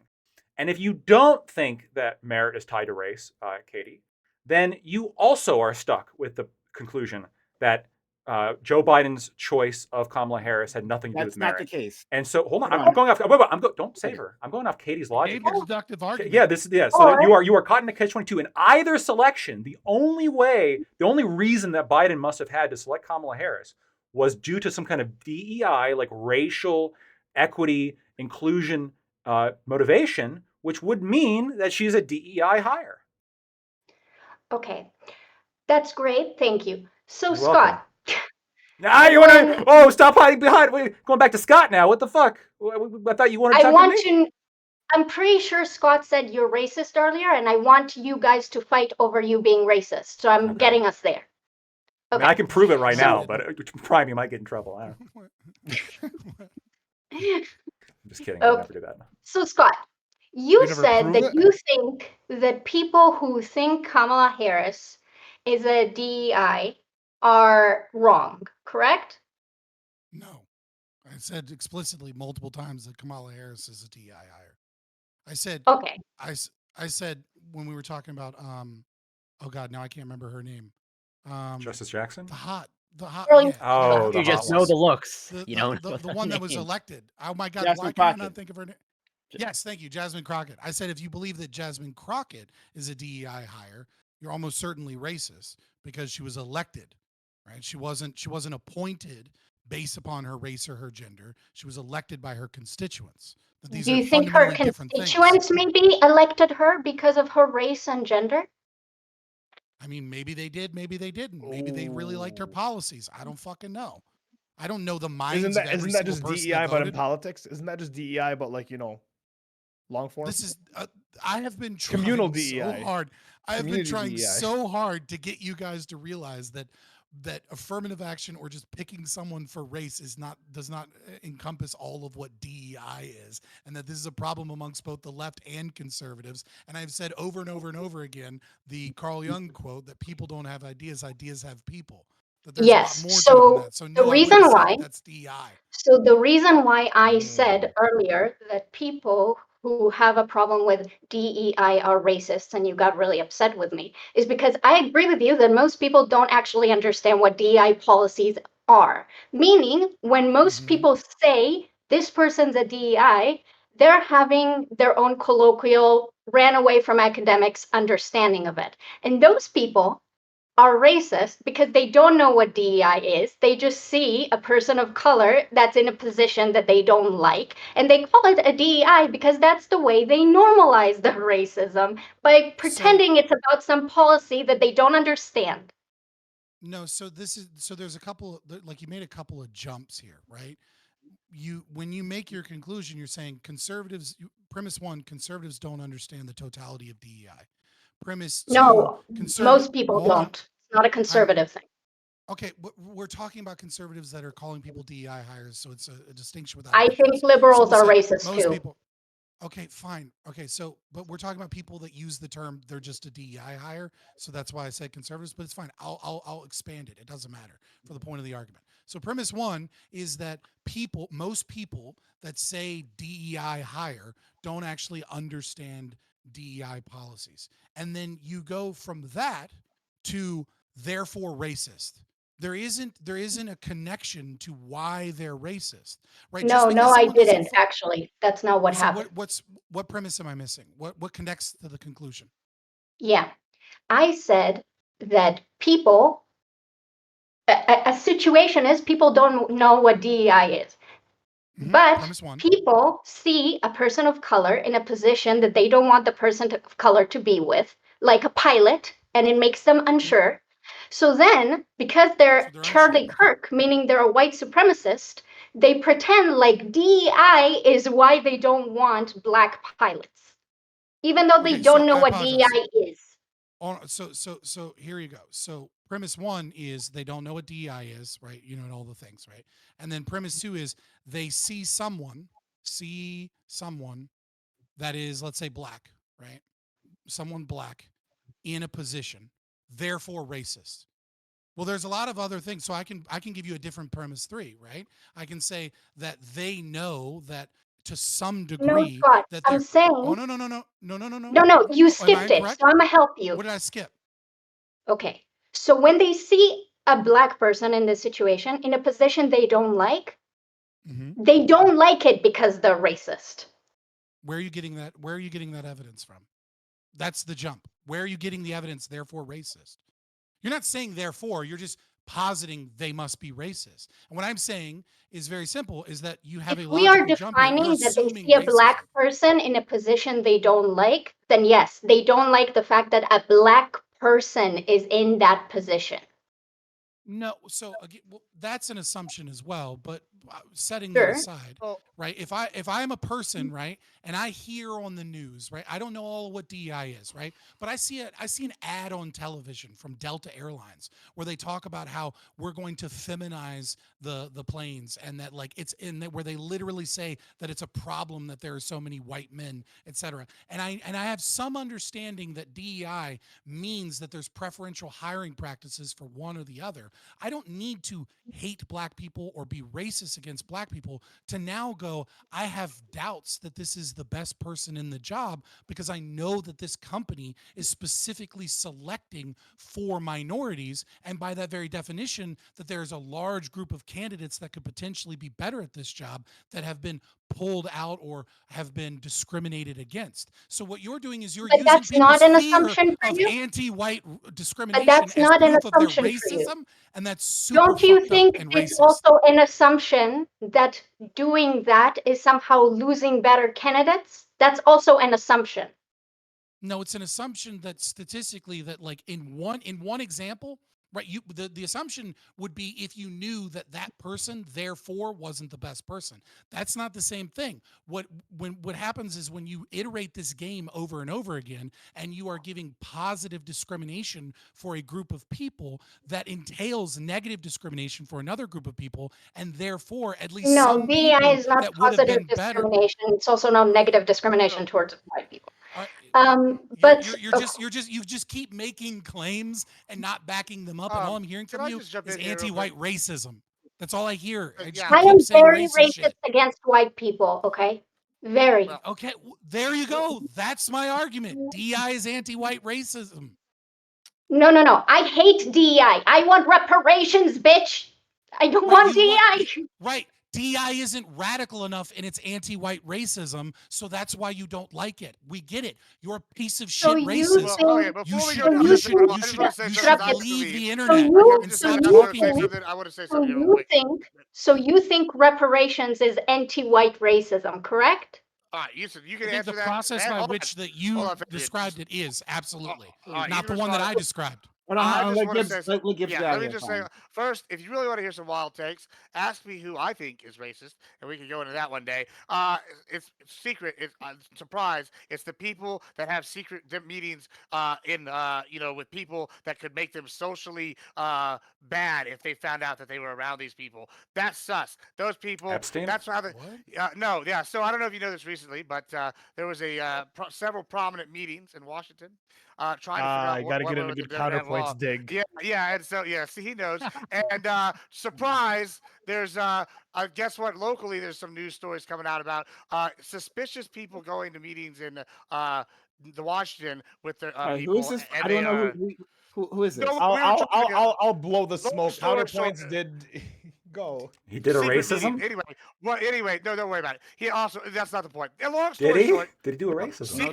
secret Who cabals are you bad. talking about? Sorry, hold on. Stop. Counterpoints subtweeting. and Erudite were in Washington D.C. for a Democratic meetup in order to And boost so, Democratic and then policy. while There you go. simultaneously, prominent people known to be associated with with Nazi groups and white supremacist groups were also in Washington at the same time period. I find that interesting. Like Don't associated agree with with them that. or People just that fucking do them? Right, politics just in in the same Washington. location, in the same.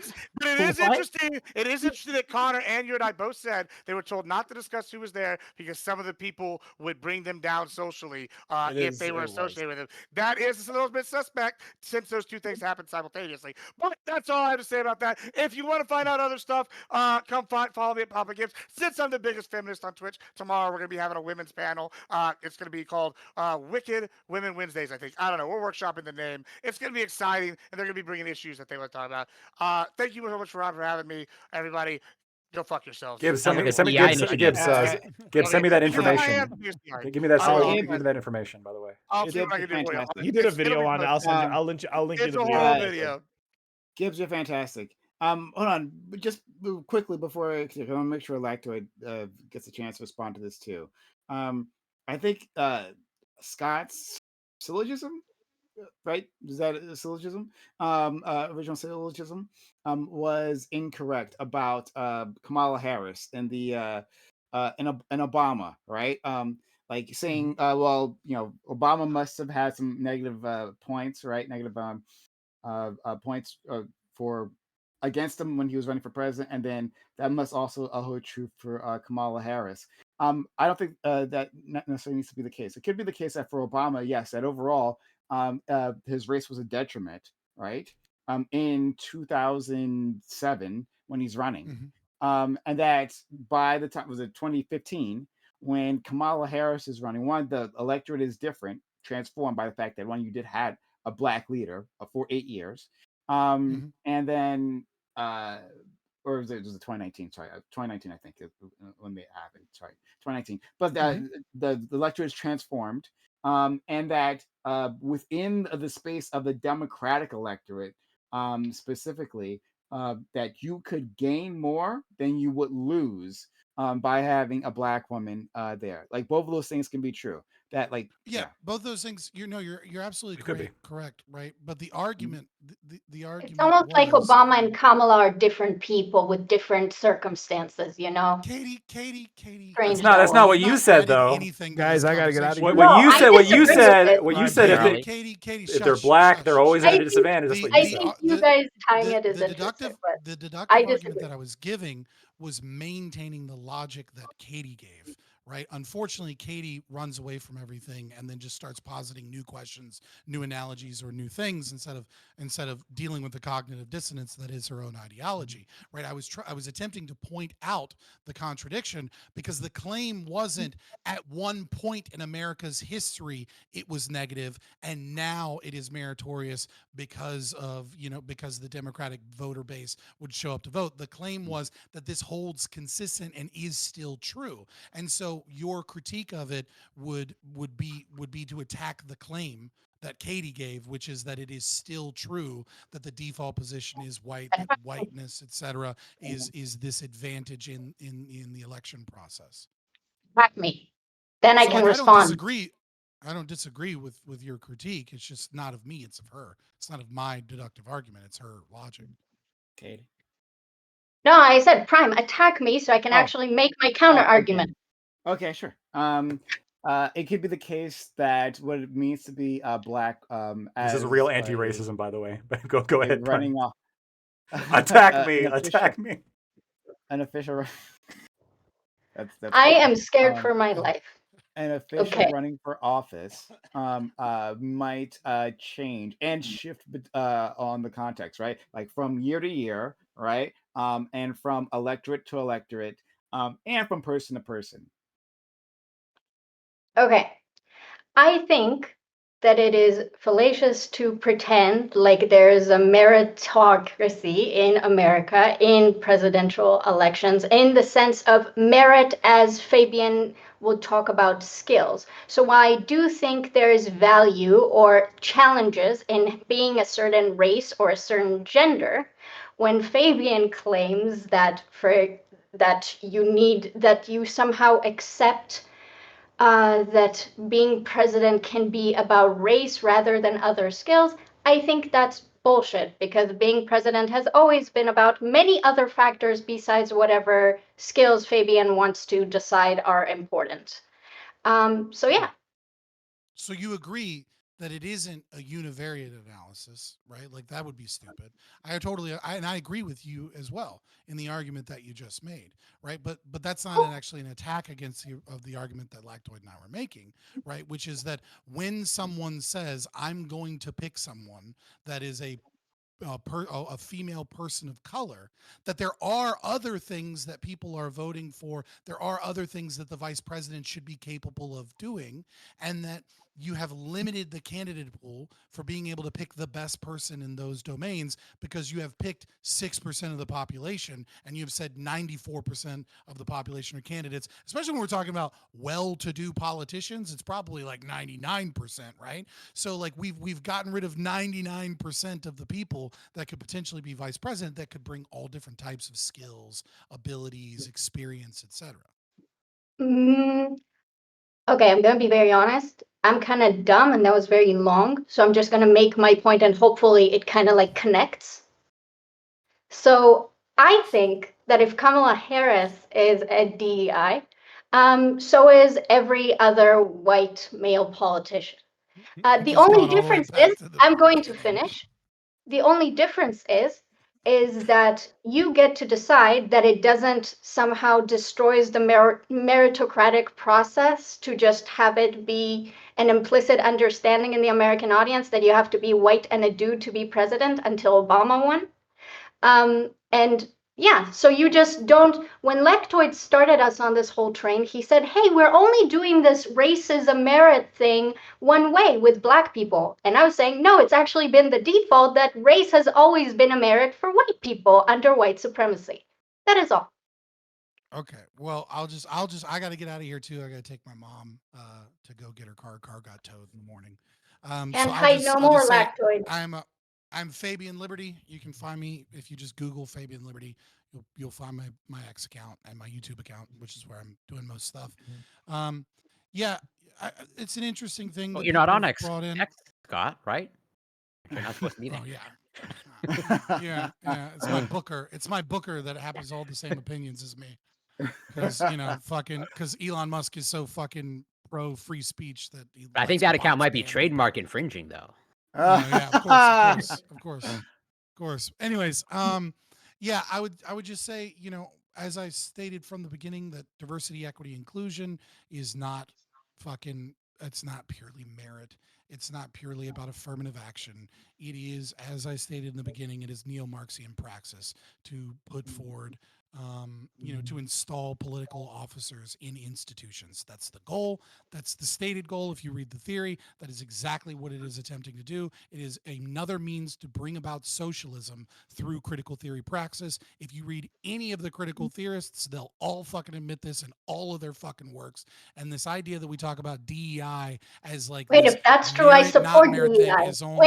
Is only a very small portion of what DEI actually is and why DEI is such a threat to Western society. I love you guys. I love coming here, and hopefully I'll be back next Monday. And check me out on my channel. I probably got too much shit to do to be streaming tomorrow, but I'll probably be back Wednesday. So absolutely. And before you go, I just want to say, like, I wanted to say when more of us were still here, but like, I'm just really glad to have that the group back together, right? I know I'm supposed to be looking for like having more the gang back together. Yeah, you need to find more people. What's up? I'm supposed to be indeed, right? And so in the process, right? There's another person I want to try out next week. But still, like, it's not the same without my boys. So I'm really happy that you guys are all here. The boys are back together. Let's go. Yeah. Oh, plus Katie, but but really the boys are back together. All right, guys. I'll see you. Have a good one, friend. Take care, Scott. Be well. I Yeah. can be a boy. They got to me. They have me now. Lactoid. um, shit. What was I gonna say to you about DEI? You're wrong about everything. I think I was gonna. Yeah, I mean, I can't say too much longer, but I'm gonna say a little bit. Yeah. So I just want to point out though, Katie, when you had the opportunity to question me, because you had been saying I was hiding behind Scott, you went right back to Scott again. I'm here and ready for questions. Okay, I do Now, think. now he's got to go though. Well, I'll field a couple just to make it clear that I'm not running. But I mean, it is late. I mean, I've stayed here longer than everybody. But I would love it if when two Katie other asks a people. question, you just leave. That'd be mean. That'd be rude. I wouldn't do that. No, it's okay. I didn't run. This is President Sunday. I had reference. a Go ahead. I had a sound clip of that, for like 6 months of just like a remix. I didn't run. I didn't run. I didn't. It's Yeah, good. I think I know the guy Okay. who made that. I made my own. Oh, never mind. Okay. Can you finally tell me why Joe Biden isn't a DEI? Because like he could have been like it could have been any race. There wasn't like a restriction placed on him. Like anybody could of any race can run for president. Can run. Yeah. Okay. And so So yeah, and so like in terms of do we know that the race was the deciding factor for him? No, you can't prove that. We can prove it with Ketanji Brown Jackson and Kamala Harris, where he specifically limited the criteria to women of color. that still doesn't mean that you can prove it for them. He limited the criteria, but it could have been other ones, right? It could have been a different woman of color, but any woman of color you select is going to be like their competition has been artificially limited by race and gender, which is what we tend to refer to as DEI. So in the way that you can't prove Joe Biden is a DEI because, the competition might be limited, that the American public has historically never wanted non-white president. I mean, he was the vice president for Obama. Yes, that's true. Luckily, before Obama's, America has proven their love for black presidents. And Obama won in a landslide both times. Wait, hun. Lactoid. Sorry. The play here is not president; it's vice president. So going back to Joe Biden being Obama's vice president. Why was Joe Biden picked? Right. Joe Biden was not. Well, he bombed out during the race. Right. He didn't actually do a good job. Right. He lost early. Right. Similar to how Kamala Harris. Right. Kamala Harris was like the first person to drop out when she was running. Right. Years later. Wait, what year are you talking? Sorry. When Obama was won the nomination, right, and he had to pick a vice president, right? Like, why did he pick Joe Biden? Just like how Kamala Harris years later did a horrible job within the primaries, so did Joe Biden. So why was Joe Biden picked? Joe Biden was picked because specifically he was a white man. Specifically, no, wait. Absolutely no. This you can't this prove that. was You can't prove it. No. Okay, I'll provide you articles because that's exactly what they were talking about. Within the team, right? They were saying that okay, we have a black guy, right? And America is already going to be hesitant for this black guy. We need to pick someone that is familiar. And Obama right? said that. And the team said, I don't think Obama specifically said it, but the team said this is like not like they don't fight against this. Like no one. Pushed against it. Okay. I'll take a look at it, but again, I'm immediately skeptical because the person in charge of hiring is not saying I am only going to consider white men. Hold on, it doesn't matter. This was the decision within the campaign. But like or the other, let's just assume that that's true, right? If that was true, I see your hand, Corey. If that was true, hire. He would be a DEI hire. Yeah. Okay. If Obama said I'm only going to hire a white man, everyone else be damned. Yeah, of course. Lactoid's entire point is that you can't prove centuries of preferential treatment towards white people because no one ever, people only wrote, we hate black people, but not we super love white people and favor them, right? That's what his entire argument focuses on. It's crazy. Okay, go ahead, Corey, if you want to. Just maybe, as a question. So, in your list of DEI hires of Ketanji Brown, do you also include Sandra Day O'Connor in that? I don't know about her. Like, was she selected because she's a woman? I believe, according to my understanding, Reagan explicitly said like he would appoint a woman to the Supreme Sure, Court. then definitely. Okay. So moving forward, you will include like you won't just single out Ketanji Brown. Also, Senator I Inhofe. didn't single her out. Bam specifically brought up those two examples. I think he specifically brought up Kamala Harris and the other woman. I don't remember her name, but specifically brought up Kamala Harris. And so this was a pick from Biden. And I said Kamala Harris and Ketanji Brown Jackson. I may have included her, but only because they were both selected by Biden, and they were both like they held race and gender criteria that were restricted by Joe Biden publicly. Right. This is, I think, one of the first examples I can think of where they came out and said, I will only hire this kind of person. And this is not just to appeal to the DEI interests of maybe perhaps Biden himself, but Should have to not. the DEI interests of the public, right? They're the left wingers generally, at the time especially, a little bit less now, that's become less popular, but especially at the time, they liked the idea of like positive racism or like affirmative action, DEI, stuff like this. And so he was appealing to those by saying this. Just like you would assume that perhaps like in America, like the old America that Katie's talking about, like you would maybe really appeal to somebody's whiteness, I guess, when you're trying to get them to vote for that person. But for me, because I'm not a racist of old and I'm not a racist of new either, right? I am truly the base one who is above the racist of the old people and above the racist of these You're new people. blazing a new path of racism. Blazing a new path of true anti-racism. When I look at people, I'm looking at things other than their race and gender. And the problem is DEI makes it difficult for me to evaluate people based on things other than their race or gender, because I don't have full insight into their life. And so how do I know if their credentials aren't being gamed? How do I know the fact that they went to Harvard was truly because like they're good enough to go to Harvard, or are they part of the 2/3 that weren't? Yeah, because Harvard isn't a school that has a legacy program where you get in because you're the son of someone who went to Harvard, and so it doesn't mean you necessarily qualify. But you don't check those white boys. So I have an entire working paper I've listed before you joined. So I'm not going to come after you that regarding this. But if you eliminate legacy and athletics, both of which marginally benefit white people, there's a 2000. Why would I eliminate that? Well, just hear me out. There's a 2000 working. No. Why would I eliminate that? Because you're trying to control for race specifically, and so you're right that legacy does advantage white students. I'm saying that when someone says they have a Harvard degree and they're white, you're not looking to see if they're a legacy or a sports thing. Well, you just assume they're fine. But if a black person does, because the legacy, because the likelihood of somebody getting in because of legacy or because of athletics, that being the critical difference, is extraordinarily low compared to race. But it is a factor, right? If I find out that somebody got in and the deciding factor was legacy, I'm going to look at them as lower than somebody who did not benefit from legacy. Are you going to worry about that when a white person tells you they got to Harvard?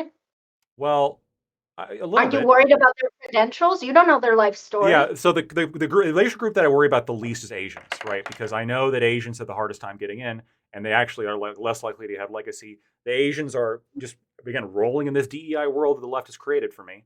I'm assuming that Asians are probably going to be the most qualified. And then I just like go down the racial tier list from there. This is your anti-racism, yes?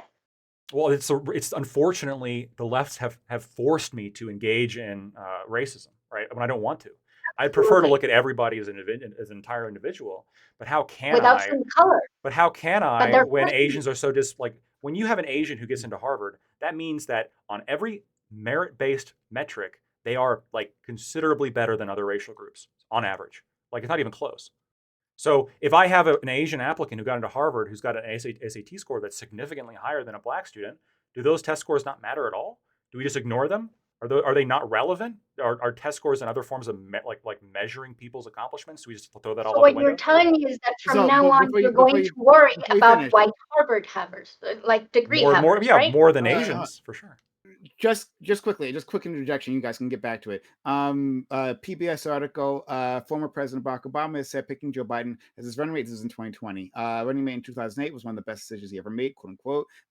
It was also a no-brainer as vice president picks go. Choosing a veteran white lawmaker like Biden was a natural fit for Obama. Then a 47-year-old freshman senator facing questions about his age, experience, and whether the nation would select the black president. I'm still looking for a quote from the campaign itself. But like it's is Sure. another article corroborating this was the thinking at the time. Go Yeah, ahead. yeah. Look, you could, and I'm happy to take a look at it. And if you find me something saying that Biden was given preferential treatment because of his race, um, then yeah, I would say that's like DEI, right? Now, is this DEI to the extent of Obama is only going to consider this group of people? I mean, that's a very forceful statement that Biden made at a very specific time, right? It was a very forceful statement saying nobody is eligible for the Supreme Court besides a black woman, and nobody is eligible for my vice president besides a woman, preferably one of color. Intelligencer says Obama clearly wanted someone white and from the political mainstream, recognizing that the high drama of his candidacy would probably make any running mate a reassuring afterthought rather than a true partner on the campaign trail. Biden, Sebelius, and Kane were Catholics as well. Which goes to show you, that last sentence goes to show you that it's not just race. When we're talking about DEI, Howard, this is why I've been saying you've heard me make this argument many times before. It's not just on axis of race, right? It's all the other things why the people are picked. Like Joe Biden fit a demographic. Being Catholic helps Obama get the Catholic vote. Being from if you pick up a VP from the South, right? Hopefully that person will help you get the Southern vote. Like it's purely Sure. DEI. Yeah, These yeah. are reasons why they hire these people. But go ahead. No, I understand. Well, it's not purely DI, just to be clear, but I You understand what you're only care saying. about the one that has to do with race, not about all the others. Well, the one that has to do with race, I think, is different because I think you guys treat race differently. Again, if you had somebody, let's say, come out publicly, let's say Trump said, I will only select a white man as my vice president, would you have a problem with that? Or would you not Are you care? asking me? Yeah, any of you. Would you have a problem if Trump came out and said, I will not consider a black person, I will not consider an Asian person, only a white man can be my vice president? Would that bother you? What would your reaction be to that? Would that be racist? What do you think? I'll let someone else answer first. Sure. Oh, I assume that Trump's category was like anyone who's pedophilic as much as he is. That would be his just white leading men. criteria. Just white men. That's all he says. He says, I will not consider anybody of any other race. Only white men. Yeah, Anglo-Saxon so white man too. Well, I think Trump. Well, my You opinion, think but I Trump think even knows what everyone's right. Anglo-Saxon is? Let's just say he does. Do you think that would be racist? That's my question. Do you have a problem with that, or would you say, oh, he's just appealing to that demographic? Who cares? I would have my suspicions. Why? I think that would be racist. Why? He's just appealing to the demographics Why? of voters. Because I don't think white people have the same history in America as black people. And I think the reason why black people need programs like DEI in the first place is because you don't give them reparations or proper treatment and set them back in time where they can't compete as much as white people who are favored by white supremacy. Let me So actually I explain don't that a think little it's bit the more. same. So I know I know you said they're not the same. So you're saying they're not the same to the extent that if Trump were to select a white man because he was a white man, this would be racist. But if he selected a black man specifically because he was a black man, this would not be racist. And that's because black people are disadvantaged. I'm saying that you are saying if Trump says I'm exclusively picking a white person, then you're asking me about that thing. But I think Trump is racist for many other reasons. I don't think he likes I don't care about those other reasons. I'm specifically the decision to say I am only going to select a white man. And he says it like that too. He looks in the camera and he says white man. Would you consider this to be like a racist action? Would you have a problem with this action? By a racist person. I just assume that it is the action, whether he says it or not. Lactoid, the difference between you and I is that you need someone to say explicitly that they're racist to label their actions racist. I'm asking you if you think that would be a racist action. I think Trump takes racist actions regardless to what he says they are. But this action, do you think this would be a racist action? Sure, I already said it would be. Okay, if Trump said, I am only going to hire a black man, and I won't ever hire a white man again, would this be a racist action? No. Okay, all right, we're getting somewhere. Whad it not be a racist action? And yes, and your argument is that because black people had a different history, then had is historical would be had, right? Yes, and I'm claiming that the effects of that history are still present and therefore still need to be What are corrected. the effects? What effects? What are you talking about?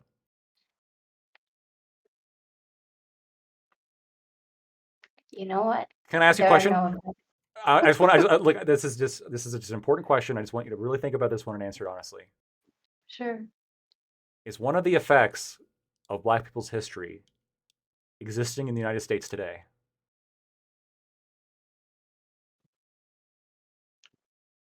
I'm sorry, that was the end of the question? Yeah. He's asking just by virtue of Black people being here. Is that an Oh, no. effect of Well- like Black people's history? I would assume the answer must be yes, right? And that's a problem. Why? I'm not saying it's a problem. I just want you to acknowledge that is one of the effects of Black people's history. I think Well, Black would no, argue that's a benefit. One of the effects of white supremacy doing the transatlantic slave trade, yeah. Yeah, and so Black people benefited from white supremacy, you would say, because it's better being in America than it is to be in Africa. That's just something a racist person would say. Well, is it true? I think that's actually hard to argue personally, but What's hard to argue? well, I think Lactoid's argument would be of like Black people being here displaced was a net positive to them because they get to live in America as opposed to where they were taken from. The descendants, although, at least. Yeah, I don't know that The let's say descendants, factors yeah, in. so not the slaves. That's Oh a yeah, good being a start. slave would suck, but like the descendants, right? Uh-huh. Which country in Africa? Multiple. Yeah, I bet it primarily doesn't matter. the West Coast. Primarily the West Coast. Okay. Well, it doesn't matter because all of them suck compared to America. Okay. By every single socioeconomic measurement, right? Compared to America or compared to the conditions of some Black people in America? Compared to the average conditions of your average Black person in America. Of the average Black person, yeah, probably. But that depends on the African country, right? But whatever you need to do to say slavery is actually good for the descendants of Black people, truly, I respect you for that. Thank you. I think this is really your anti-racism showing. I told you, I'm not a racist person. I stand above it all, right? I'm against the racism of old, and I'm against the racism of new. I don't believe in reparations. I Yes, don't believe in your slavery. new path of racism is just about saying the descendants of slaves actually have it pretty good. They do. Or do you disagree with Yeah. that? I'm not interested in racist talking points. Is it wrong or is it right? What is slavery? Do the descendants of slaves living in America, on average, have it better than if they were in Africa? Where in Africa? Any country, pick one. I'll have to pick one. Mm-hmm. Which one do I want to pick?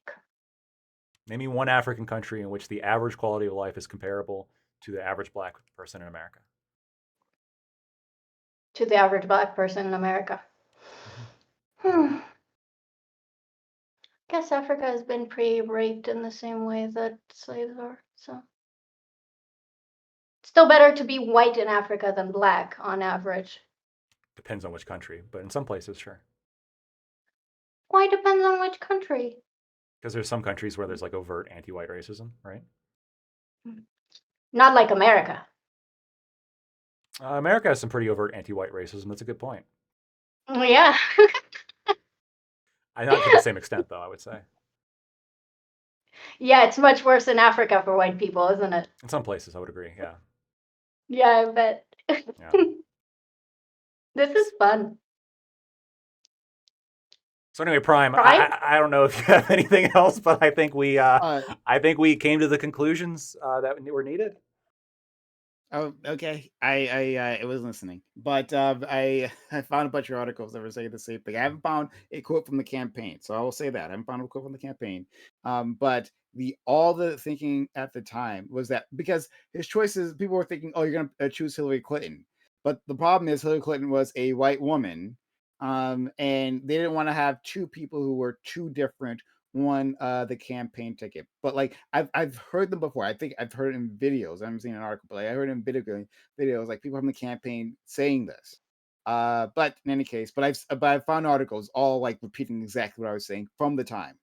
But I will have to send you the video though. But Wait, I have an answer to your question, Lactoid. Go ahead. Like which African country? I'm ready.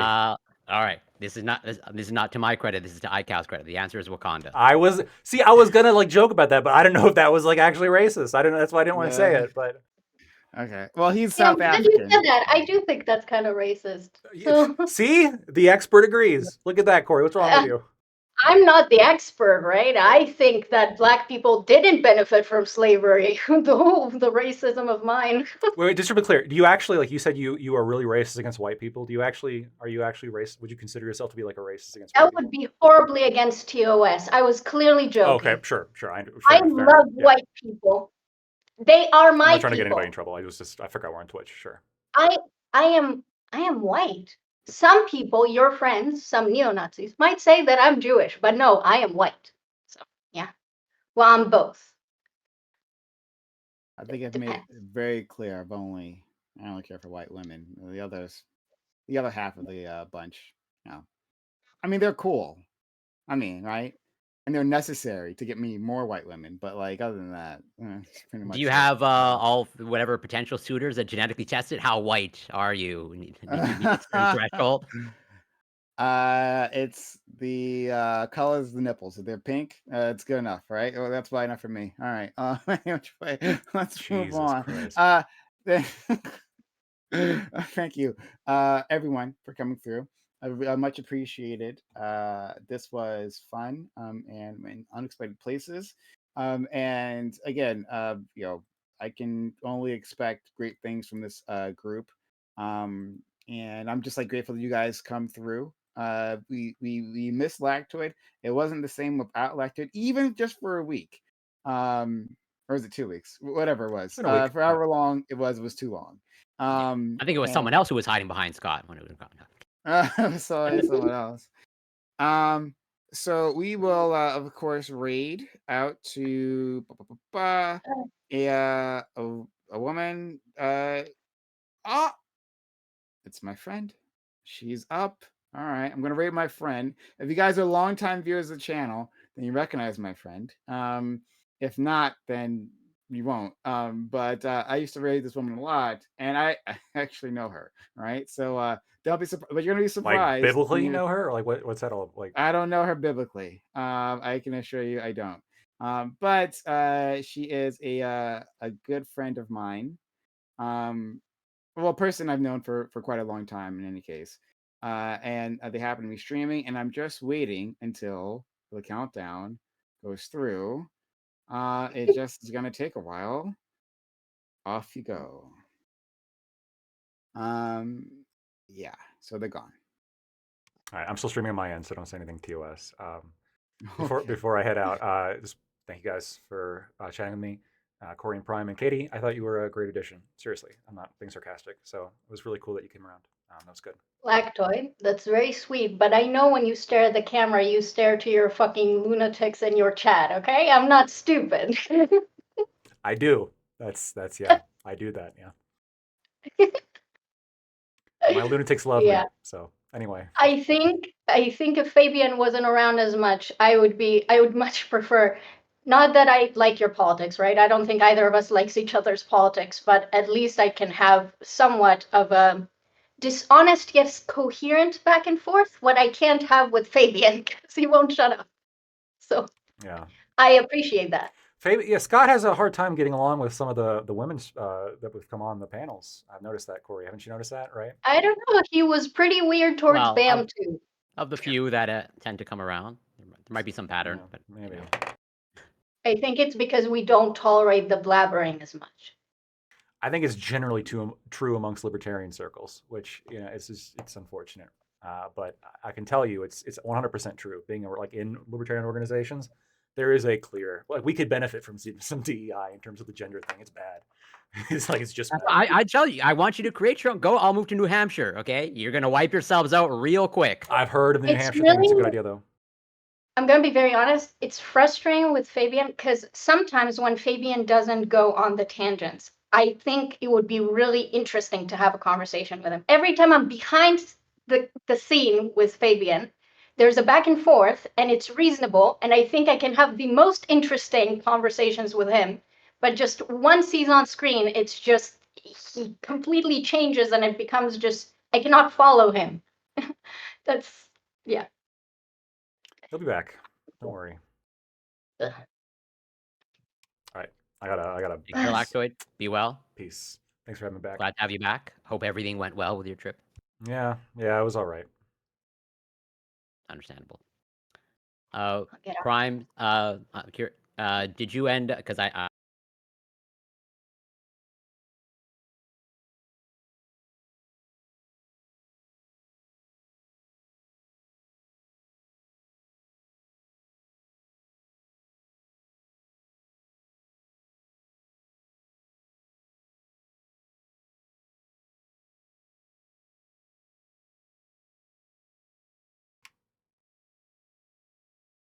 Oh, give me just 1 second. 1 second.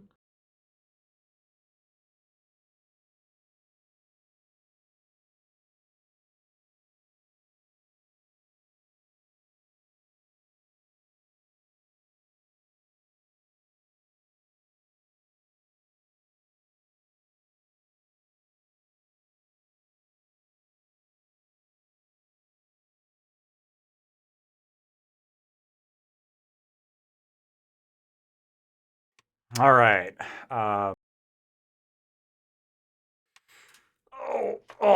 Thank you guys so much for tuning into today's episode. Really appreciate it. Glad to be back. Thank you guys so much for welcoming me back. I've had some pretty upsetting family stuff happening. That's why I was gone on Monday. I'm normally not gone if I can make it. I think I was gone with COVID another time this year, but this time around it was some family stuff. So really depressed, and we're not going to go into it. But regardless, you guys have been great, and you guys are this is exactly what I need to be cheered up, is a good old conversation about reparations and race and DEI and all that stuff. Because I mean, Prime knows what he's getting himself into when he does that. I don't know why. I don't know what he expects. So in terms of just a couple things, I disagree with Katie a lot, for sure, no doubt. But I do think that she, having somebody like that with her positions is good to have on a panel. Frankly, it's good to have that sort of perpetual disagreement to grapple with. So, yeah, no, I think that was fine. Make sure you watch the Wix Pisco shit show you missed out on. I listened to some of that while I was working / taking a shower. That was the one just beforehand. I mean, again, it's exactly what I thought. I mean, Pisco is super aggressive, type A, kind of on the attack, in a way that I don't think is super conducive to conversation. And then Gibbs, of course, is going to match that energy, because Gibbs will match whatever energy you give him, right?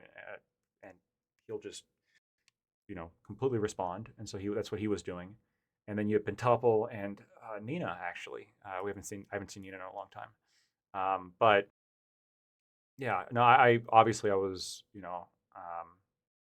don't really know how I feel about the arguments.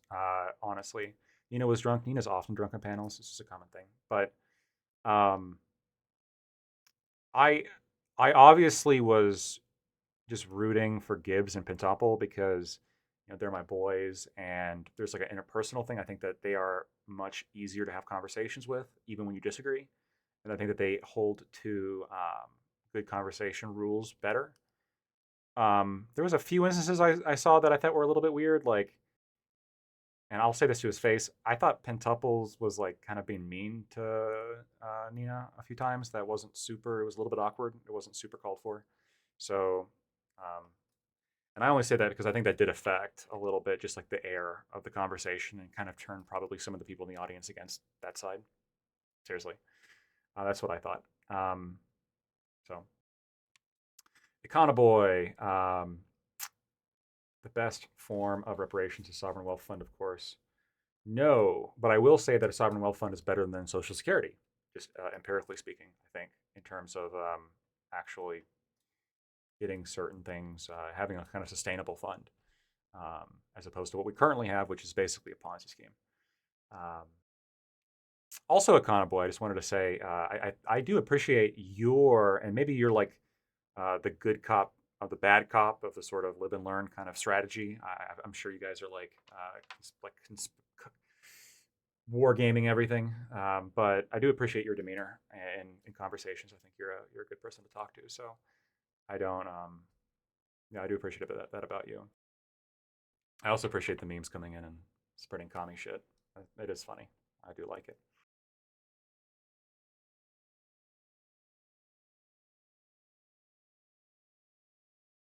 And you take some bullying from some of the people in my chat. That's fine. That's good. That's the sign.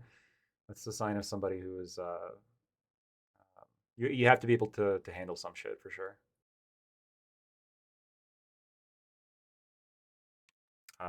Fairy Queen, good clip. I thought that was, yeah. I forgot about that. I didn't mean to. I don't want like. I had forgotten that we were on Twitch for a second. I thought it was just like a Discord conversation. I knew we were on Twitch, but like I didn't register in terms of she can't answer that question. So I shouldn't have asked it, but I'm glad that she caught that and that she answered it better in terms of, oh, that was just a joke. And yeah, I never try to get people in trouble. That was genuinely just a mistake on my part. So, if you happen to have opinions that are not good on Twitch, don't ever feel like I'm gonna like come after you if you can't express them. I understand, right? It's just the way Twitch works. So, first of all, I shaved my beard. Okay, normally it's thicker than this. I trimmed it. I trimmed my beard, and I kind of went down a little bit here, maybe a little bit too much, I think. But then I also have to do the neck beard a little bit because libertarian with the neck beard, the memes just write themselves, right? You got to be very careful when you're libertarian in terms of what kind of stereotypes you kind of fall into, right? You got to be really careful about, if you date an Asian woman, you got to be really careful if you have a neck beard. Fedoras entirely out. You can't have any kind of fedoras. You got to be really careful if you're super into cryptocurrency, which I'm not. I think I have like a few $100s in Bitcoin, or no, it's like some Bitcoin and then some Dogecoin. Just a little bit though, not a lot. I'm just saying. I primarily focus on ETFs. That's the investment that I would.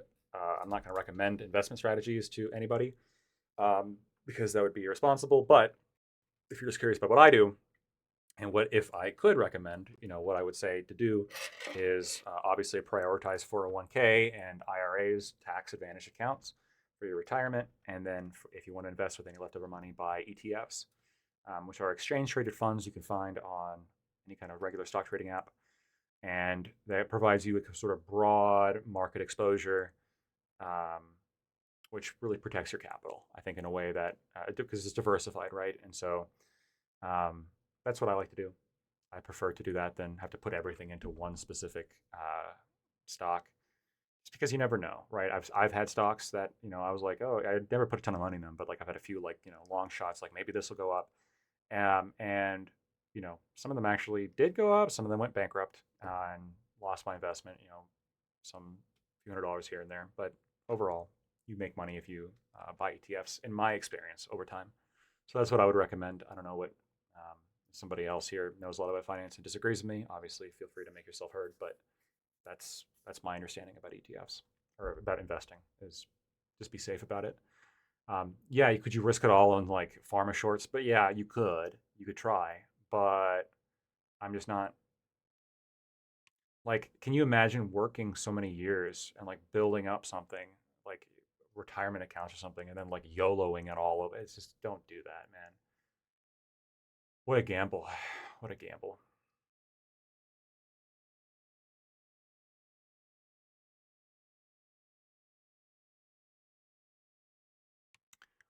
White. Here's the thing. I actually say white, like I do say white, and I do say like whip and stuff. And I know it's memed on, and like Family Guy did the funny bit about it. But when I say like like white, I guess I do say white, but like sometimes I'll say white. And that's the way that one white nationalist guy says it. And you got to be careful about that, like Jared Taylor. You got to be careful about that too. Because like, I don't want to like do dog whistles that I'm not trying to do.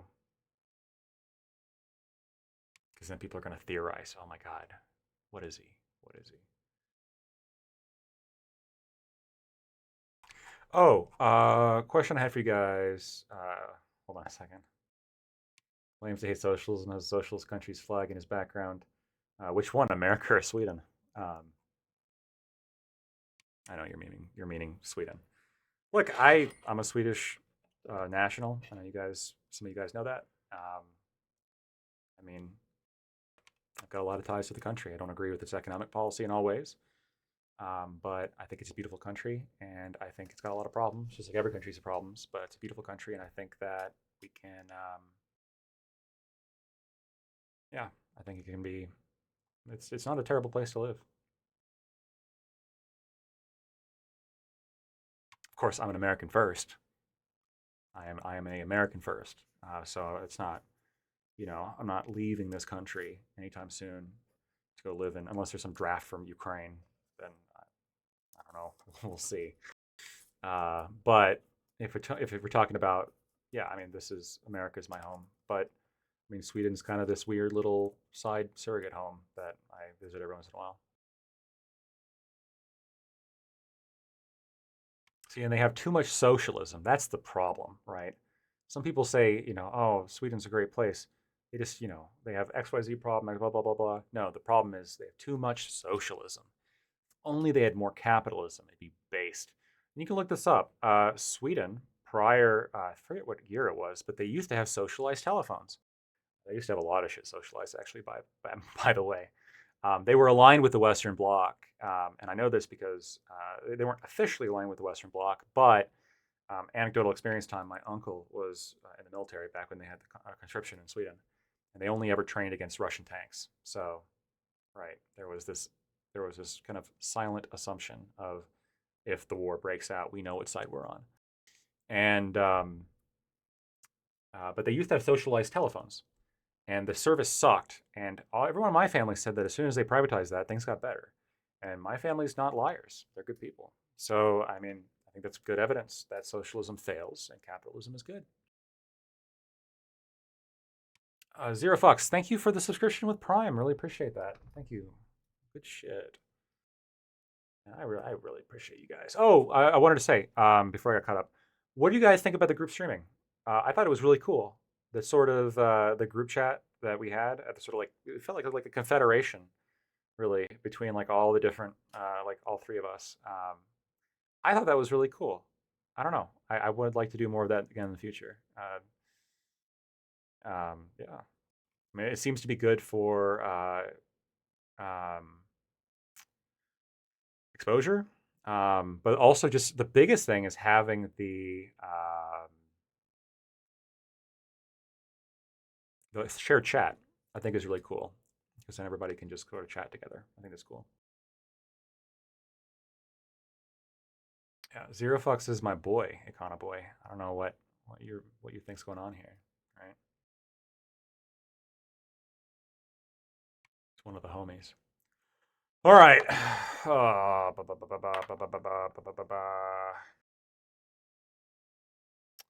Appreciate all you guys. We're gonna rate on out. And we're going to rate on out into somebody who I disagree with him politically, but a lot. But I actually think he's a really cool person, and I respect that. I think that if you're a really cool person, that goes a long way. And so even if we politically disagree, so I'm going to rate on out into non-fawn 420, and catch you guys next time.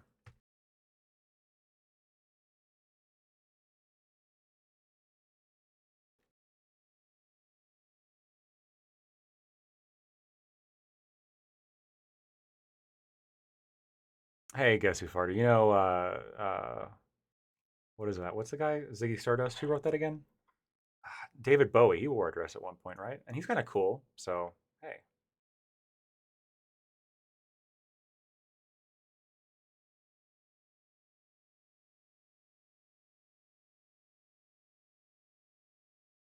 Think skills, or I don't even know what you're trying to say. Inverter Mystic. No offense. Yo, Lactoid. Thanks for the raid.